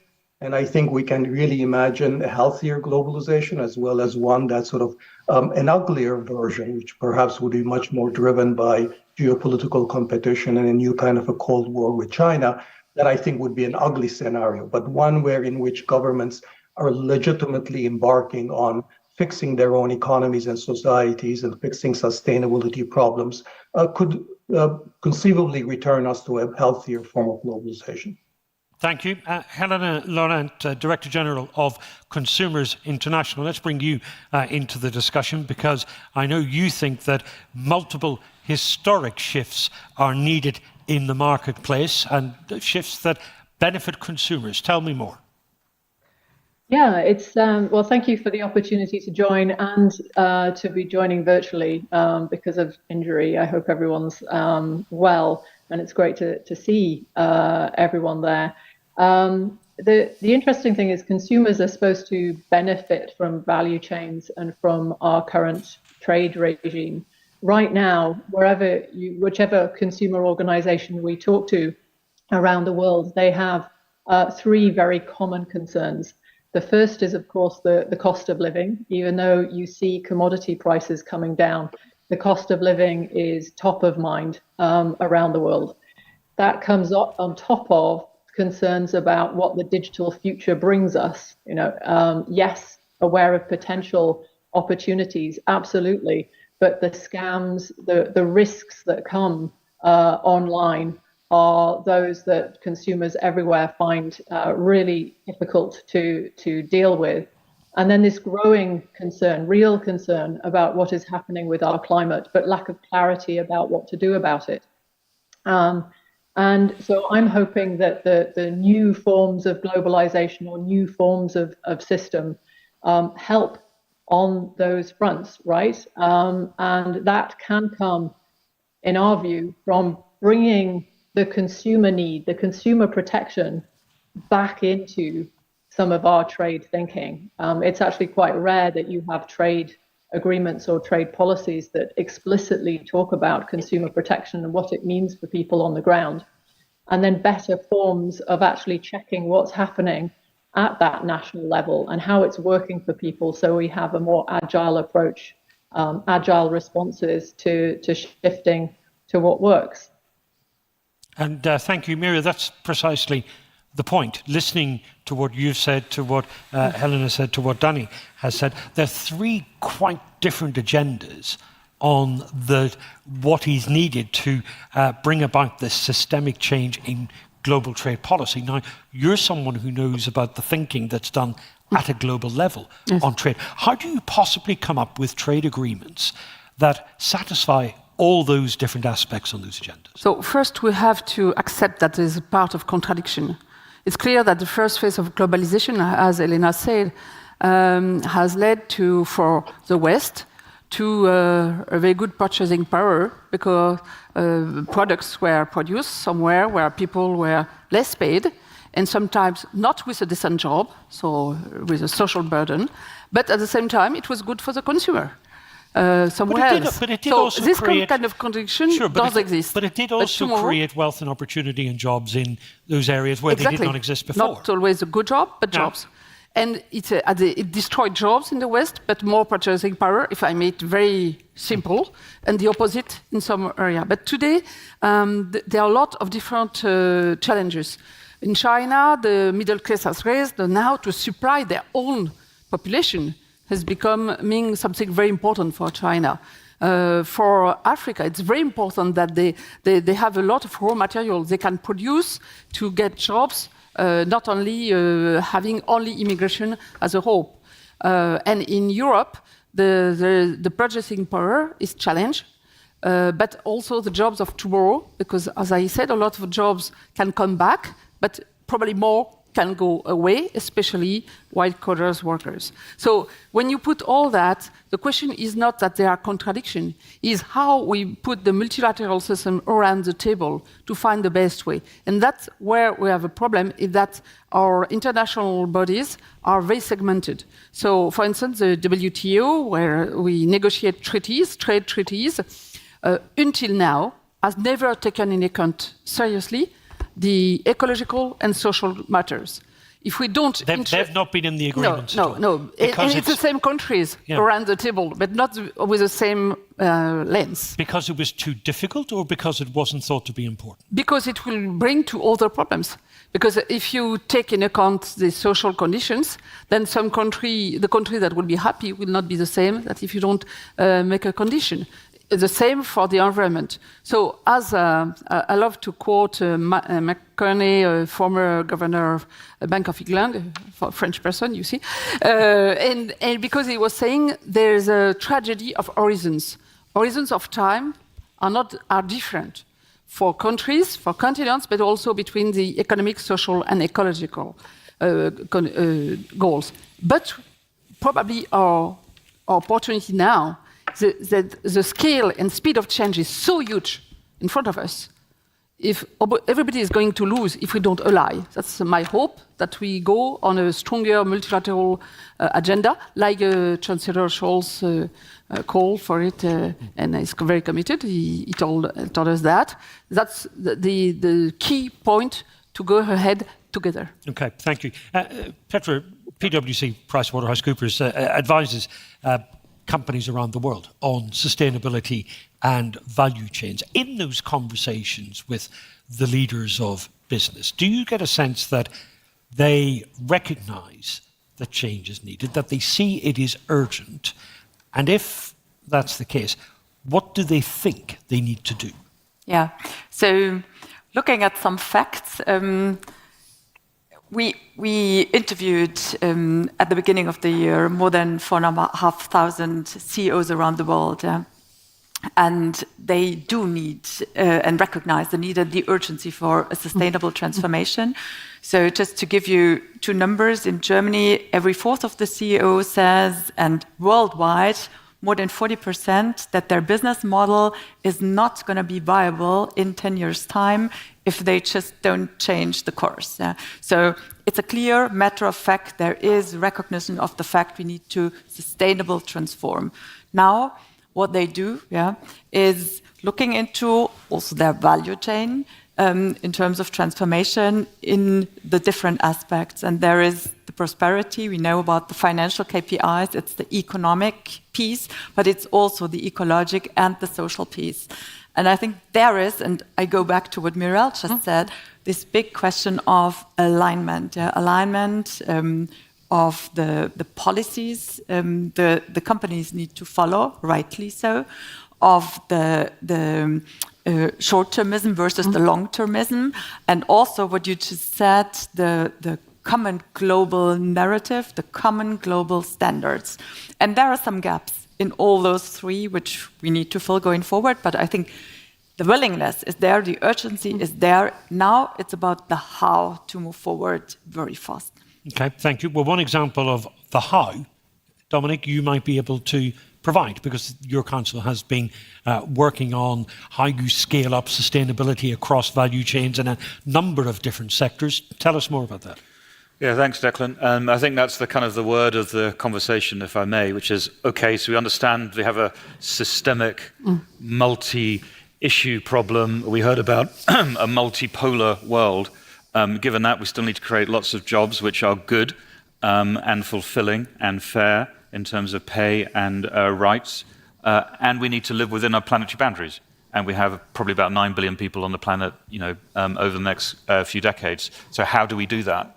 The value chain concept, of course, is something that connects lots of countries as things are made. You have to kind of find the raw materials, have to turn it into things, have to manufacture it, have to sell it. And of course, that's a very linear concept because the other end of it is lots of waste.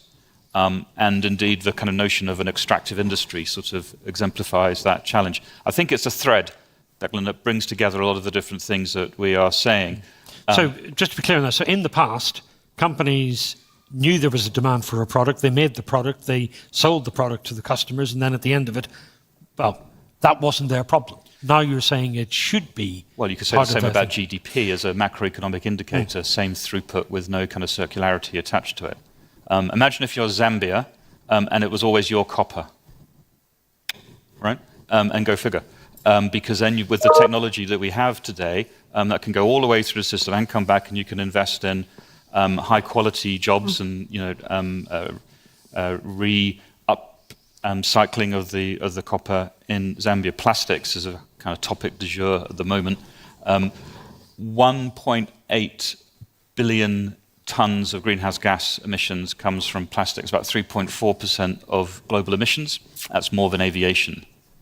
Primarily from production from fossil-based feedstock. Studies would tell us, as a Nordic Council of Ministers actually, we're another great group of leaders in this space, that if we didn't incinerate at the end of the use of plastics, that would save us 55% of greenhouse gases per ton. If we didn't use the feedstock of oil and gas, but we had a circular plastic value chain, that would save us 34% of emissions at the front end. So there are various examples where they are kind of rare earth metals, core metals that we need, or indeed materials like plastics, that if we refigured how we work our value chains, we could probably get our way through this. It's not easy, because it does absolutely, as you say, require the trade organizations, the environmental organizations, the labor organizations to look at this systemically. We'd have to kind of reimagine what a Basel Convention looks like, which at the moment stops you transferring secondary materials, good quality secondary materials, across boundaries. We almost have to circularize some of these conventions. It can be done, and the how-to is the knowledge that we are garnishing about getting it done. You said can be done. Is it being done? Is it too early at this point to talk about if this is being implemented? Systems change is that kind of figure. If you get about 20% max of the market to go in a certain direction, you get a flip. So the question is, you don't have to have everybody do it. You need a kind of a leading club to lean in and shift the rest. And that really is the sort of MO of the World Business Council for Sustainable Development, 227 of the leading companies in the world, including PwC and many others. And that is starting to happen. EV, electric vehicles, is probably quite a good example of that. I imagine if you thought 15 years ago, Declan, that would I ever get an EV car? And now you're probably thinking, I should get an EV car. It'll be if not the car you've got already, then it's the next car that you might get. And then hold that thought about EV car, because then think about the value chain that goes into it. All of those rare earth metals, all that glass, all that copper, what happens at the end of it? Circularize the value chain with the EV, you start to get to solve this problem. Is this what you're hearing as well? Exactly, and I think it's even plus the infrastructure, plus the customer behavior. So it's all an ecosystem which is interrelated and connected. Thank you. Just to say to those in the room, as well as hearing from our speakers here and remotely, I'm going to ask to hear from some of you as well. So please have some thoughts, some observations that you might want to share. And when I ask for them in about 15 minutes or so from now, put your hand up quickly and we'll get a microphone to you and you can share your thoughts and your questions with the speakers. Those of you watching remotely, I'm terribly sorry. But if you want to ask a question, then you've got to be here. Now, let's look at some practical sort of aspects of this then. Let me pick one topic. How you've talked about the impact in the global south, in the manufacturing nations of globalization so far. And you've recognized rightly that there is widespread concern about the quality of those jobs, about what they pay, about working conditions. How do we improve that as we change global value chains? First, I think that you need pioneers. You need politics and you need pioneers. Politics are made to make the whole boat go ahead. But usually it starts by some pioneers.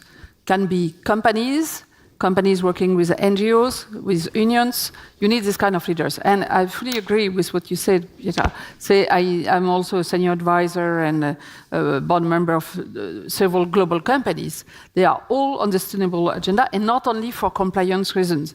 More and more, even in the financial market, is moving in the direction to think it's not only a question of compliance, it's a question of sustainable and investment, and profitable investment over time. So this shift is not totally done, but has started. So we need this kind of pioneers.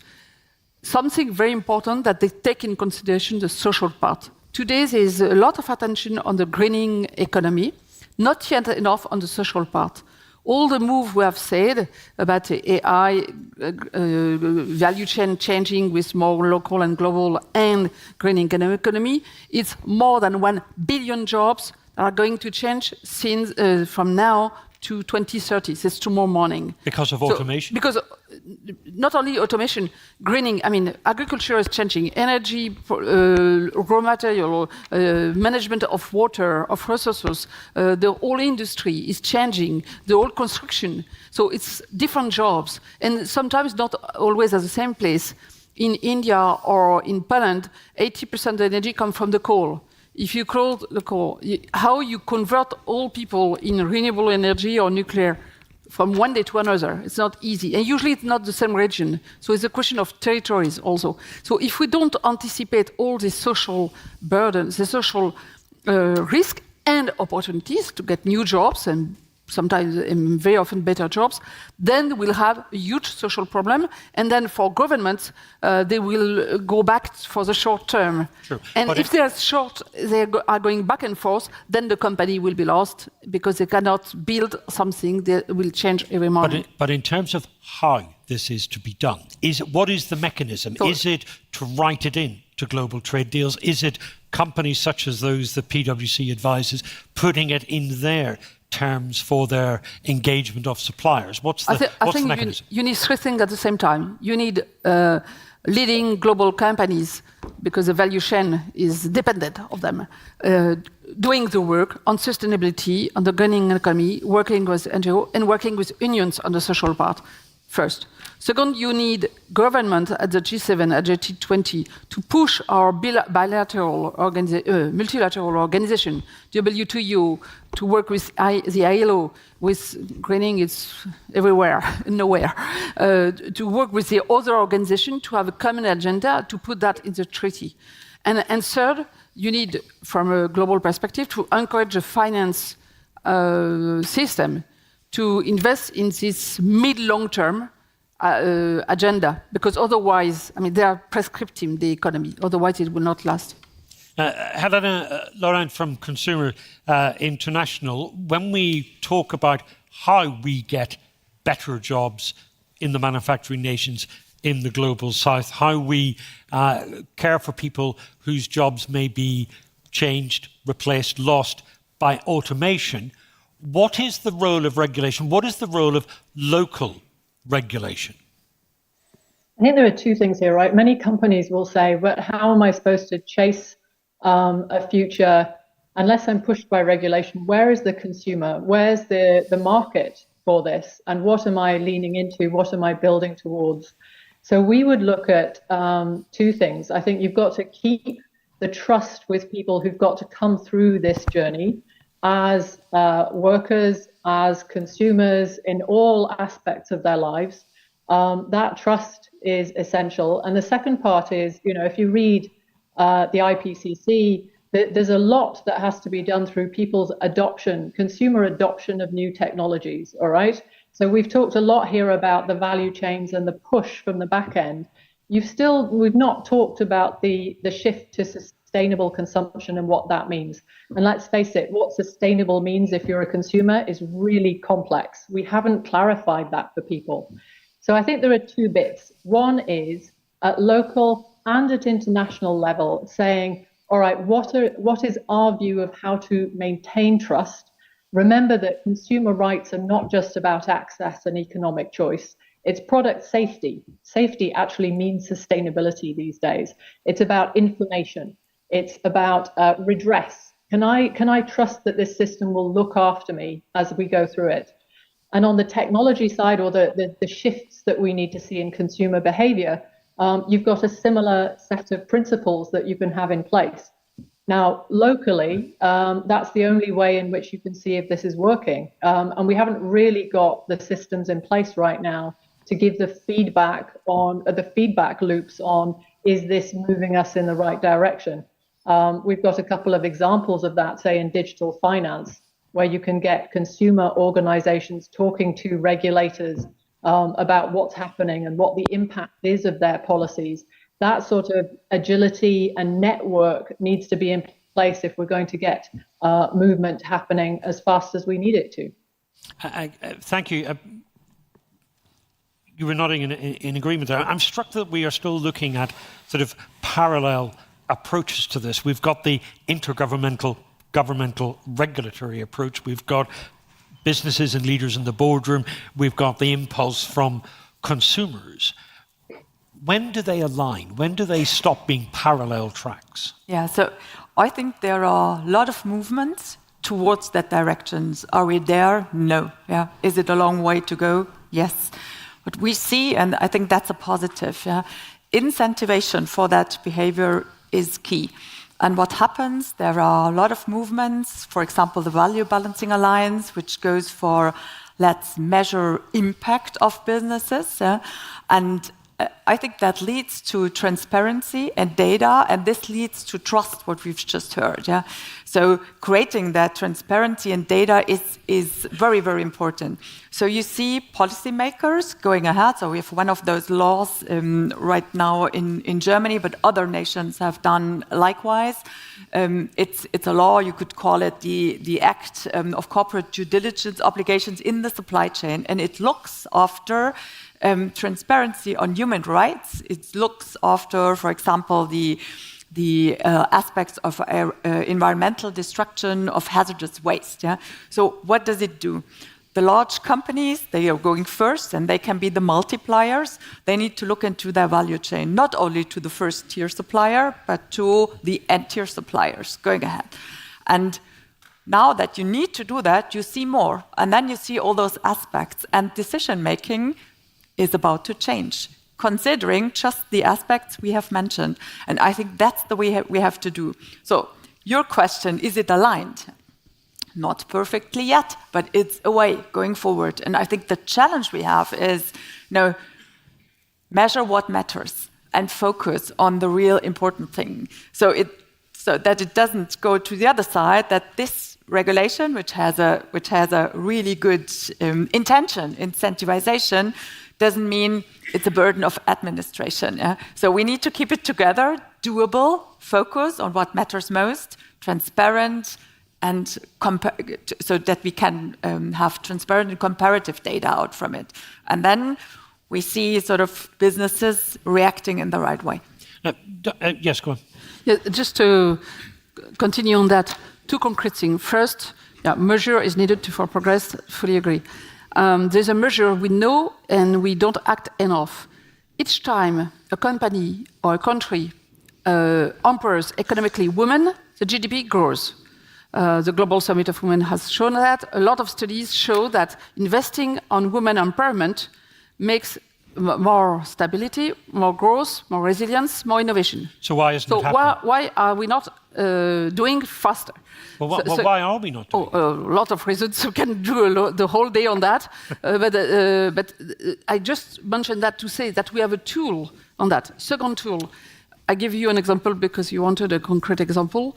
10 years from now, I was a senior executive at Group Danone. We decided to launch, to create a healthcare in all our value chain for all the workers, the 100,000 workers in the world. It was the first company to do it. Now a lot of do it. So initially you can say it's a cost, so it will be bad for the consumer at the end because it will raise the cost. Not at all. Investing socially on people has been more safety, more engagement, less absenteeism, less dropout, and at the end it was made for social reason. It was financially better with more decent jobs, better jobs for people, but also at the end, there was no resource for the consumer. So sometimes also we are afraid, thinking that increasing labor cost is always something bad for the business. Not always. Good social investment can be good, and investing on women also. Okay, quick thought. I couldn't agree more. And Danone is a really good example of one of those in practice. In fact, a B Corp at the kind of in the French jurisdiction. Here's a practical example, Declan, for everybody listening and watching. The Business Commission for Tackling Inequality, 60 commissioners, including multinational CEOs, including some around the table, and others from civil society, have set out like a 10-point plan. Here are the things that we can do now to shift this equation. It absolutely fits into your value chain of change, which is the first thing we need is a positive impulse from across public and private and civil society to make change happen, to give confidence to the policymakers to absorb and change in that way. Business Commission to tackle inequality. Let me make sure I've understood that correctly. So what you're saying is businesses in some of these areas for the E as well as the S, for environmental as well as social, business is leading, civil society is leading, and they're creating the dynamic that allows the politicians to follow behind later? Absolutely. So here's the thing. Do you remember, who here remembers the Copenhagen Climate Summit 2009? Yeah, 2009. Some of them may have been at it.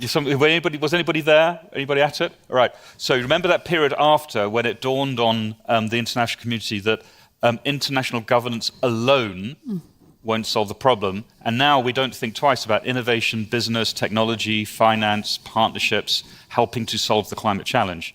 That is where we're at on the tackling inequality challenge. We're just opening up that door with this leader group. If we came back, if we're all still interested 10 years from now, I guarantee we would have a different, much more mainstreamed agenda with the WTO, the environmental international organizations, ILO, UNDP, in a very much more integrated way, as we've seen in climate. Danny Roderick, this is a good point to bring you back into the conversation, because the conclusion we're heading towards is that we're not just relying on the big organizations like the G20 or the WTO anymore. A lot of the change is going to come in the boardroom. A lot of the change is going to come from civil society. Absolutely. And I think there is, in fact, a lot of alignment that is going on with respect to social and environmental values that have now been internalized in corporate boardrooms, and I think behavior is changing. I think business in some ways has been acting faster because it can move more quickly, but it's also reacting to a general environment, general change in values in society. And I think that if, just to give you an example of sort of some of the things that we've talked about, how business could help with good jobs in low and middle income countries by investing in in suppliers in the local economy, cultivating local input suppliers and transferring technology.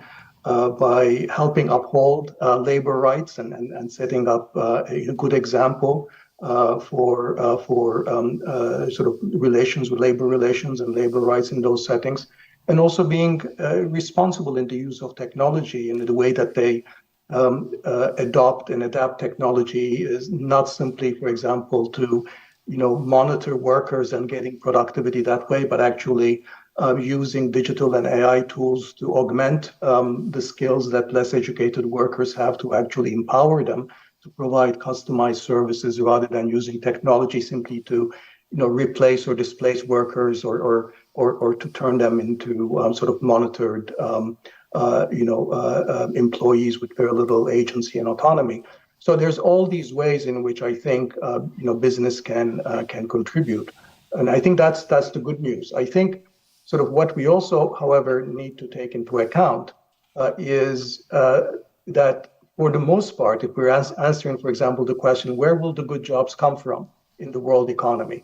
It's going to come mostly from areas of the economy that are not going to be they're going to be non-tradable. There are going to be services that are not necessarily being traded.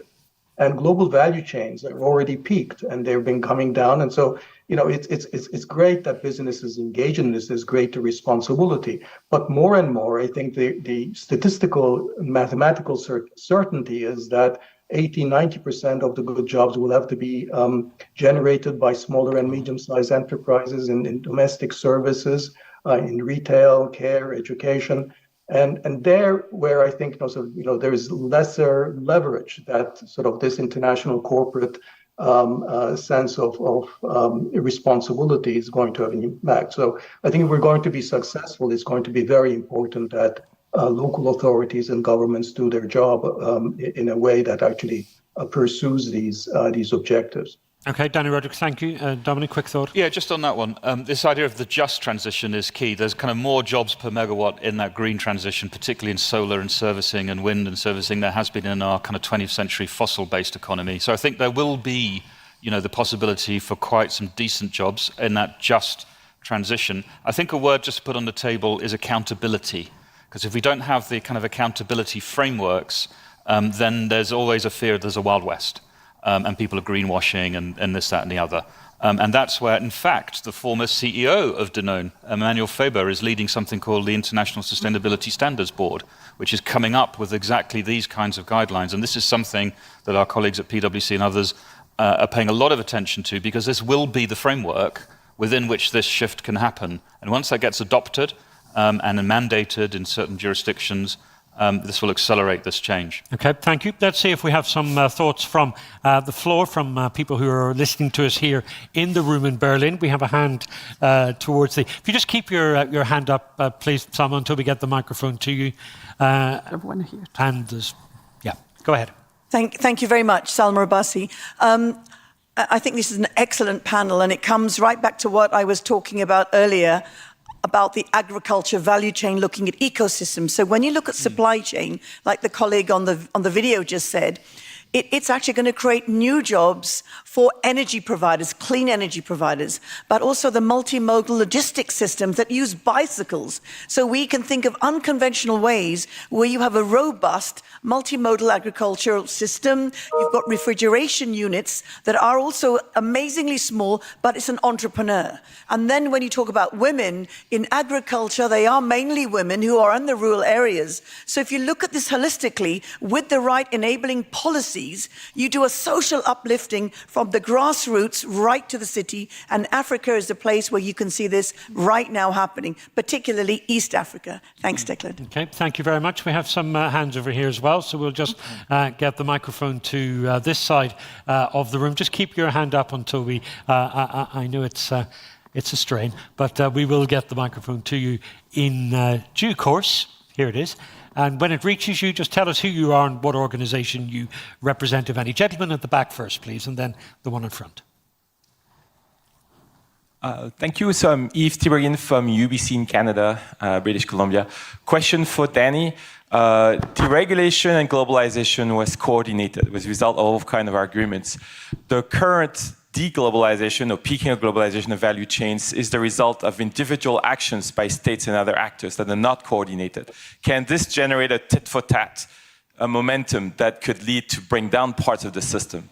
There's no guardrails, apparently. Okay, then I'll come in. Danny, did you get that? Yes, I'm much more sort of optimistic on this, or I do think that when I mean if you know that in economics we teach that international trade is good for a country for its own sake, not to produce benefits for its trade partners. Similarly, openness to capital flows, macroeconomic stability, all these good things that countries are supposed to do to maintain an open, healthy world economy are largely things that are good for countries in themselves. So if countries are able to solve their own distributional and social problems and address the kind of social divisions that have been exacerbated by the last 30 years of hyperglobalization, actually, sort of acting on their own and independently, they should pursue policies that are going to be more supportive of a healthy world economy. So okay, thank you, Danny. Sorry to cut in. We have to leave it there. Go ahead, sir. My name is Christoph Roland from Climate Solution. My question is, thinking of the consumer and thinking of the chain of the production, do you think that an international labeling would help to reduce CO2 emissions? Thank you. Helena, that sounds like a question for you. International standards for labelling, giving consumers around the world more information, consistent information. Does that make a difference? Absolutely, yes. There are a good swathe of consumers who look at labels and care about this. Information to consumers is one of the core things that we can do.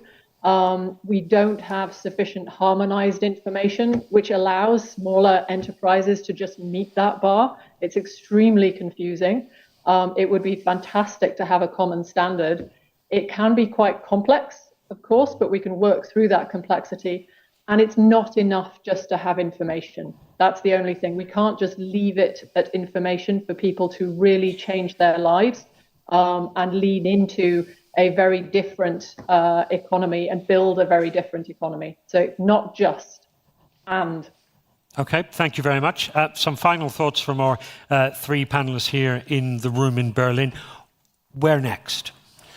Well, I mean, we have to do this. We have to kind of find a way that we can have 9 billion people living well within planetary boundaries. We just have to do that. We can see that the system change can happen by a leading club of actors, whether these are leading businesses, leading civil society organizations, working with leaders from national governments or some in the international community. The Business Commission Tackling Inequality does that. We've seen that innovation after the Copenhagen climate summit towards Paris and beyond. We can see it taking shape in the nature agenda. The question is whether we have the courage of leadership to get behind some of those leading moments, and we have the quality of leadership on both business, investor, and intergovernmental communities to turn that into the accountability structures that will put all of these values into the right space so that we do the right thing, not the wrong thing. Thank you, Petro. What's next? Even better alignment, more trust, and a better understanding of businesses, policymakers, and civil society will make the change that matters. Thank you. Can this be done? We need to accelerate.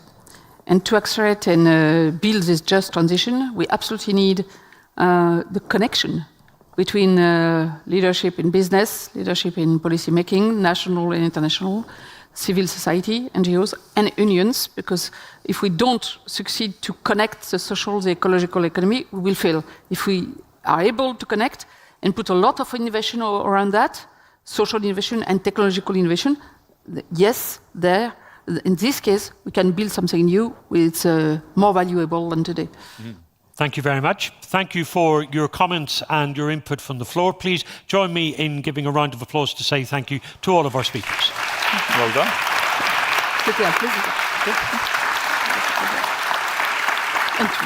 Yeah, well done, Declan. Declan already accused me of only announcing the nice things, which is absolutely what I'm going to do. Here's a 30-minute break for all of you in the web stream. Please don't forget to share your thoughts with us with the hashtag GSS2023 so we can follow your train of thoughts also. For all of you, please find a spot to take a breath on both foyers. Go see the YGC on first floor too, if you may, and go to the garden. It's still not raining, so fingers crossed.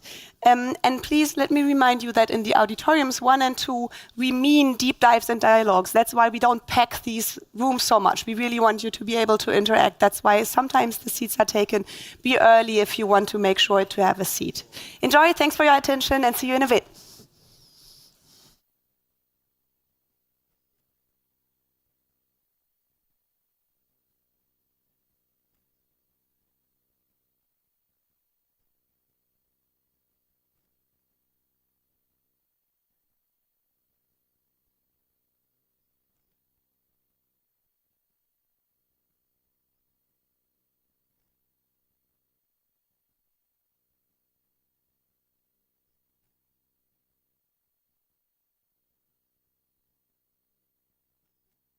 Ladies and gentlemen, distinguished guests, it is an honor to speak before you at the Global Solutions Summit.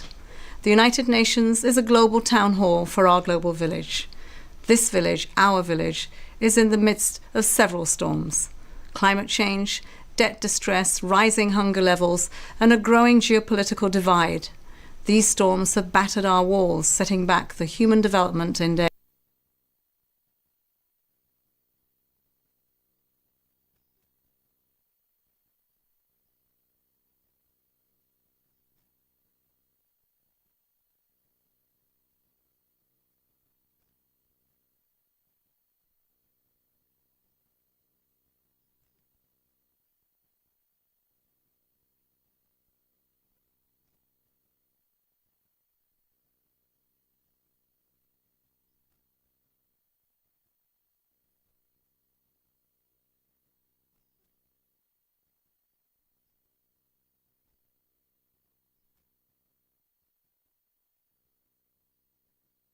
Ladies and gentlemen, distinguished guests, it is an honor to speak before you at the Global Solutions Summit. The United Nations is a global town hall for our global village.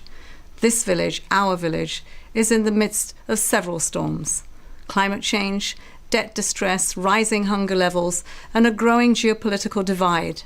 These storms have battered our walls, setting back the Human Development Index for 2 years in a row and putting our Sustainable Development Goals on life support. But even though we all share the same village, it has become increasingly clear that some nations have better shelter from the storm than others. Developing countries faced with years of rising debt burdens, unrelenting climate disasters, and interrupted growth rates have an ever-shrinking fiscal space to address these ever-mounting challenges. Recent financial events are a case in point. These last 2 months, we have witnessed how swift and decisive action in the form of liquidity provisions have saved a handful of failing banks in high-income countries. But the question we must ask ourselves is how we can so quickly find the liquidity for these banks, but not for the billions of people in need in developing countries. Why do we act as if systemic development failure is an acceptable option, as if sustainable development goals are not also too big to fail? Similar dynamics play out in the climate emergency, where the resources and the technologies needed are all on one side of the table. And also in debt, where the solutions are there, but the political will to act is hard to find in a period of shrinking geopolitical trust. The key point is that at the end of the day, all of these crises, no matter how complex or how technical, how varied, how segmented, how large or how small, are all political. They are all human-made, and they're usually man-made. But by being human-made, they're also human-solvable. It is within our reach to find solutions with more women in leadership and in decision-making roles. At the United Nations, it is always our duty to be part of the solution, no matter how difficult the problem. The Secretary-General launched the Black Sea Grain Initiative, which enabled the shipment of almost 30 million metric tons of grain out of Ukrainian ports, by negotiating with parties at war and bringing ships through mined water. Solutions are always there. What is needed is the will, the vision, the commitment, and the leadership to act with a sense of urgency that delivers on the promise of the SDGs. In September, the world will gather to take stock of the SDGs, and we will need to find the solutions to put them back on track. I hope this Global Solutions Summit can provide some of these ingredients. Nothing less than lives and livelihoods are at stake, and I wish you all the best for a fruitful engagement and a robust outcome. Thank you.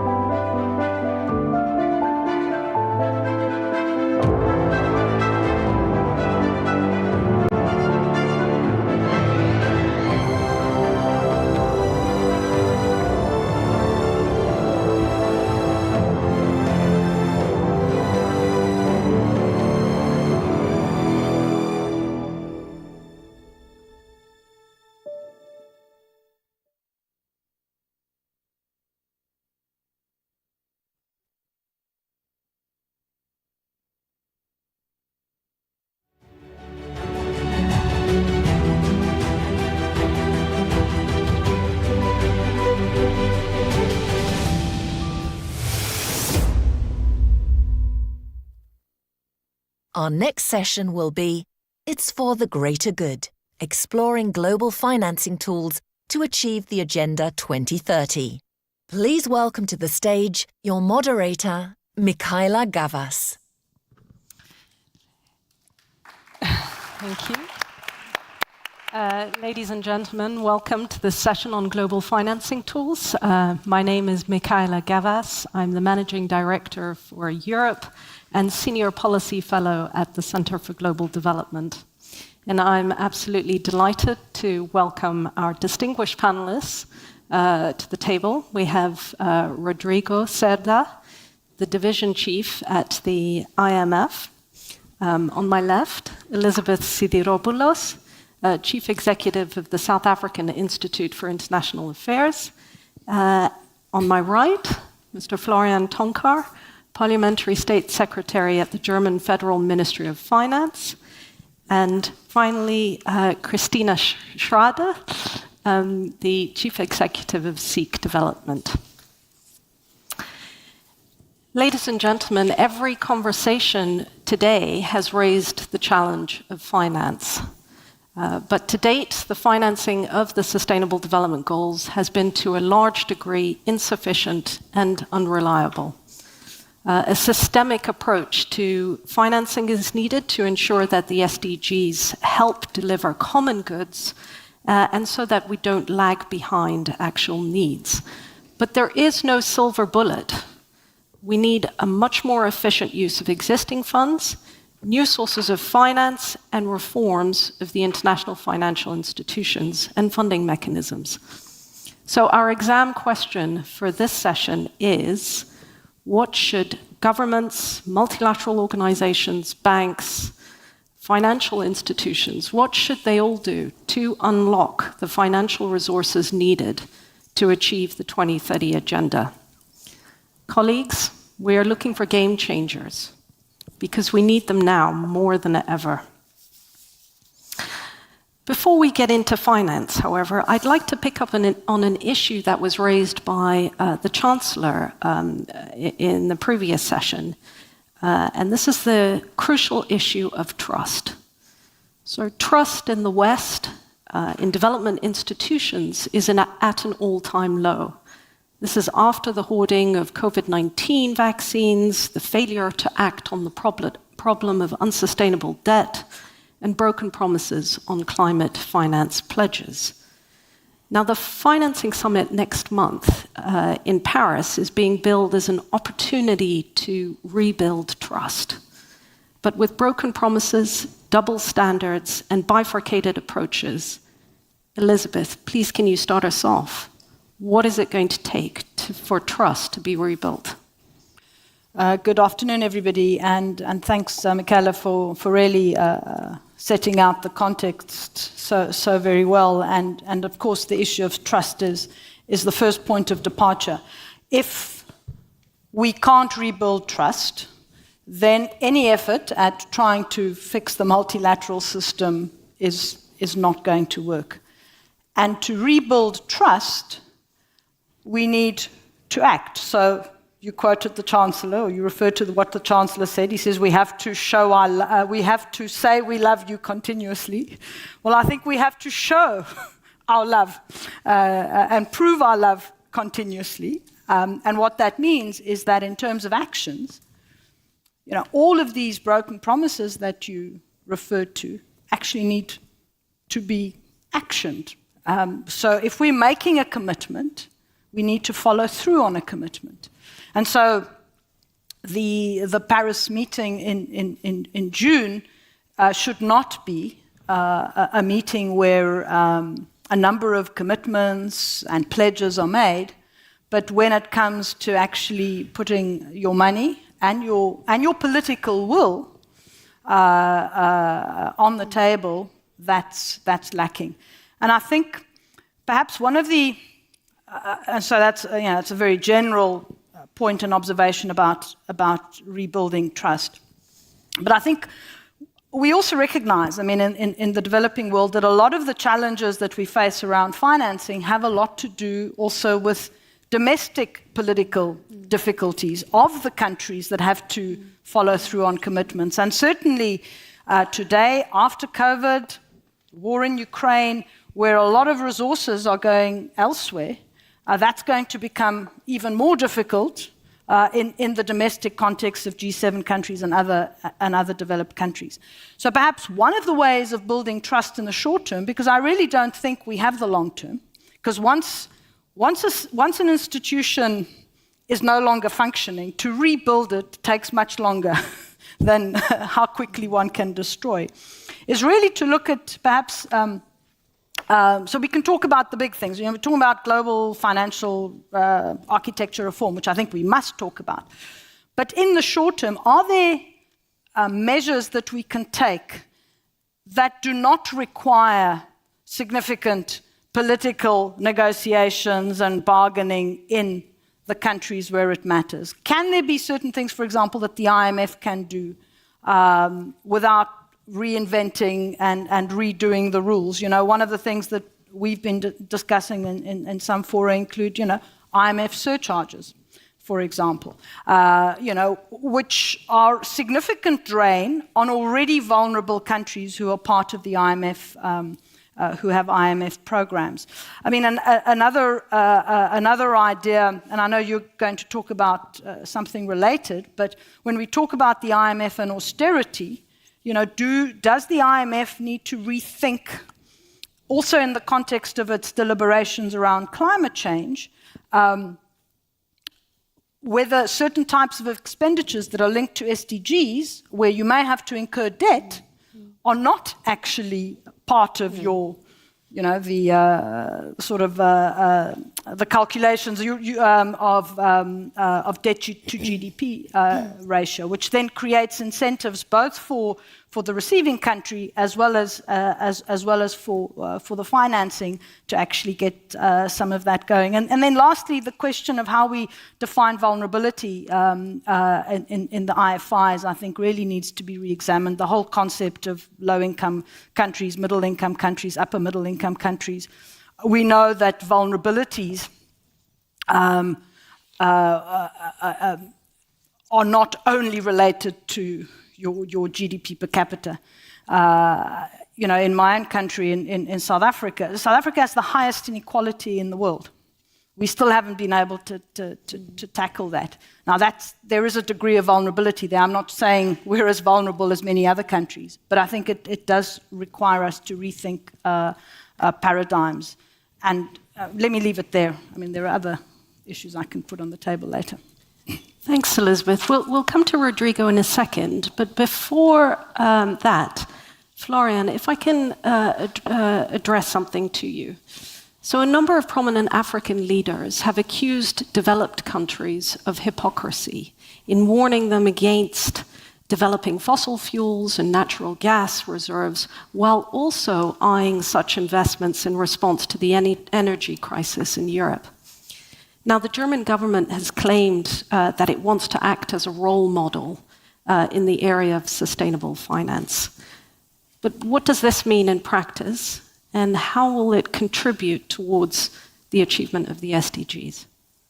Well, sustainable finance plays, of course, a key role in the achievement of SDGs because it makes S and D and the G a factor on the financial markets, a factor for investment, a criterion of various criteria. It tries indeed to implement them into the investment process, which comes in part from the market, the investors themselves, which are requesting the necessary information to specifically invest into sustainable assets, as well as it comes from the policymakers which believe that a well-designed, soundly designed sustainable finance framework can accelerate, can further leverage the transitional process which our societies and economies are undergoing. So there's a tremendous chance in it, a tremendous opportunity to set positive standards really to further accelerate the transition through sound capital markets rules, which are currently under negotiation on various levels. And therefore, I think the German government, which Germany has as a traditionally industrialized country, has a high need for transition in very short time. Indeed, considers it as a tremendous chance really to influence these standards in an early stage and then to roll them out as best as possible globally. We are very, very happy to host the International Sustainability Standards Board in Frankfurt, which is mandated to develop sound reporting standards. And we do hope that as many global economies and regions as possible adopt the ISSB baseline standards which are developed, which could be a positive contribution that indeed the capital markets can play its role worldwide. Great, thank you. Christina, if I might come to you. So we've talked about the range of cross-border challenges, and we continue to talk about them in various circles: climate change, pandemics, conflict, migration. Now, all of this requires new finance capacity, new approaches, but the pressure on official development assistance, on ODA, to respond to all of this is unsustainable, and it's squeezing it from supporting development in developing countries. I'd like to know if you agree with that statement. But before you come in, it was the late and great Inge Kaul who proposed a new, more holistic and realistic paradigm that differentiates systematically between development assistance on the one hand, global public goods finance on the other, and contingency finance for purposes of global crises, crisis response and stabilization. So what's your view of the role of ODA, of official development assistance, and also beyond ODA? What other measures should be taken to unlock more finance? Thank you, Michaela. So I'm going to make a bit of a plug for ODA to start with, to then move beyond ODA. Because in reaching the SDGs, ODA is still an incredibly important resource for a big number of low-income countries, in addition to direct investment or remittances. Just to take one example of an area that I know very well, which is health, 30% of investments in health in low-income countries come from ODA. There would be no way that we would have pushed back HIV/AIDS or other diseases or increased the status of children in these countries without ODA.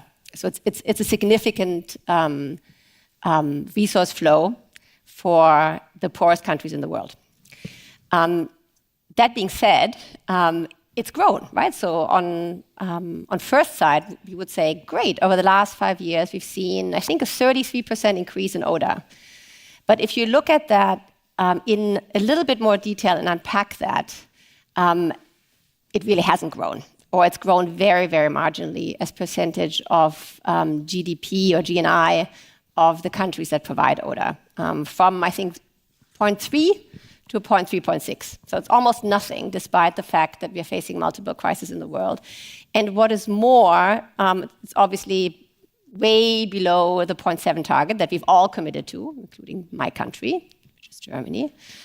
And we are seeing, at the same time, a decline in the quality of ODA. Maybe I'll just spend one moment on this, because it's important, right? So, as you've said, right, ODA was always meant to and should focus on supporting countries that are struggling with poverty. That could include responding to global challenges that disproportionately face these countries. But it shouldn't include things that we are now counting as ODA. So, for example, almost all DAC members who are hosting refugees in their countries are now counting those costs as ODA. And while it's addressing a global challenge, it obviously never leaves the country. And that is a pretty significant amount. I think it's around 14% of ODA that does never leave Germany, for example, or other countries that we're talking about. So where that leaves us is that, assuming that ODA is important and will remain important to achieve the SDGs, we both need to strengthen or tighten, in the context of the OECD DAC, the way we define ODA, and that's an ongoing discussion around what counts, what doesn't count, etc. We should recommit and deliver on 0.7, which we, despite the big discussion as we're having around alternative sources of financing, we shouldn't forget about, because it remains an important source of financing. Importantly, ODA should focus on those challenges that disproportionately affect poor countries. And just to give one example of that before I close on this, so take, for example, research that goes, again, health, research that goes into a global malaria vaccine, right? To develop that vaccine, to share the technology of that vaccine, at least parts of that should be counted as ODA, right? Because the private sector alone wouldn't have a market, enough of a market to invest. And why should it be counted as ODA? Because it benefits mostly African countries, most of them low income. Whereas the research budgets that go into, for example, I mean, we all love that example, the COVID vaccine obviously shouldn't be counted as ODA, right? So that is to illustrate that while I think ODA should still be used to fund global public goods, but it should only be used to fund global public goods that disproportionately affect the poor. That's the difference. And otherwise should fund poverty reduction in low-income countries. If you allow me one more minute on beyond ODA, three very concrete points. First one, since we're on global public goods, we obviously need to also fund global public goods, climate being a very major one beyond ODA. Many countries have made commitments on climate financing, and so the 100 billion price tag that's in the room. So that's an area where we absolutely need to stay to our commitments. We might talk about progressive tax schemes, etc., that we have at our disposal, and other ways of raising resources to do so. But that is another area that we should keep our eyes on and deliver on. Secondly, I think we'll be talking in a moment about the reform of the multilateral system, and within that, increasing the capacity of international financial institutions to increase their lending capacity. And Germany is taking a great role in helping to advance those reforms. If we manage to do that, we would be able to raise at the level of 200 billion, which is ODA, right? It's the same level of ODA in no time without actually making additional investments. And thirdly, we must increase the contribution of non-G7 countries to global public goods, so diversifying the contributor base. And there's various aspects or ideas out there, including one of them being global public investment for advancing this agenda. And it's great to see some early encouraging signs, including in the health space around the pandemic fund, where this might come to fruition. on that note, thinking about new forms of finance, Rodrigo, all eyes are on you, on the IMF and the multilateral development banks. Certainly as countries contend with more urgent challenges, not least the problem of the unfolding debt crisis in developing countries. So more than 60% of low-income countries and over 25% of emerging markets are currently in or at risk of debt distress. What can the IMF do? And would you also perhaps address Elizabeth's point about the potential for IMF surge charges? Okay, thank you. Well, thank you for the invitation. Well, this is a great forum, so to be here is a great opportunity also to explain what we're trying to do at the IMF. So if you allow me, I will talk a little bit to give some perspective on the way we're looking to SDGs, okay? And just to have an idea, on 2019, we have some estimate about reaching the SDG goals. And at that moment, so before the pandemic, on low-income countries, we were talking about 14 points of GDP.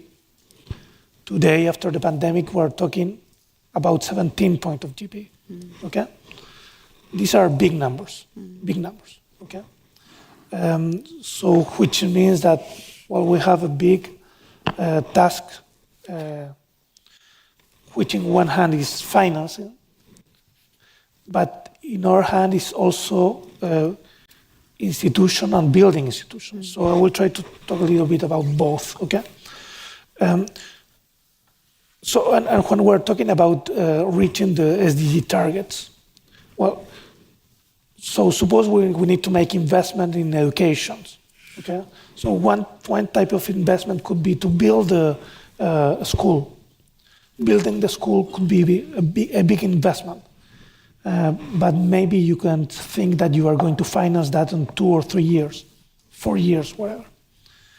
But also to provide education, you also need better teachers, more teachers, and so on. So in that sense, what we need to think is that reaching the SDGs is not just one thing that we're going to be doing in just maybe a window of 5 years, but this is much more a permanent task, okay? So we need to think on financing in both ways.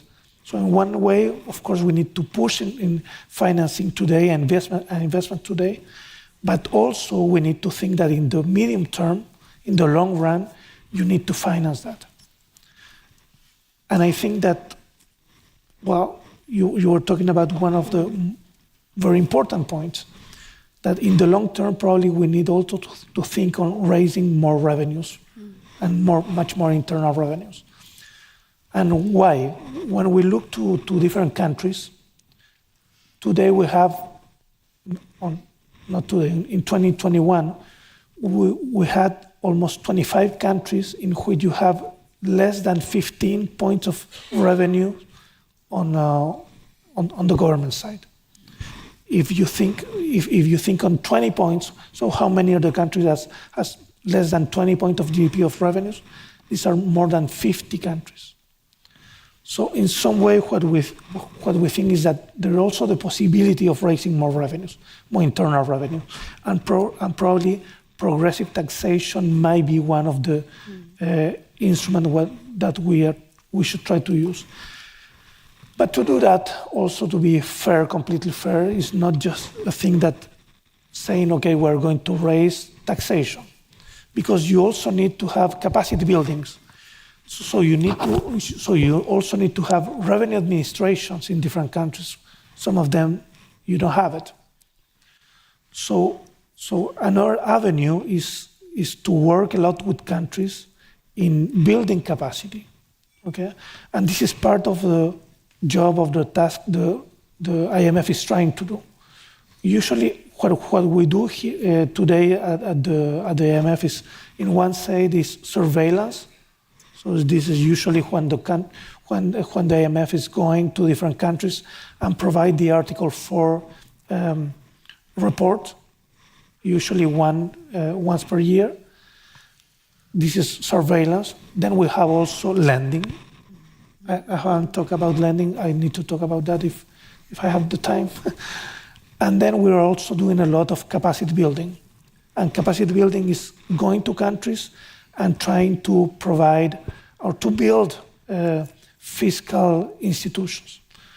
In one side, fiscal institutions like the revenue administration and so on to raise more taxation. But also we're trying to help in how do we spend that money. So suppose we have the money. So how you are going to spend that money on education, on health, and so on. So we also try to help and also try to help in having the institution to have that. So coming back to the question, so what is the IMF doing? In some ways that we're also we're looking to medium and long term, and we're trying to build capacity and to raise revenues in country, because we know that in the medium term, of course, those countries will require much more teachers, much more doctors, much more nurses, and of course, these require permanent revenues that we need to build. But this is much more the long run side of this picture. Of course, in the short term, we know that we're having problems, as you just said, Michaela. Debt in many countries is very large, and we're having debt distress in all those countries. And what we're trying to do there is we're having some type of new instrument that we think that are helping. One of those is the PRGT. The PRGT is the Poverty Reduction Growth Trust, which is one type of lending that we provide to low-income countries, in which you usually have zero interest rate. This is a very successful lending platform. Last year we lend, or since the pandemic, we lend almost 24 billion, which is 4 times what we used to lend. And of course, we know that this instrument could be used in the future, but to do that, we need to replenish the instrument. And of course, we need that richer countries in some way help us to replenish that. So, but again, I think it's an important instrument, because when we provide the lending, we also go to a country and we provide capacity building with the lending. So what we're doing is that in some way we're restoring the macroeconomic stability, but also we're restoring, or we're providing our help in building capacity for the long term. And I think this is also some catalyst for private investment in the future. This is one thing. And other type of instrument we also have today is the RST, which is the Resilience Sustainability Trust. This is an instrument that we're providing. This is a very different instrument that compared to what we used to have in the IMF. This instrument has a positive interest rate, but a low interest rate. But this is not a short-term instrument. This is a long-term instrument. And the reason we're using that instrument is because we're thinking on problems that you need time to solve. One of those is climate change. Or type of problem might be health. We need to prepare maybe for the next pandemics and so on. At this moment, we have provided 40 billion on that instrument. We're looking to provide more, but again, we need to replenish that instrument, and in that sense, we need, again, the help of richer countries that allow us to continue working on that side. Thank you, Rodrigo. In that case, Florian, let me put it to you. You heard Rodrigo talk about replenishment, both of the PRGT and the RST.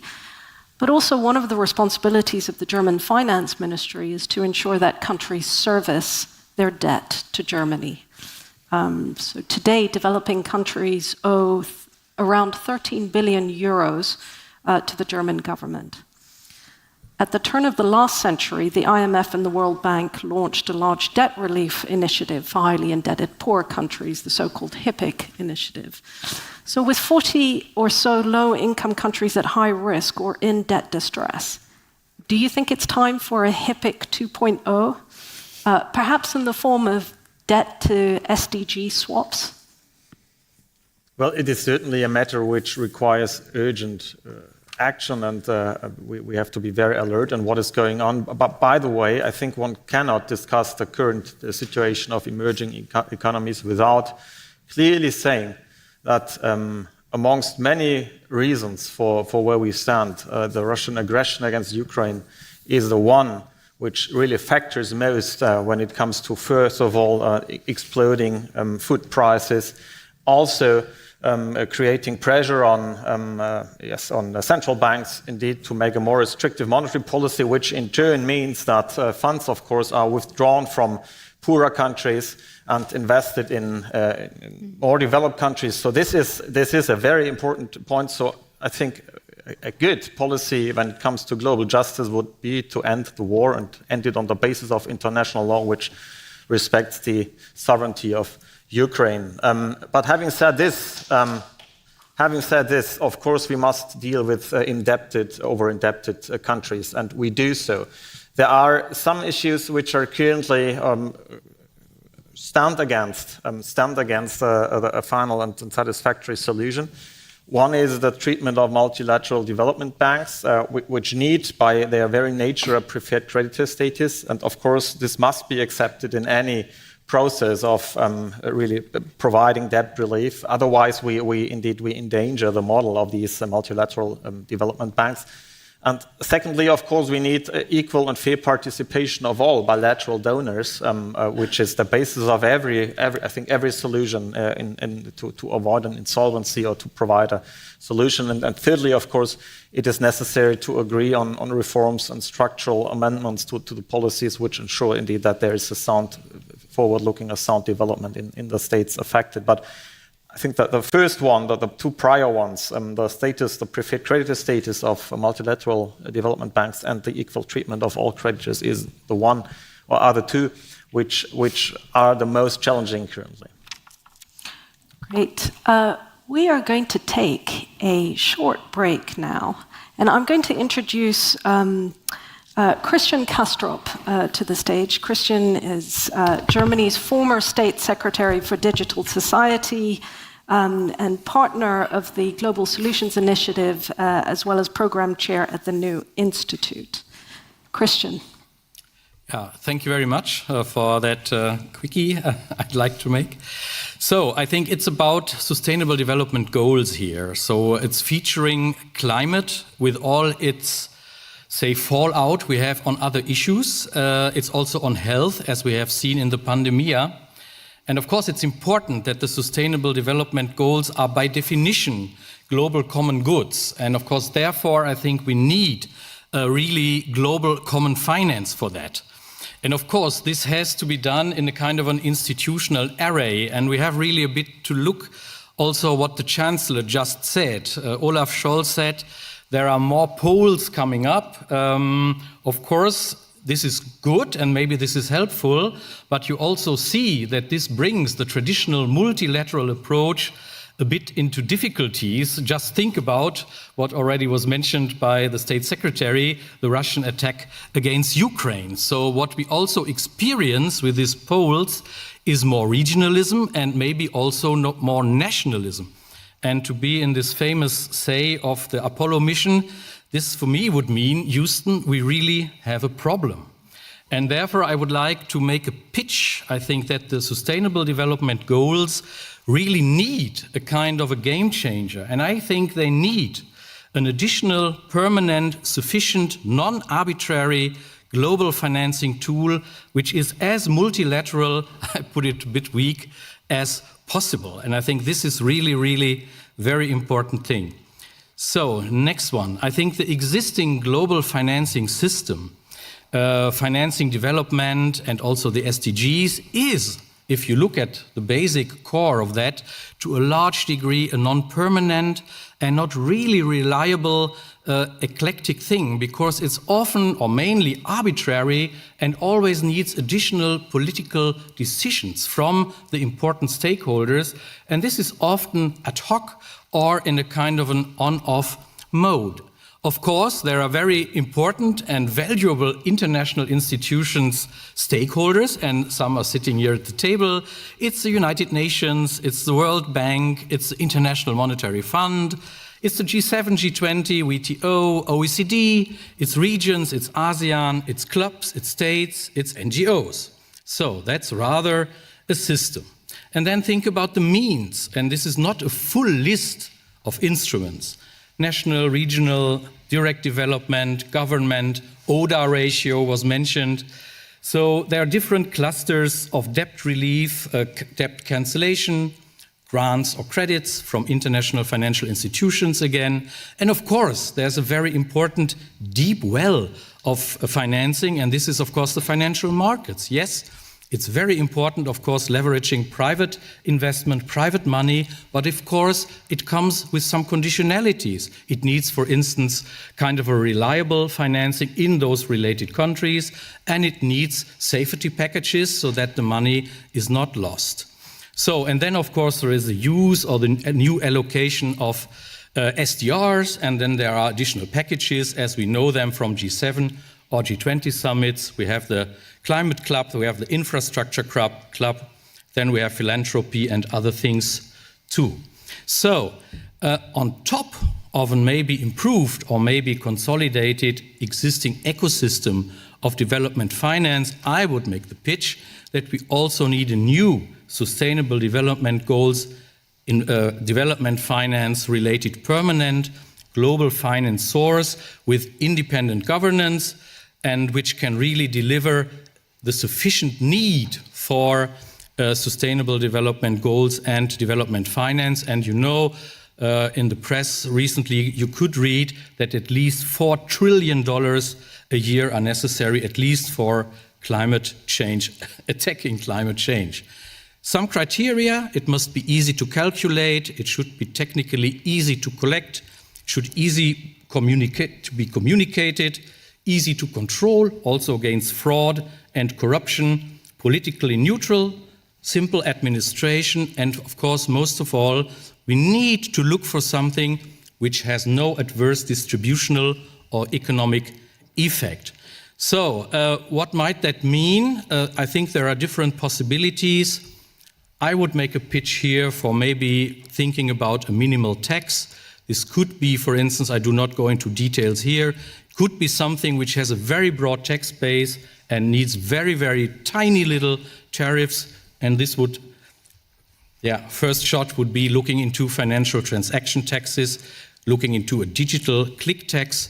I think always is mentioned CO2 tax, but a CO2 tax is important. We need a CO2 tax, but I would like to say here, as this is a kind of, the economists know it's a PIGU tax, the tax base should shrink, and therefore I think it's very, very necessary tax, but probably not for development and sustainable SDG financing. Thank you very much.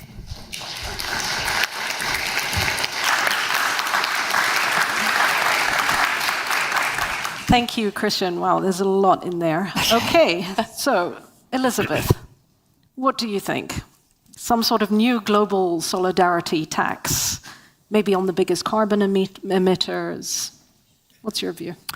So absolutely, I mean, this conversation has been on the agenda in one form or another for a long time, and I think as we look for additional and innovative sources of finance, that's certainly one. I'm not against it, but I think we have to be extremely careful, and I think Christian already mentioned it, of how it's structured and the potential negative, potentially unintended consequences, but nevertheless.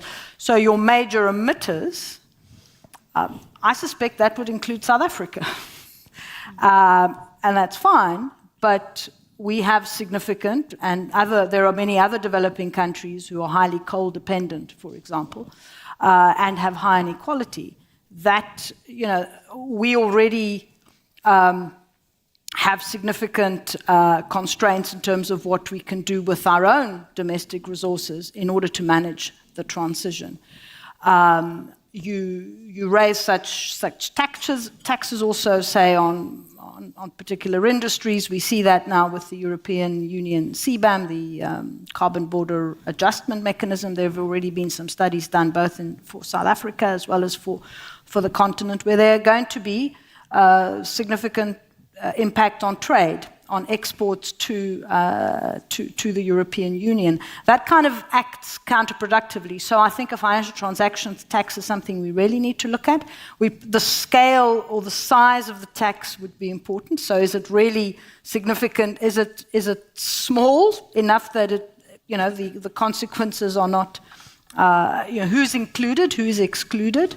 I know there is a drive, and I can absolutely understand it, that developing and certainly emerging economies really need to be part of the solution. That it is about common but differentiated, but also we need to recognize we have very particular challenges that, taxes on it that create further competitive disadvantages don't work in our favor.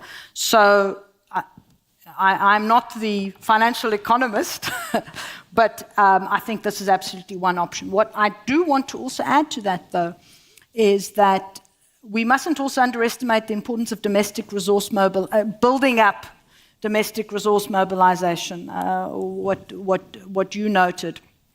And you've, identified some of those. And one of the things that I think is critically important is in the African context, how do we build up the economies so that there is something to tax? In other words, we need to build up the productive capacities. That's one of the visions of the African continental free trade area, about building up regional value chains so that we're trading. It's not just raw materials, but we're actually, the intra-African trade builds up. We're creating opportunities for small enterprises and so on, because then you can have that. And then the other thing, which is a global regulation, and I've said that before, is how do we deal with the gaps that the global financial system creates that enable illicit financial flows? Mm-hmm. And here, I think there are interests both in Africa, perhaps not to plug those gaps, and there are interests, I think, in the global north not to plug those gaps. But I think that's also important. Super. Thank you very much. Now, I'm going to give you each 30 seconds, and please stick to time. I would like to hear, and please, if you would, take off your institutional hats for this. This is you speaking as human beings, thinking about the global good. I would like one proposition that you would like to put to the G7 or to the G20. In fact, one proposition each. If we can start with you, Florian. I do hope that we find a common approach to debt relief for the most indebted, over-indebted countries. Can you expand on that just a little bit?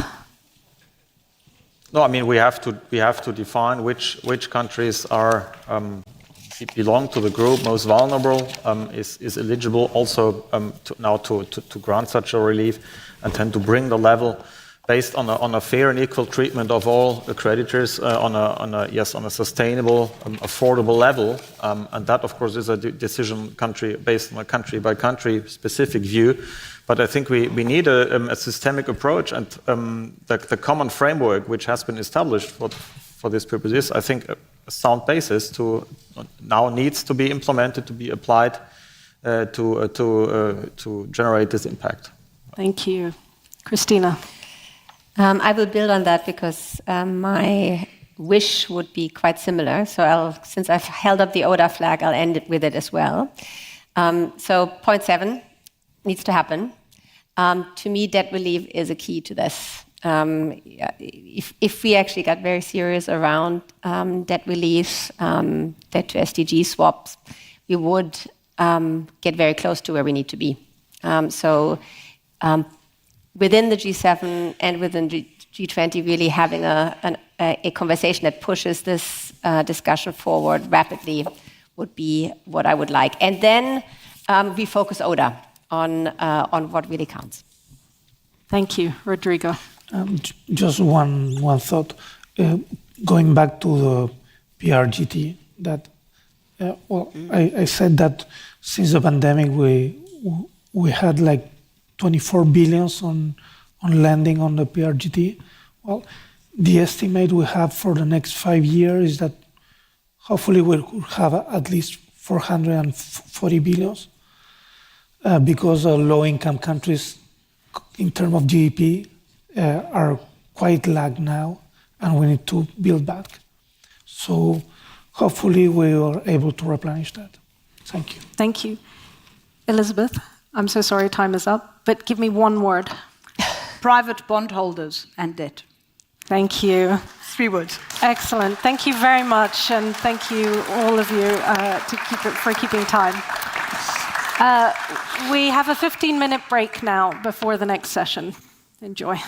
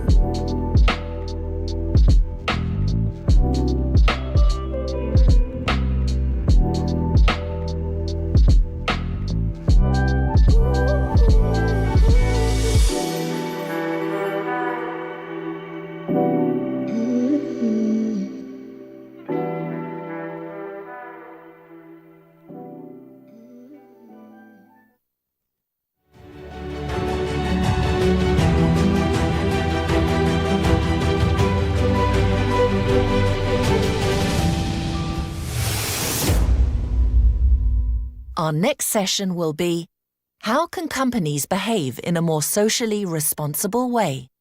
Please welcome to the stage Dennis Snower, President of the Global Solutions Initiative. I am absolutely delighted to be able to introduce this session. I have not seen Oliver for yonks.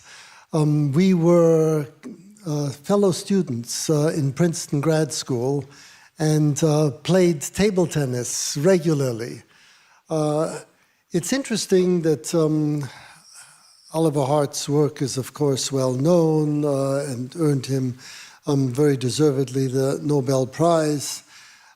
Currently, he's extended this work on how to do better contracts and develop social responsibility. And he will be in discussion with Colin Mayer. Both Colin and I are looking at the other side of the coin. Contracts are external mechanisms to induce firms towards social responsibility.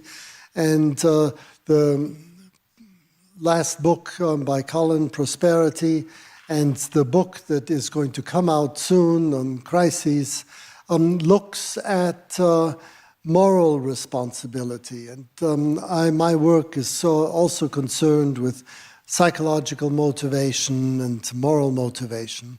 And therefore, I really look forward to this discussion and welcome Colin to the stage.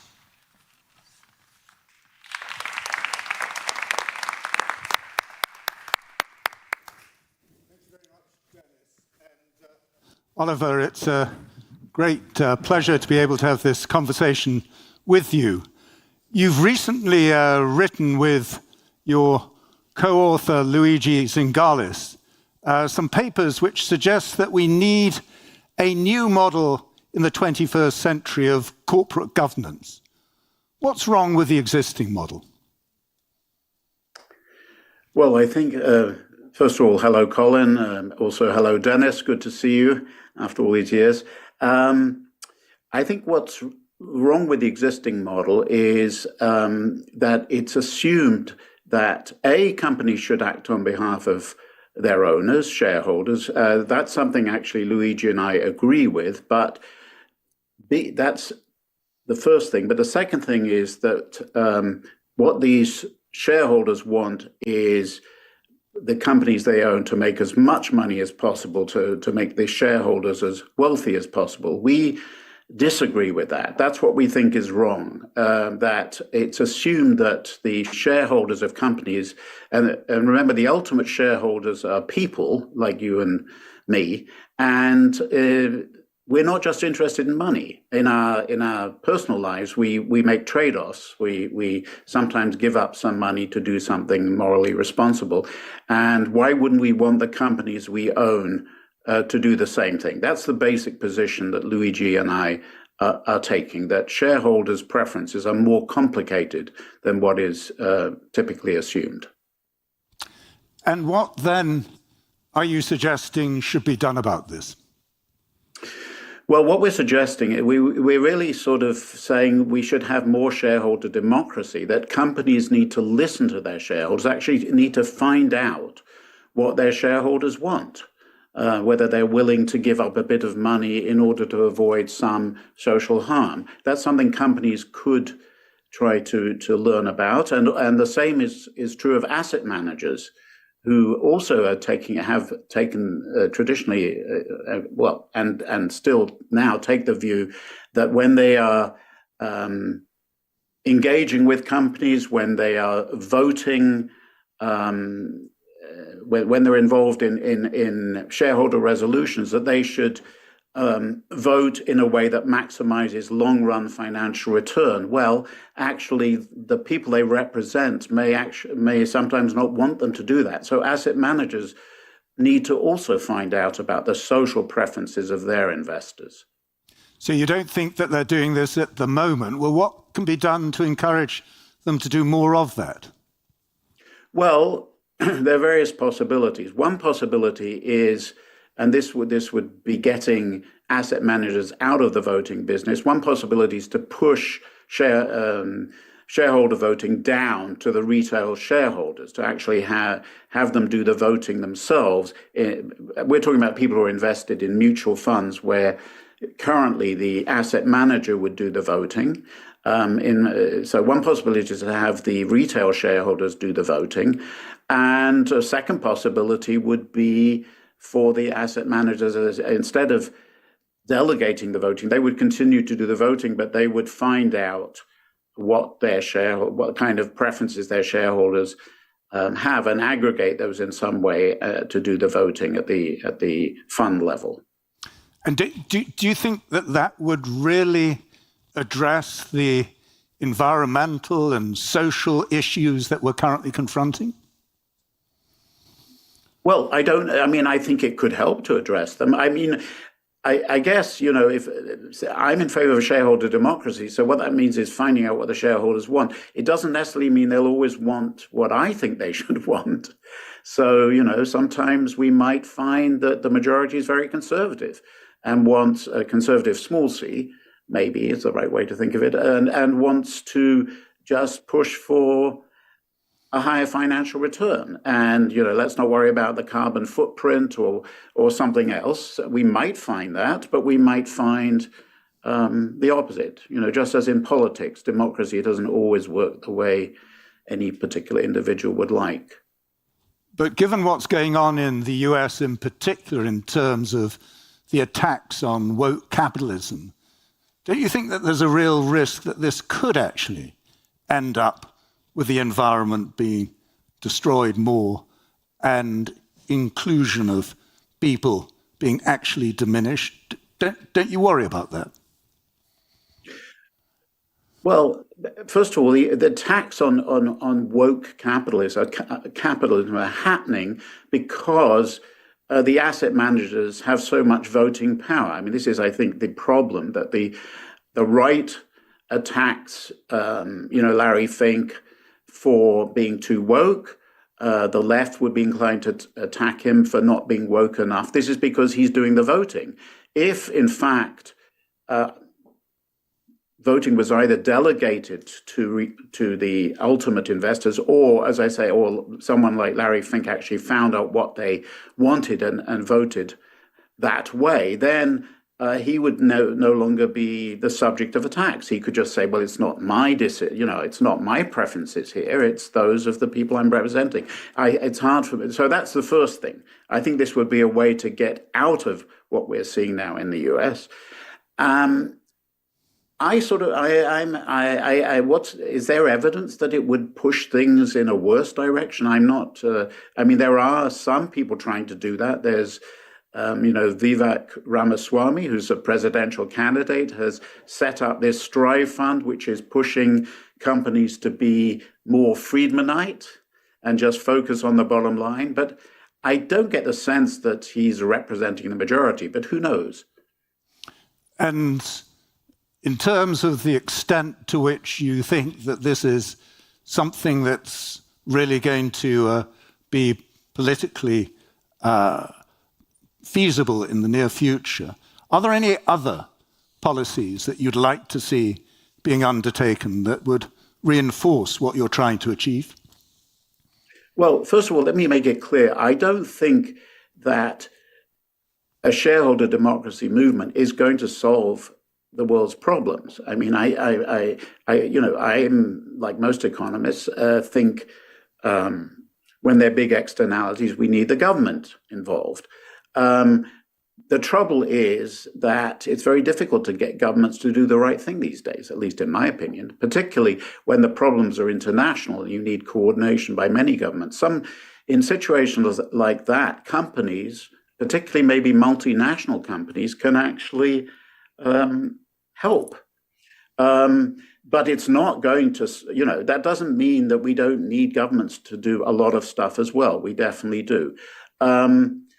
But let me just say that particularly, sometimes the problems we're talking about are not, may involve a particular company and something bad that company is doing, which is not something that maybe policymakers would be focused on because it may be too small for them. But the shareholders, in contrast, could actually be a very positive force there. So that's one thing I would like to say. The second thing is, I don't know whether we're going to get to practicalities, but I think one thing I would like to note, and I think it's partially an answer to your question, Colin, is, you know, when I suggest to people, or when people talk about pushing voting down to the shareholder level, to the retail shareholder level, of course, what's often, you know, you hear back is, well, this is just not feasible, because how could shareholders spend all their time voting? I mean, if they have an index fund, we're talking about thousands of companies, and they can't keep track of all the proxy statements. But there is a solution to that. I think this is where modern technology can be very helpful. I'll just mention one service that exists by a company called Iconic, where they ask you questions about your preferences. And, you know, it took me about 10 or 15 minutes to fill out the questionnaire. And then they will vote on your behalf. So it's sort of an algorithm that will now do the voting for you. So this is a sort of thing that I think there's going to be more of that, which is actually going to make this approach more feasible. And do you see any of the large mutual funds, the BlackRocks, the Vanguards, are they doing any of this? I think, Iconic has linked up with one fund. It's not one of the bigger ones, though. And I think they also have a partnership now with As You Sow. That's, of course, not a mutual fund. So I think they're just beginning. They only started literally a few weeks ago, maybe a month or two. But, you know, so it's very early days. But I can certainly imagine big asset managers wanting to offer this service to their own clients. I'm hoping that's going to happen. And what about the regulators? What are organizations like the SEC doing about this? About that, I don't know. I mean, obviously one thing that's going to be important is to make sure that anybody offering a service like that is indeed voting the right, you know, is not is following your preferences. In the case of Iconic, I can see how they voted for me, but of course, am I going to keep track of it? Probably not. So I can see some role for regulation there, but I'm not aware that the SEC is yet doing anything about that. But I may be wrong. And just to be clear, you're not advocating what is sometimes termed stakeholder capitalism, and that is to broaden the participation beyond shareholders. Is that correct? That's basically correct. What I'm saying is, or Luigi and I are saying, is that to the extent that the shareholders may be concerned about stakeholders, then of course, getting shareholder preference, it's going to bring in stakeholders. But I'm reluctant to give stakeholders a formal voice through votes, simply because that's not the way most companies are set up. You can set up a company to give stakeholders representation if you want, and some companies are set up that way, but most companies are not. So for me, that's just tricky to go that extra step. And if we came back, Oliver, as one final question, in 10 years' time, and we had a similar conversation, what one thing would you like to have seen happening in the intervening period to demonstrate that the world has really gone in the right direction? Well, I'll come back to what I said at the beginning. Either shareholders just being their voices being heard more, and it's no longer being assumed that they're only interested in money. I mean, it may turn out they are. If they are, okay. If that's what the majority wants, so be it. But I would like, at least in 10 years' time, I would like it to be the case that they've had a chance to express their views. Professor Oliver Hart, thank you very much indeed. Thank you, Philip.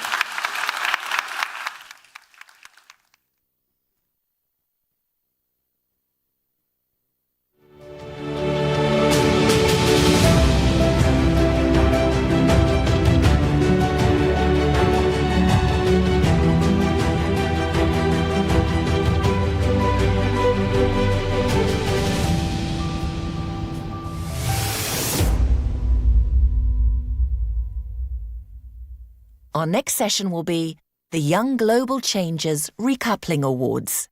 Please welcome to the stage your moderator, Declan Curry.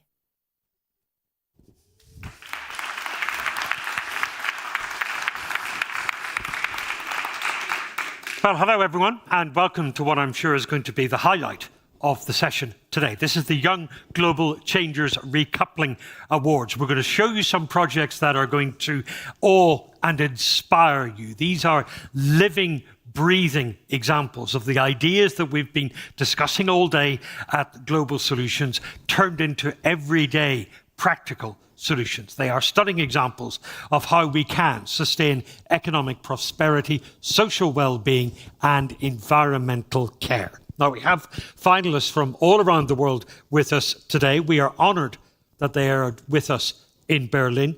We only wish we could give prizes out to all of them, but that is not how these competitions work. But I think we should show our congratulations and give our encouragement to all of our finalists. Let's give them all a big round of applause.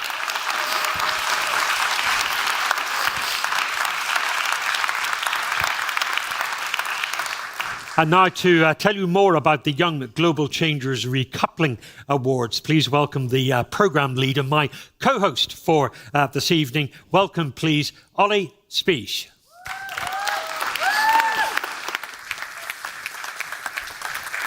Right, thank you. Thank you, Declan. Welcome, everyone.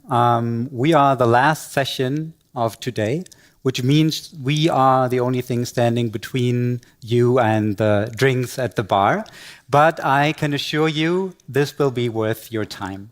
We have, as Declan mentioned, 15 wonderful finalists here with us. They are all young global changers. All of them are involved in a project that is bringing about change on the ground in their communities, in their countries, in their regions. And you, dear audience here and at home, you will watch 10 presentations in total of these projects, and we have a wonderful jury with us who will award 3 awards. And we also have 2 special awards that we will hand out later in this session. So let me just say, none of this would, of course, be possible without our supporting partners. And I want to thank PwC and also the German Federal Environmental Foundation, among many other partners who have supported us all these years along the way to make this happen. And please join me in thanking our partners, thanking everyone who made this possible, and especially thanking the 15 young global changers coming from all over the world here with us in this room.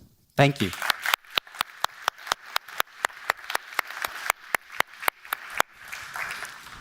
Well, thank you very much. Now, we have our contestants, we have our finalists from around the world, but someone has got to choose from among them to decide who walks away with the 3rd prize, the 2nd prize, and the 1st prize here this evening. The people with that unenviable task, that impossible choice, are our judges. So please join me in welcoming them to their stage. They are Julia Pomares, Shukri Toifi, and Mariana Heinrich.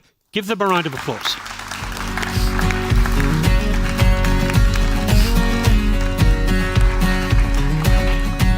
You will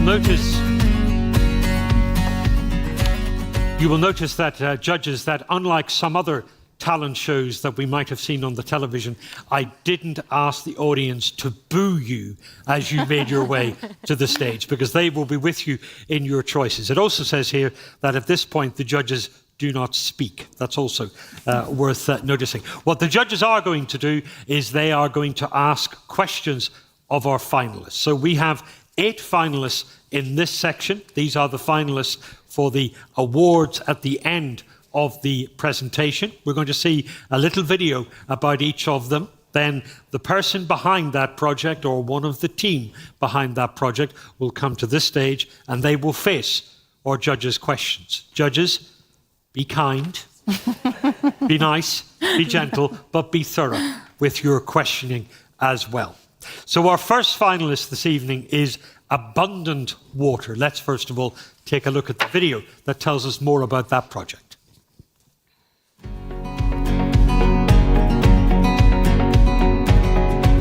Abundant Water addresses a lack of access to safe drinking water in rural communities in Timor-Leste, Laos and the Philippines through a social business model. We train local entrepreneurs in business and wash skills to sell easy-to-use, low-cost water filters within their communities. These vendors become part of a large distribution network, reaching customers through the use of their own local and social connections. Our social business model harnesses the opportunity and forces of the market to bring real change to people's lives, and our filters provide a cheap and simple technology that meets World Health Organization standards by removing 99.9% of bacteria. To date, we have reached over 170,000 beneficiaries. We have also got free filters into over 500 schools and health clinics. Through the use of our filters, our beneficiaries, or rather customers, have experienced reduced sickness, especially amongst children. Additionally, as families no longer need to spend time collecting or buying firewood to boil water to make it safe to drink, this saves them both time and money. Alongside the social benefits of this, there are also environmental benefits, because trees no longer need to be cut down and firewood no longer needs to be burnt, meaning that less carbon dioxide is released into the atmosphere. Meanwhile, ongoing filter sales provide important revenue for the vendors we train, particularly for female vendors living in areas of little economic opportunity.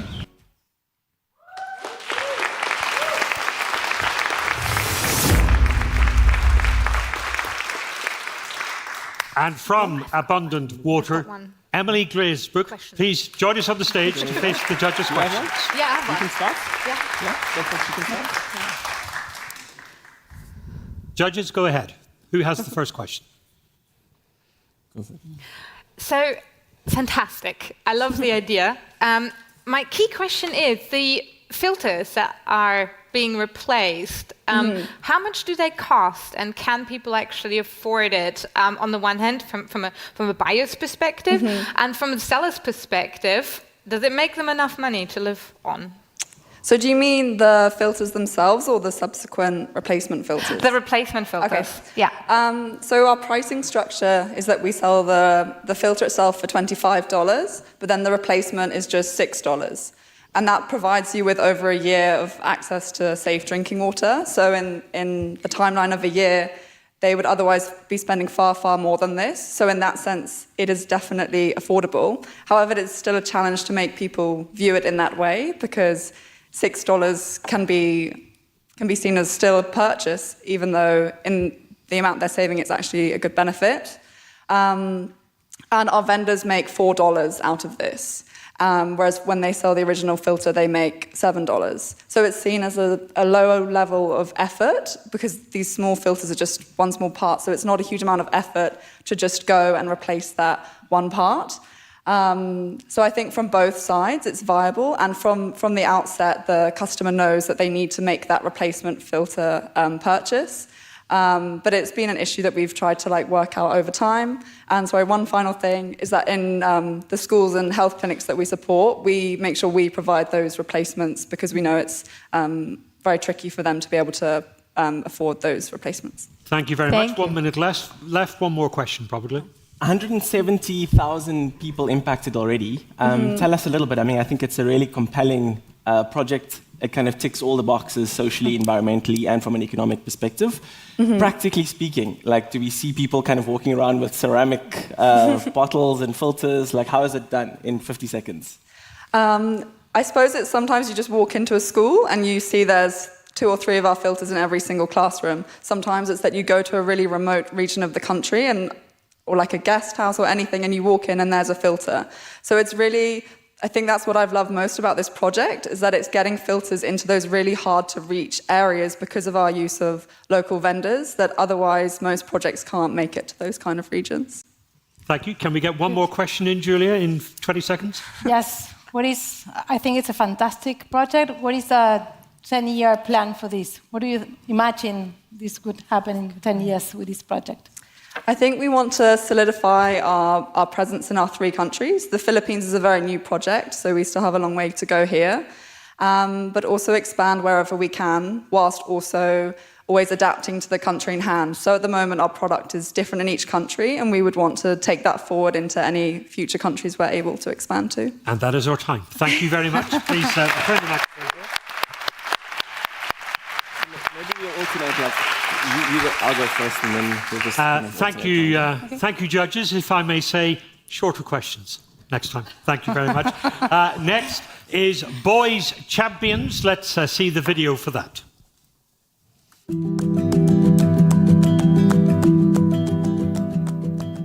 You're good.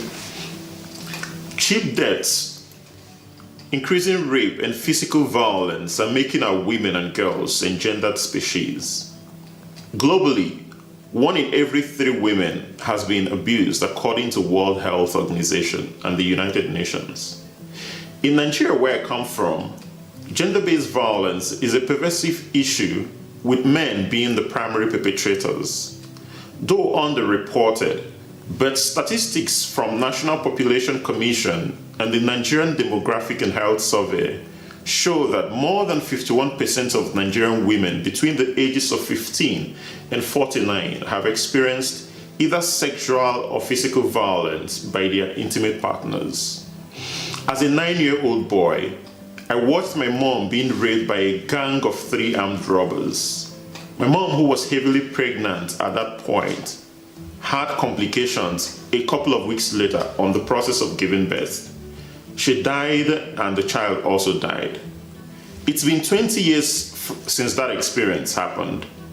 I have not been able to heal totally. I have grown. I am my mother's son. And today I have committed to working with young men to end violence against women and girls in Nigeria. The statistics that I mentioned earlier highlight the urgent need for programs like Boys Champions to empower young boys and men to become part of the process of ending gender-based violence in Nigeria. I started Boys Champions after meeting Barack Obama in Johannesburg as an Obama Foundation Fellow. Boys Champions is a youth non-profit organization that is advocating against sexual violence and gender-based violence as well. We're providing prevention mechanisms, mentorship, and supporting survivors with psychosocial services. It is clear to us that our women are in grave danger. And if we have to end gender-based violence across the world, then there is the urgent need for every stakeholder, including boys and men, to stand up and take action. This is what we are doing at Boys Champions. By working with these young boys, teaching them positive masculinity and how to relate with men and women alike. My name is Noel Alumona, and I'm the founder of Boys Champions.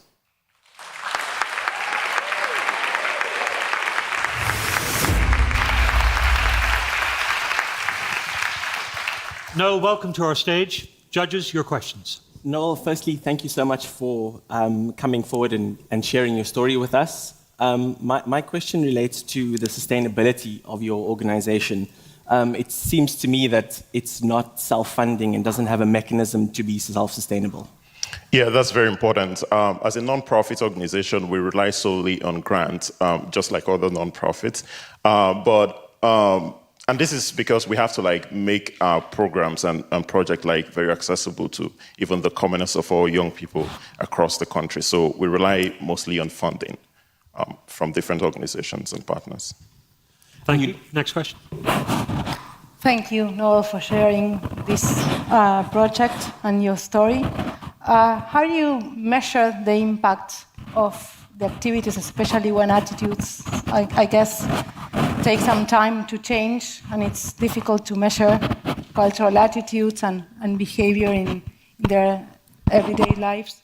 Yeah, thank you. So we have 2 major metrics that we utilize in measuring impacts. Number 1 is qualitative, and then the second one is quantitative. So for the qualitative, we focus more on measuring the experiences and, of course, the thoughts and knowledge that these young boys come into our program, especially when they're being introduced. So we ask them, to get more information on their insight or, the different thoughts that they have about, gender-based violence or, healthy masculinity. And we see that most of these boys who join our programs, from the time they come in, they do not have any idea. So in the process of their journey with us, as they progress, we're able to, maybe in 6 months, 1 year, we're able to also have these important conversations with them. And we see that they have actually progressed, over time. So just having that conversation. And then talking about the qualitative, We see that in the different relationships that they have, with the women in their lives. It could be their younger sisters, it could also be their parents, and then, their girlfriends, as the case may be.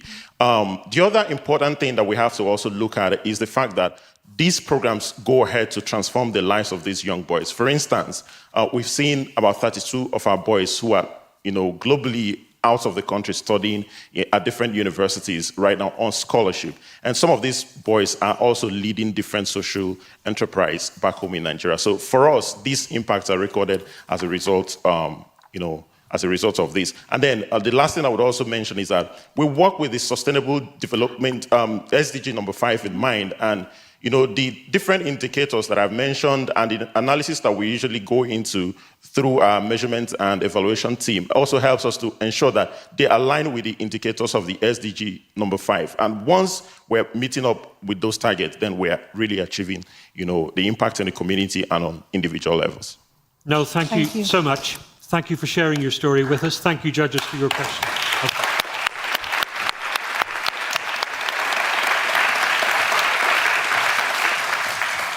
Our third finalist today is Community Collections. Let's see the video that tells us more about them.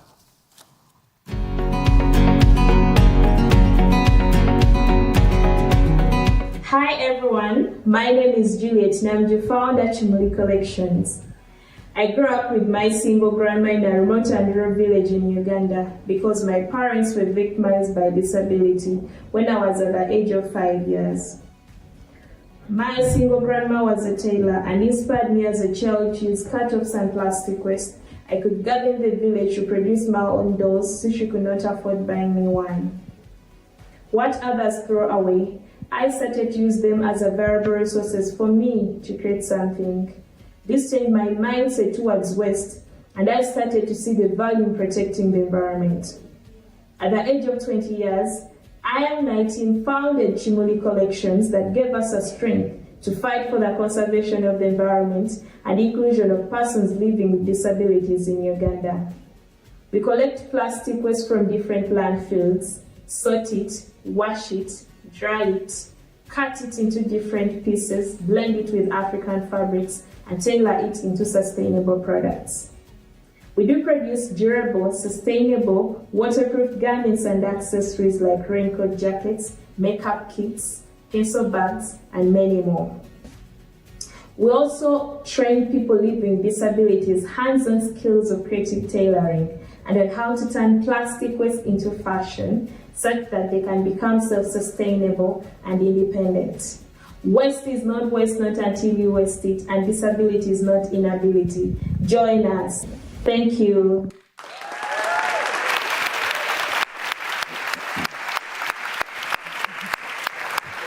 She's wearing it. No, it's your turn. And you are wearing an example of it here right now. Welcome to our stage. This is your microphone, and the judges have their questions. Thank you for sharing this project. How do you motivate and find the waste collectors? And how is the process of recruiting people for the project? Thank you so much. We go to communities where most of our marginalized unemployment youths are. We mentor them, coach them, train them how to collect these plastic waste from different landfills. And after training them, they collect the waste for us and bring them to our waste collection center, and we pay them per kilogram of what they have collected. Most of these marginalized youths have been able to create their own employment. They have set their own waste collection centers, and even now we are buying most of the waste from them, and they're self-sustainable and independent. Thank you. Next question. I was wondering, love it. Looks amazing. How much does that earn you and your staff? Like, can you actually live off the revenue that you make? Yes, we do. For example, this jacket that you're seeing, it cost $100. And we have been able to at least 40% of the procedures, for example, that comes out of the jackets, they've been able to empower more disabled women, youths, and other tailors. And even as the staff, we are able to sustain ourselves out of the revenue that we generate from these upcycled products. Thank you. Judges, next question. Congrats on an amazing project. How do you create some scale to your project? It sort of, it strikes me that it might take a while to kind of spread this. And if there was an investor sitting here today that gave you $10,000 or $20,000, how would you use that? I would be able to upcycle, collect more plastic waste from different landfills and produce it into more sustainable products that I can be able to sell both local and globally. I'll be able to increase on the job creation of the marginalized disabled women who work as tailors, such that they can become more self-sustainable and independent. And these women will also be able to become trainers of other trainers in other communities. I'll also be able to create a Chimuli training skills program for more revenue. For example, introducing more skills training programs for our women, such that they can also become more self-sustainable. And even as the project, we can be able to sustain ourselves.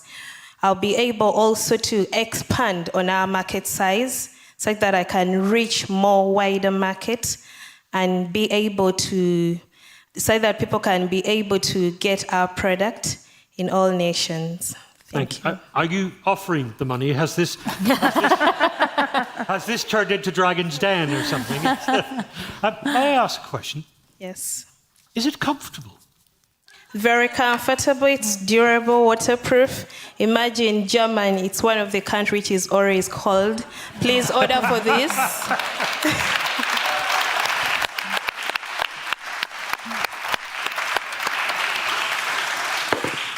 Juliet, thank you so very much. Thank you for sharing your story with us, and congratulations on your continuing success. If you're handing out $20,000, I'll have a word with you afterwards. Right, the next one that we're going to hear from, our next excellent finalist in this wonderful parade of examples of brilliance that we're seeing today. This is El Avispero.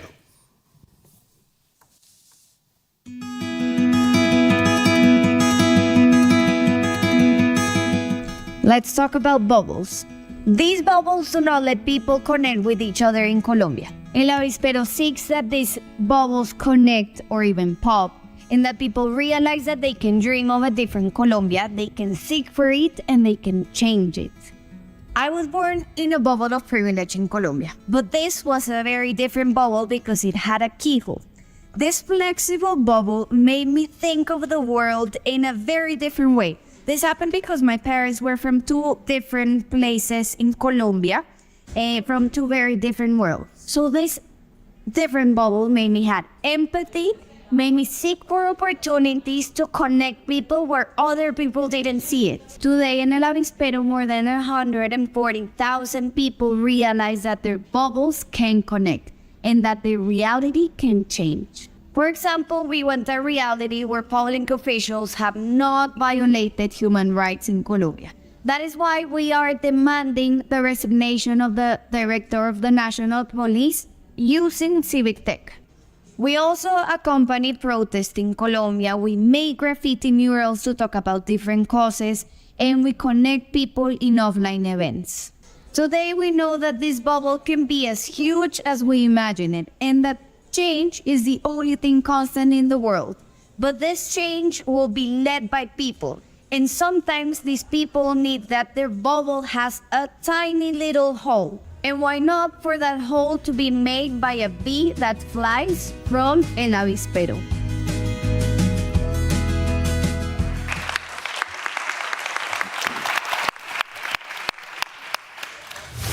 Maria, welcome to our stage. The judges have their questions. This is your microphone. Hi, everyone. Thank you. That's a wonderful project. A little bit similar what was asked earlier. So your organization is a non-profit. Do you have any income in terms of like that you make from the events that you organize, from the platforms that you run, or is it all relying on grants coming in? We do have grants, but we also do fundraising. So people donate to El Avispero. Some of them donate monthly, some of them donate yearly, and some of them donate just one time. Okay, thank you. Congrats again on an amazing project. How do you control the editorial control in terms of the fact that it's a very subjective process, right? So the values, the goals, the ethics that you perhaps personally as the director of this organization may want to drive, and yet there may be people who give expression to that and think of that slightly differently. Yeah.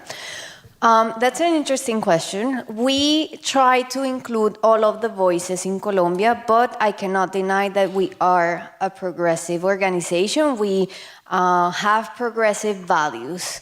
So people tend to form in a very organic way around El Avispero. So you can decide if you want to or not sign a petition, for example. And you can decide if you want to join an offline event. But what we do is that we seat people that do not think alike in the same table. So we call them expert people. So even if we have progressive values, we do seat the other side of the mountain, because Colombia is crossed by the Andes mountain range. So we seat the other side of the mountain in the same table.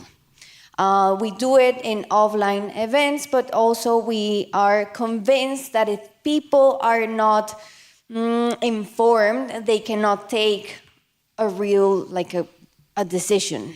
Thank you. Next question.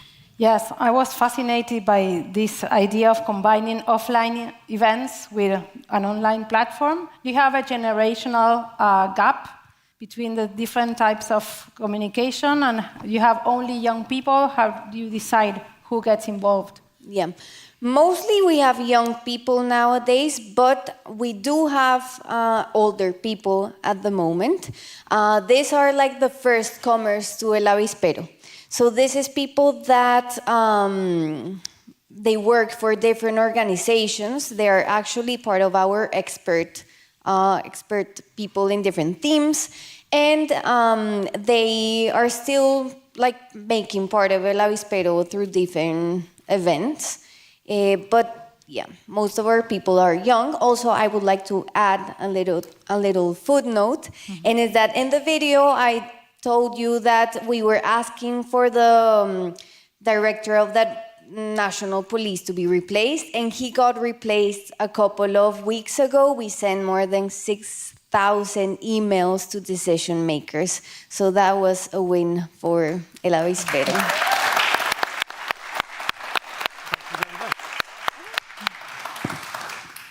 Maria, thank you very much. Thank you for your presentation. Judges, thank you for your questions as well. We will now learn a little bit more about our next finalist, and that is Project Rebirth.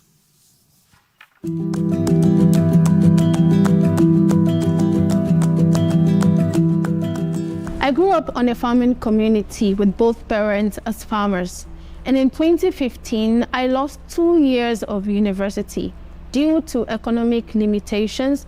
My name is Oluwadamilola Akintewe. I am the founder of Project Rebirth. My team and I are committed towards fostering economic prosperity for people in rural communities across Africa. According to the World Bank, over 50% of poor people live in rural communities, and they are women. And over 17 million women and girls lack access to skills for a source of income generation. This was what inspired Project Rebirth. My team and I leverages entrepreneurship as a means for social impact. In our pilot community, we identified over 300 women who needed skills. But because to enroll for formal training cost a minimum of $200 per student, we provide this training for free in sewing to give them a stable source of income generation, upward social mobility, and better livelihood. We took our impact a step further by providing mini loans to our beneficiaries who could not qualify for traditional banking loan facilities. And because we are committed to ethical impact, we train our participants to reduce, recycle, and reuse cloth waste as a solidarity for sustainable fashion in the fight against climate injustice. I am happy to say that our beneficiaries earn a minimum of $120, which is 2 times higher than the average national minimum wage in Nigeria. And we'll call you to join us in creating better opportunities for people in rural communities to change the narrative and to create a better world for us all.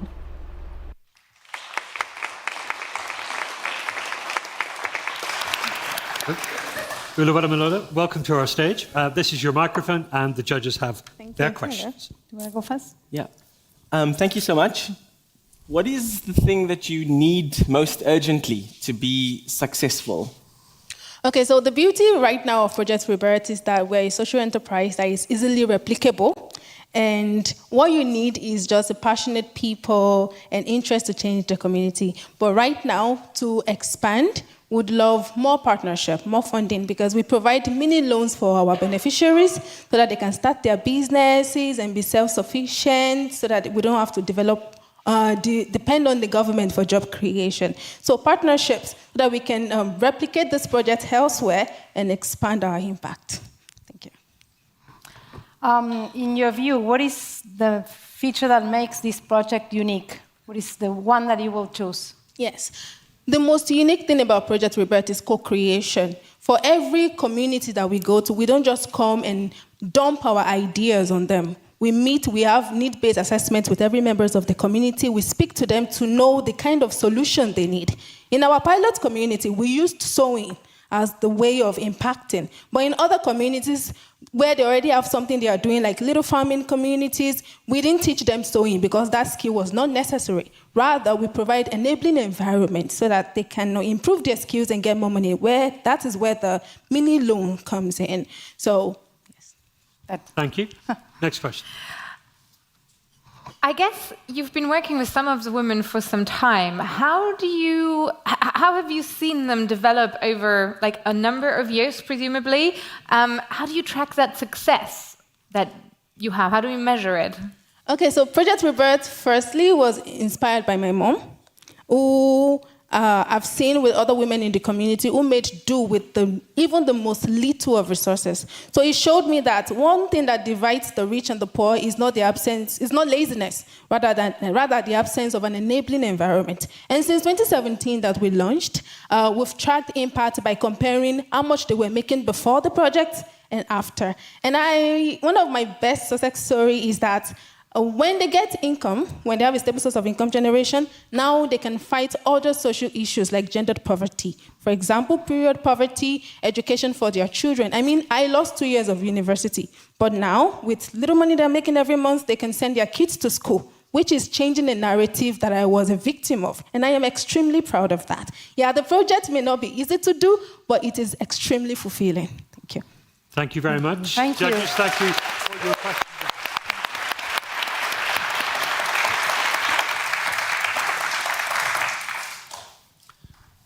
So we have some more excellent examples to inspire you. And the next one that we will look at is eco-work.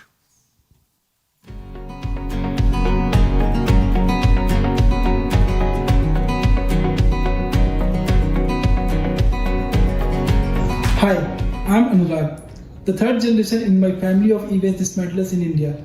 Not many of us know that in a developing country like India, most of the e-waste dismantling is still in the hands of informal sectors.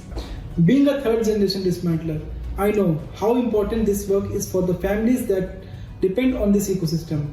And also, our inherited knowledge and network is so differently organized and unique that needs to be preserved. I always wondered, it's been us who have been adding value to the circular economy for several decades, and yet we are labeled as the devils just because we do not have access to the formal way of dismantling. That's when I met the co-founders of my project, and they told me about their idea of eco-work, which encouraged me to join them for creating a solution for people like me. EcoWork is a social and environment impact-driven solution that strives towards the integration of all the stakeholders in the e-waste recycling ecosystem to be connected under one roof, including informal dismantlers as the key stakeholders where they can bring on their own e-waste dismantling in a very safe, sound setup using modern tools, equipments, and PPE and continue their business. They can connect with the downstream buyers available inside and outside by using our digital platform to get the best value for their dismantle fraction. Both the physical and digital infrastructure is available in a very affordable pay-per-use model that does not lock the crucial capital of the micro-entrepreneurs. The first of its kind pilot facility is ready to open in India, and we aim to have it as a scalable model that can be replicated across other countries. At EcoWork, we believe in achieving sustainability by creating an inclusive circular economy.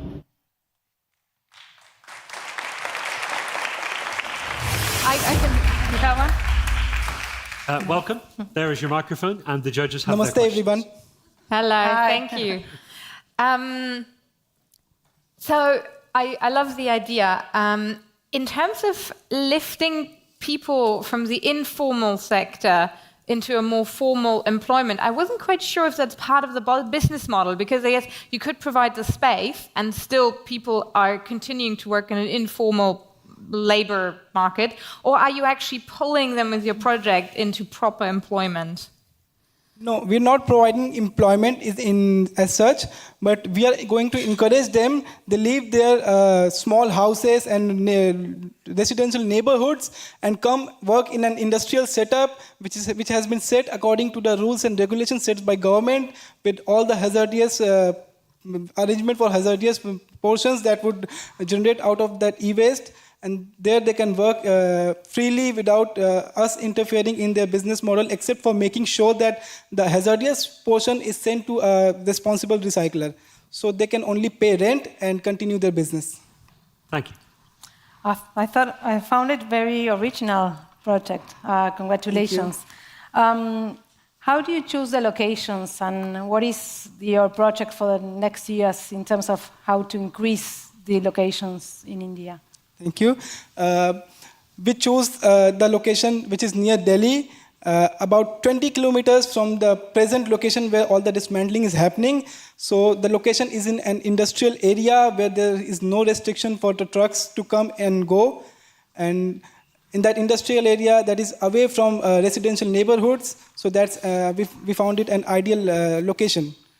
And in terms of what was the second question? You were asking about future growth, is that correct? Yes. Yeah. In future, we are looking forward to open many such EcoWork facilities in different parts of India and other developing countries as well. Thank you. Lastly, you said it's the third generation, so it's a family business, right? Yep. What have you done? What level of innovation have you layered on top of the existing 2 generations of family business? To be very honest, while I was working in my family business, I never thought of doing anything new. So we started facing an extension level challenge where new government policies were introduced. So we, from 10 years down from now, we started looking into darkness where our business will be closed. So that's when EcoWork happened, and I was looking forward to opening such more doors for many people like me. Thank you very much. Judges, thank you for your questions as well. Thank you.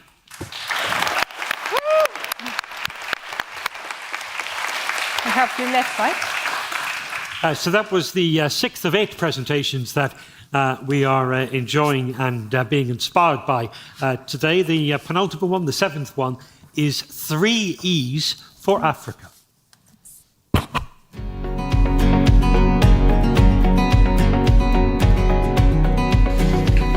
Climate change is one of the biggest challenges the world faces today. Although Africa is most affected by the adverse effects of climate change, research shows that only 3.8% of global funding for climate change research is spent on African topics. Also, when it comes to climate change research focusing specifically on Africa, only about 14% of this funding goes to African-based institutions. As a continent on the verge of the biggest demographic growth, and as the continent most vulnerable to climate change, Africa should be able to research and create innovative solutions itself, as this is key for its development. We cannot really say that we are actively addressing climate change and working towards a more sustainable future when the most vulnerable communities in the world do not have a say in it. This is where Race for Africa steps in. Currently in Cameroon, Ghana, and Namibia, we empower young Africans, enabling them to use their education and create sustainable solutions to climate change through research. We provide them with mentorship, funding, and visibility as they propose and research their own innovative ideas to find adequate solutions to the climate change challenges which they face. Through their voice and ideas, they get to own their narrative and develop their continent by fighting and adapting to the climate change crisis themselves. We truly believe in African innovation for a global impact.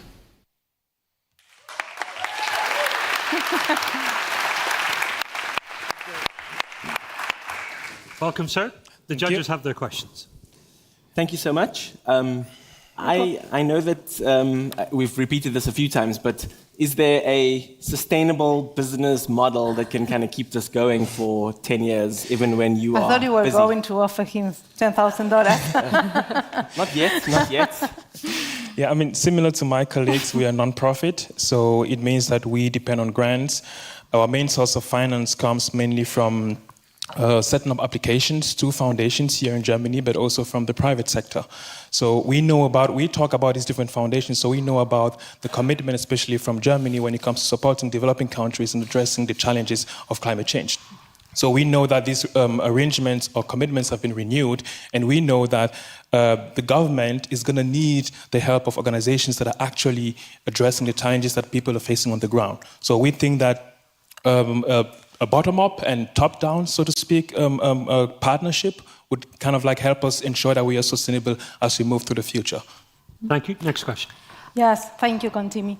You partner with African universities. Where are the projects based, the research projects based? The research projects are on the ground in the African countries itself. Okay. Yeah. And in terms of success, because you're effectively enabling others to do what they do best, Yeah. it must be really hard to track success. Yeah. How do you do it? So we use this as established a concept of sustainable development goals.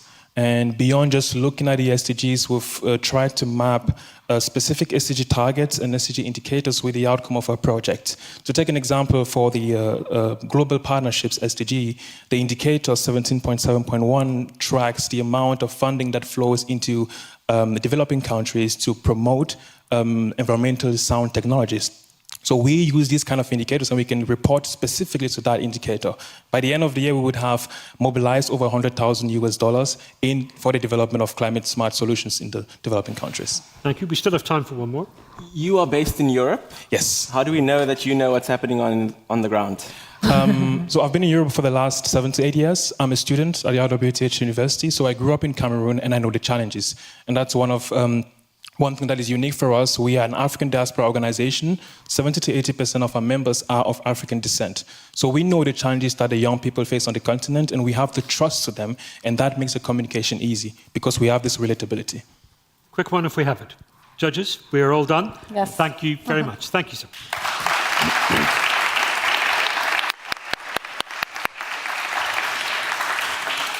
And project number 8 that we are going to look at and be inspired by is the Aladdin project.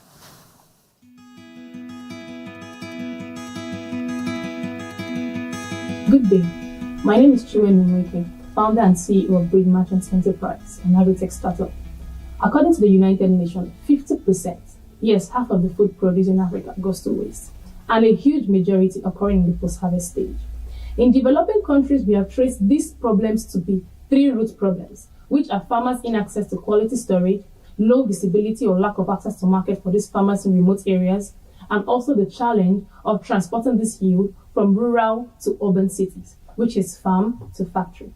At Breed Merchants, we have developed an end-to-end integrated solution to combat these challenges, and our solution keeps getting better. Firstly, we have built a decentralized model to aid us source all farmers in remote areas with lesser resources.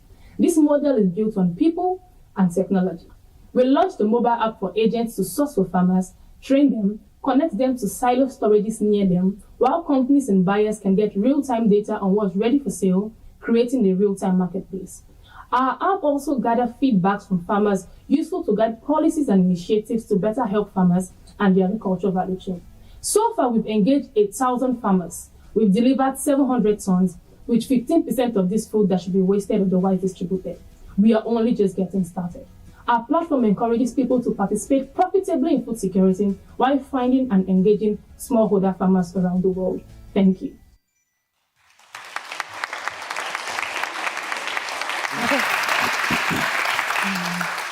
Chinwendu, welcome to our stage. Here is your microphone. Judges, over to you. Hi. Thank you. I love the all-round approach. So the app, do I pay to download it or do I pay to use it on a regular basis? So basically, what is the cost to the farmer? And then also, how does that revenue actually get you to run the business? Because you said you're getting just started. So what's next then? All right. So the app is actually free. Okay. Now, the major aim for the app is to get the farmers and source for the farms. It's free for download. The farmers and the agent can get it for free. Now, our business model is not to generate money from the app, but we get our revenue from 3 ways, which is direct sales. We buy these goods from the farmers. Secondly, we get it from commissions. Because we have warehousing storage in each of these local communities, they get to store their goods for free. When we help them sell, we just do a little bit of markup, 2 to 5% of what we sell for them. It doesn't affect how much they're selling. We give them better rates than the rates they will get in their markets, so it's easier for them to sell to us. So for the app, it's free. Silo storage is free. We do the agent connections for them. The agent act as extension agents because we know that in Africa, we are still in the Agritech 1.0, and there's a huge work down to Agritech 4.0. So our agents are standing as they are standing as third-party agents to be able to help us get them through. So they know the pain of these farmers. They relate them to us, and we help them find better results to that. Thank you. What I really enjoy about this is the Global Solution Summit, and I think this is a real solution. You've not only identified a gap and solutioned it on a whiteboard, but you've actually gone out there and done it. So my question is, once again, what are you going to do if you win this competition? So if I win this competition, it's going to be a very huge step for us because currently we're only impacting 1,200 farmers directly. And we are moving towards the digital model because we are anchoring this project on social impacts such as employment, eradication of poverty, and to curb post-harvest waste. That's reduce food waste. With this particular platform, we know because we are going to be able to skyrocket the amount of persons we reach from 1,000 farmers. We are looking at hitting 500,000 farmers within the first year if we get a minimum of 100,000 agents. We currently have about 350 agents who are working with us right now, and they're actually doing the job perfectly. So this platform is actually a very huge one to be able to carry this impact from where it is to where it's supposed to be. Thank you. We can have one quick question, one Yes. quick answer. Just a question about the logistical challenges of this. Is connectivity a problem? Is the lack of digital skills a problem? How do you deal with that? For the logistics, we currently partner with companies who actually have trucking units. So these rural communities are actually very far from the urban communities. So we give them access to logistics. Now, this is one aspect of the app because we are at the MVP stage. And that is just the beginning. The beginning is to source for the farmers. We have other stages whereby people who actually have trucking units can be able to lease their trucking unit on the app. We also have the next phase where people who actually have buildings can be able to give us those buildings for rentage and lease. So we don't have to go through the process of using resources to be able to start building warehouses from the scratch. Then now we are doing direct B2B. But we are looking to go into B2C, where people can get fresh fruit from the farm, directly from the farm to their houses. Thank you so very much. Thank you very much. Your story with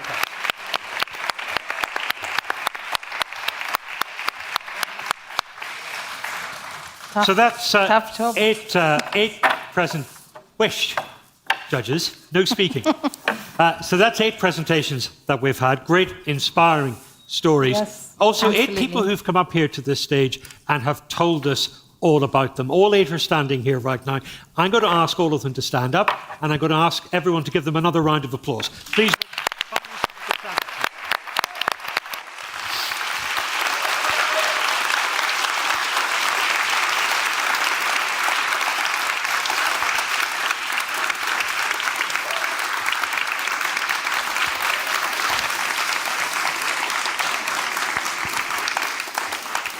And that applause was to say congratulations. It was to encourage you to do great things in the future. And it was also to say thank you for putting up with these three and the questions that they asked you as well. So please do feel free to resume your seats.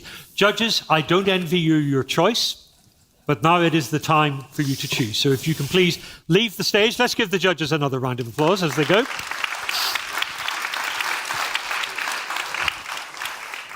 And I'm going to welcome to the stage, well, I thought I was going to do it to this one, but the lights have gone out, so that suggests we're going to stay on this stage here. I'm going to invite Dennis Snower to come to the stage, but also someone really special, and we're so thrilled that he's with us again this year, the winner of last year's awards, Matthias Jabe.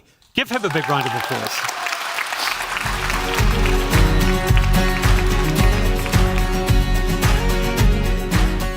And welcome to both of you. If you could use that microphone there for you, and Dennis, you've got one in your hand already. How's it been? What has happened over the last year? Well, last year has been really exciting. And first of all, I would like to thank Global Solutions Initiative for giving, us this opportunity for our voices to be heard at such important gatherings, because it's very important for us to be heard. And I would like to also congratulate the Young Global Changers for this year, for the amazing work. I'm truly, truly inspired, and I'm excited about what you do next. Were you glad it wasn't you up here presenting again this year? Of course, I was very relaxed the whole time. Very, very relaxed the whole time. I know how it feels. So yes, fingers crossed for the best. So last year, our work has been able to reach over 250 farmers directly. And then we also secured 8 global recognitions in addition to that of Global Solutions recognition. We were able to reduce up to 300 tons of CO2 emissions. That is from avoided food waste emissions. And in addition to that, we were also able to secure 5 global partnerships. I'm sorry, I should have asked you, just remind us what it is that your enterprise does. Right. So my enterprise is AcoFresh. So AcoFresh is currently on a mission to help reduce the issue of post-harvest losses in smallholder farming communities. Because currently, according to FAO, up to 40% of all food produced in sub-Saharan Africa is lost before getting to consumers. And this is affecting smallholder farmers. So what we are doing is that we've innovated a solar-powered cold storage preservation technology, which is extending shelf life of crops from 5 days to 21 days, helping farmers reduce losses by 50%, improving their livelihoods, and reducing food waste carbon emissions. So that is what we do. So aside reducing food waste carbon emissions by 300 tons last year, we were able to also secure up to $40,000 in funding, in addition to what we received from Global Solutions Initiative. I think that deserves a round of applause. Congratulations. Thank you. So what is try not to knock over the awards for this year's winners, what are the next steps for you? What happens next? Yes, that is where the excitement comes in. So currently, quick next steps is for us to scale our solution. Over the past year, we've been trying our best to fundraise and then create partnerships. So last year, we've been through recognition from Global World Economic Forum and even Global Solutions Initiative. We've been able to have our work featured on several global platforms, even including the United Nations Climate Change Conference, where we've been able to have conversations with potential partners and sponsors who can help us scale our work even beyond at the shores of Ghana.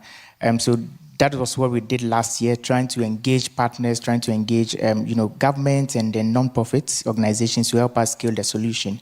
And it's been quite successful from some of the conversations we've had. So this year, we are hoping to launch 2 new products in Ghana. And then we've also begun looking into needs assessment in Zambia, and then hoping to scale our solution from Ghana to Zambia. So hopefully, we keep our fingers crossed by mid-next year, we should be in Zambia, and by end of this year, we should have 2 new products launched in Ghana. We all wish you every continuing success, and congratulations on the success that you have achieved. Dennis Snower, when you and your colleagues first thought about these awards and what you hoped they might achieve and what they might stimulate, what a wonderful example this is of what you wanted to achieve. What's your thought? I think this is exactly what we're after in global solutions. Things that promote material prosperity and social prosperity and environmental prosperity all at the same time. And virtually all of these projects have all of this wrapped up in one inspiring package. And the question that needs to be asked in each of these cases is that we always, in good times and in bad times in the world, can isolate thousands of little rays of hope. But the big question is, which of these rays of hope can turn into gleaming flow of sunshine by scaling up, or by inspiring enough activism so that other people say, oh, I've got the point, and in a completely different field, I can carry this on. And so a big question to be asked of all our wonderful YGC presenters is this question of how do we start a movement and how do we scale? And you are content, given the quality of what we've seen today, that that movement is in very safe hands, very good hands indeed. Extremely. I mean, I'm inspired beyond any expectation that I could possibly have had, and congratulate you all. Dennis and Matthias, thank you both very much for being with us today. Thank you.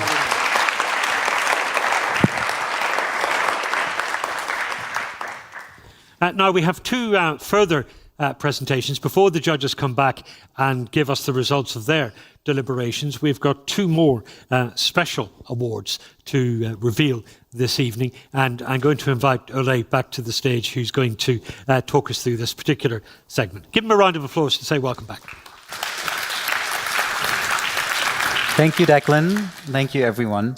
Yes, as I mentioned at the beginning, we have two more special awards to give away. Because we have a wonderful partner. PwC has supported us along the way, and they have provided two excellent supporting opportunities for two members of our Young Global Changers. And the first one will be skilled volunteering work by the excellently qualified team of PwC. So they've looked at the projects, and the projects have identified needs where they need help, support. And PwC is volunteering several hours of their well-paid but excellent work, of course, yes. And so one of you will actually win support by professionals within the PwC team. And that award goes to OKB Foundation and OSAI. Let's watch.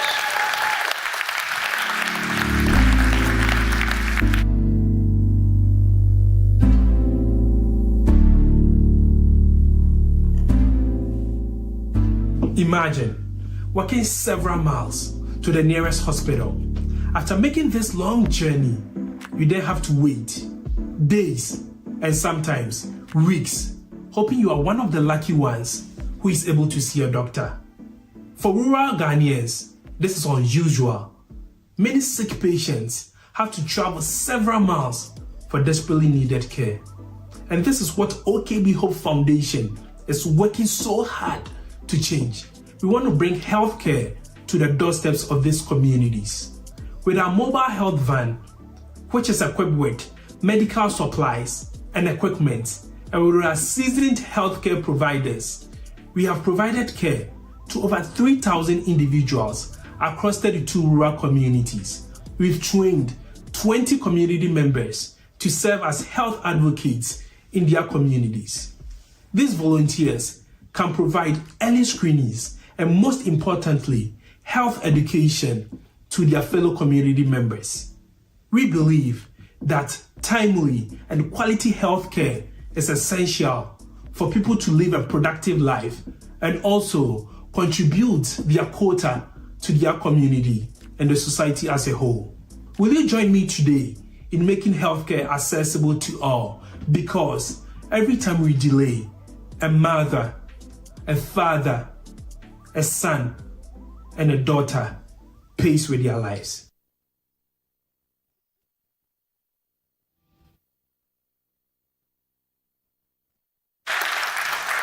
Congratulations. All right, okay. All right, thank you so much. Okay, we have, give it up for Osai and his wonderful project. And before the jury returns, we actually have one more prize to give away, also supported by our partner. And that is a participation in a scale-up program. It's called RACE, and it helps one of the projects to identify how to scale up better, how to find investors, help with fundraising, and support you along the way. So, and that award goes to Keti-Pati Organics.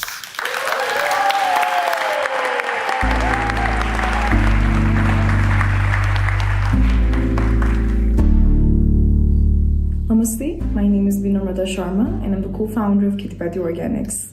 We are a women-led rural enterprise located in the beautiful town of Dhankuta, surrounded by our smallholder farmers and the local community. Keti-Pati Organics had started as an idea when I first met my partner back when I was working in New York. Since then, we've been working closely with our farmers who are truly the backbone of our economy, but continue to face significant post-harvest loss as high as 50% on adverse conditions. At Keti-Pati Organics, our mission is to prevent the post-harvest loss and bring financial stability to all our smallholder farmers through market creation and value addition. We specialize in cold storage and advanced dehydration techniques that allows us to extend the shelf life of a wide range of perishables, reducing their chances of wastage and spoilage. In a span of 2 years' time, we've provided market to over 30 tons of produce, increasing farm income by 25% and reducing food loss by 12 tons. This is for you. So those were our two special awards. And now, I don't know if the jury is ready. Maybe Are they we ready? can call them back in. Have they made a decision? It was a difficult choice. So certainly, if they need more time, then they can't have it. It is time for our judges to return. Give them a round of applause as they make their way back in.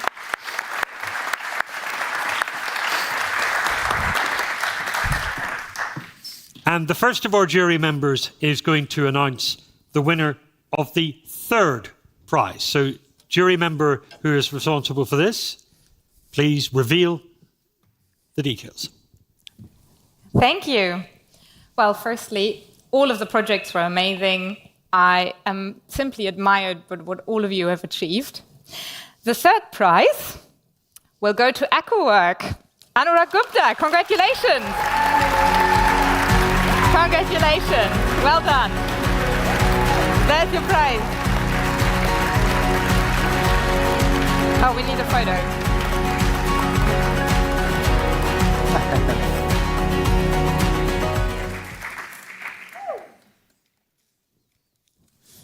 Congratulations. Let's have another round of applause. Oh, sorry, for our of course. third prize winner.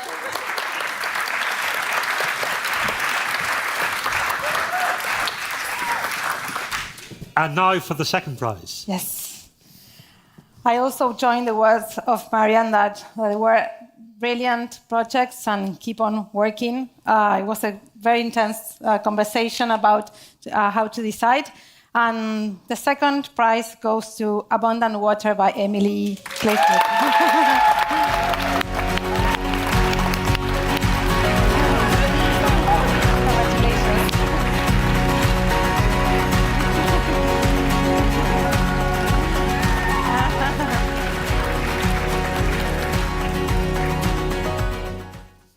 Congratulations.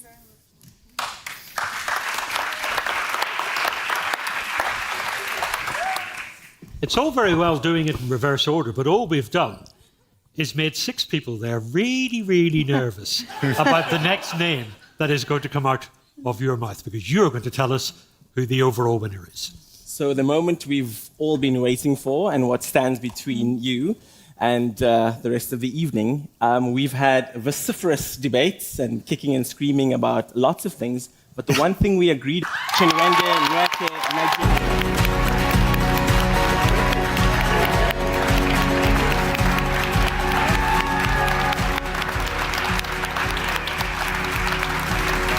Thank you. All right. Good job. Yeah, it was okay. Yes, no.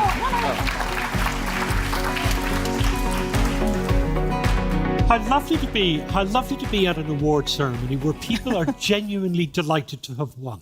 This sets us apart from the Oscars and various other events. What wonderful finalists we've had here this evening. What fantastic winners as well.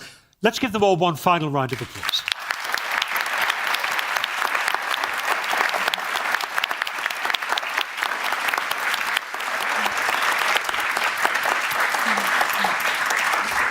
And we say thank you once again to our judges who are here. We say how wonderful it was to see Thijs here again from last year's winner and Dennis Snow, and also to Ole and his team for their creation and continuing management of the award ceremony and the project that goes behind it all year as well. Give them all a round of applause.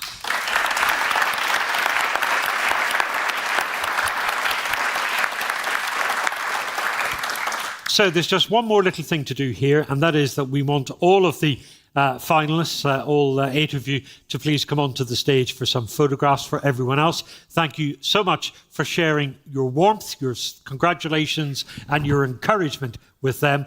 And then I'm going to stop talking, and you're going to start. And this is your big moment of revenge, Declan. You've been accusing me all day of just saying the nice things on moderation. Are you going to give them bad news? And no, it's only that it's not really done. You go take your photos, but I won't leave or let you leave without saying goodnight at least, and see you tomorrow.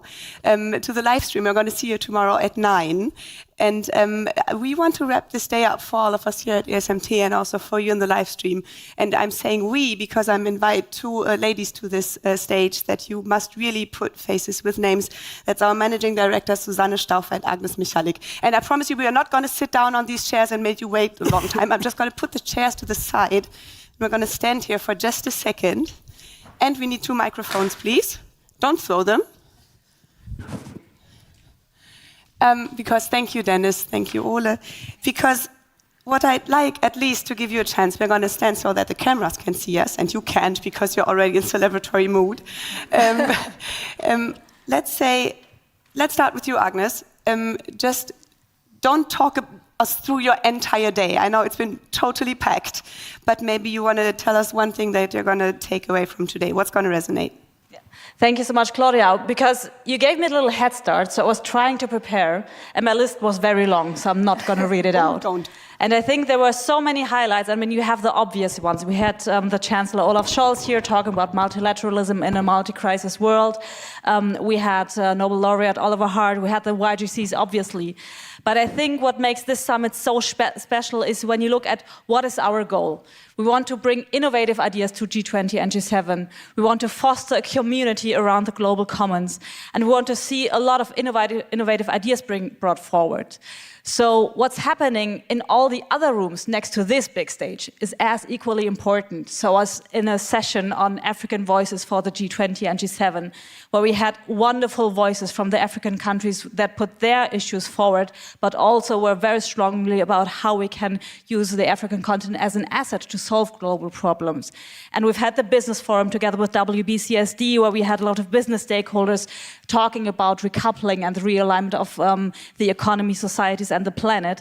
And I think this is what makes us special. And all the other conversations that happened today, that made me really, really hopeful today. Thank you, Agnes Michalik, Managing Director of the Global Solutions Initiative. And we have another one. So, lucky for all of us in the team, there's 2 of you. Susanne, I'm not going to ask you about today, but because I fear you have a list just like that. But maybe you can take us to tomorrow, because this is Bergfest only. We have another very full and busy day ahead. What do you take into tomorrow's summit day? So first of all, we will have plenty of interesting sessions. There's a lot on the agenda again. But if I have to pick, I would pick 2, and one of them is the keynote of our Minister for Environment, Steffi Lemke. She will share with us first-hand experience on how to succeed in multilateral cooperation on the ground, like giving her experience on stage. So very much looking forward to that one. And a second one is more interactive sessions with best practice examples. Some of the YGCs will also take part in there. And there we will hear local solutions to climate resiliency. That's also happening tomorrow afternoon. And again, that will be really best practice examples on the ground. So we actually see what's implemented on the ground and how to solve climate change and how to fight climate change in practice. So I leave it here. I could go on and on because our program team and the whole community actually put together such a great program. So, but I think I leave it with these two. And again, I think every session is really worth it to be watched. But I know that everybody is waiting for something else now, and not more sessions and panels, but to just have a nice conversation and a nice glass of wine or champagne or whatever it might be. And it's my big pleasure to invite you all to tonight's evening reception, which will take place on foyer 1 and 2. And this doesn't go without a thank you. I give a big thank you to the Indian Embassy for their support of millets. They support the evening reception with some special dishes of millets tonight. So a big thank you to the Embassy. And now, again, there won't be any program tonight. It's just about like socializing, networking, coming together in the GSI community, GSI family, which we all enjoy very much. And I'm very much looking forward to inspiring conversations, good exchanges with all of you. And nothing more to say than the bar is open, I would say. Danke, Frau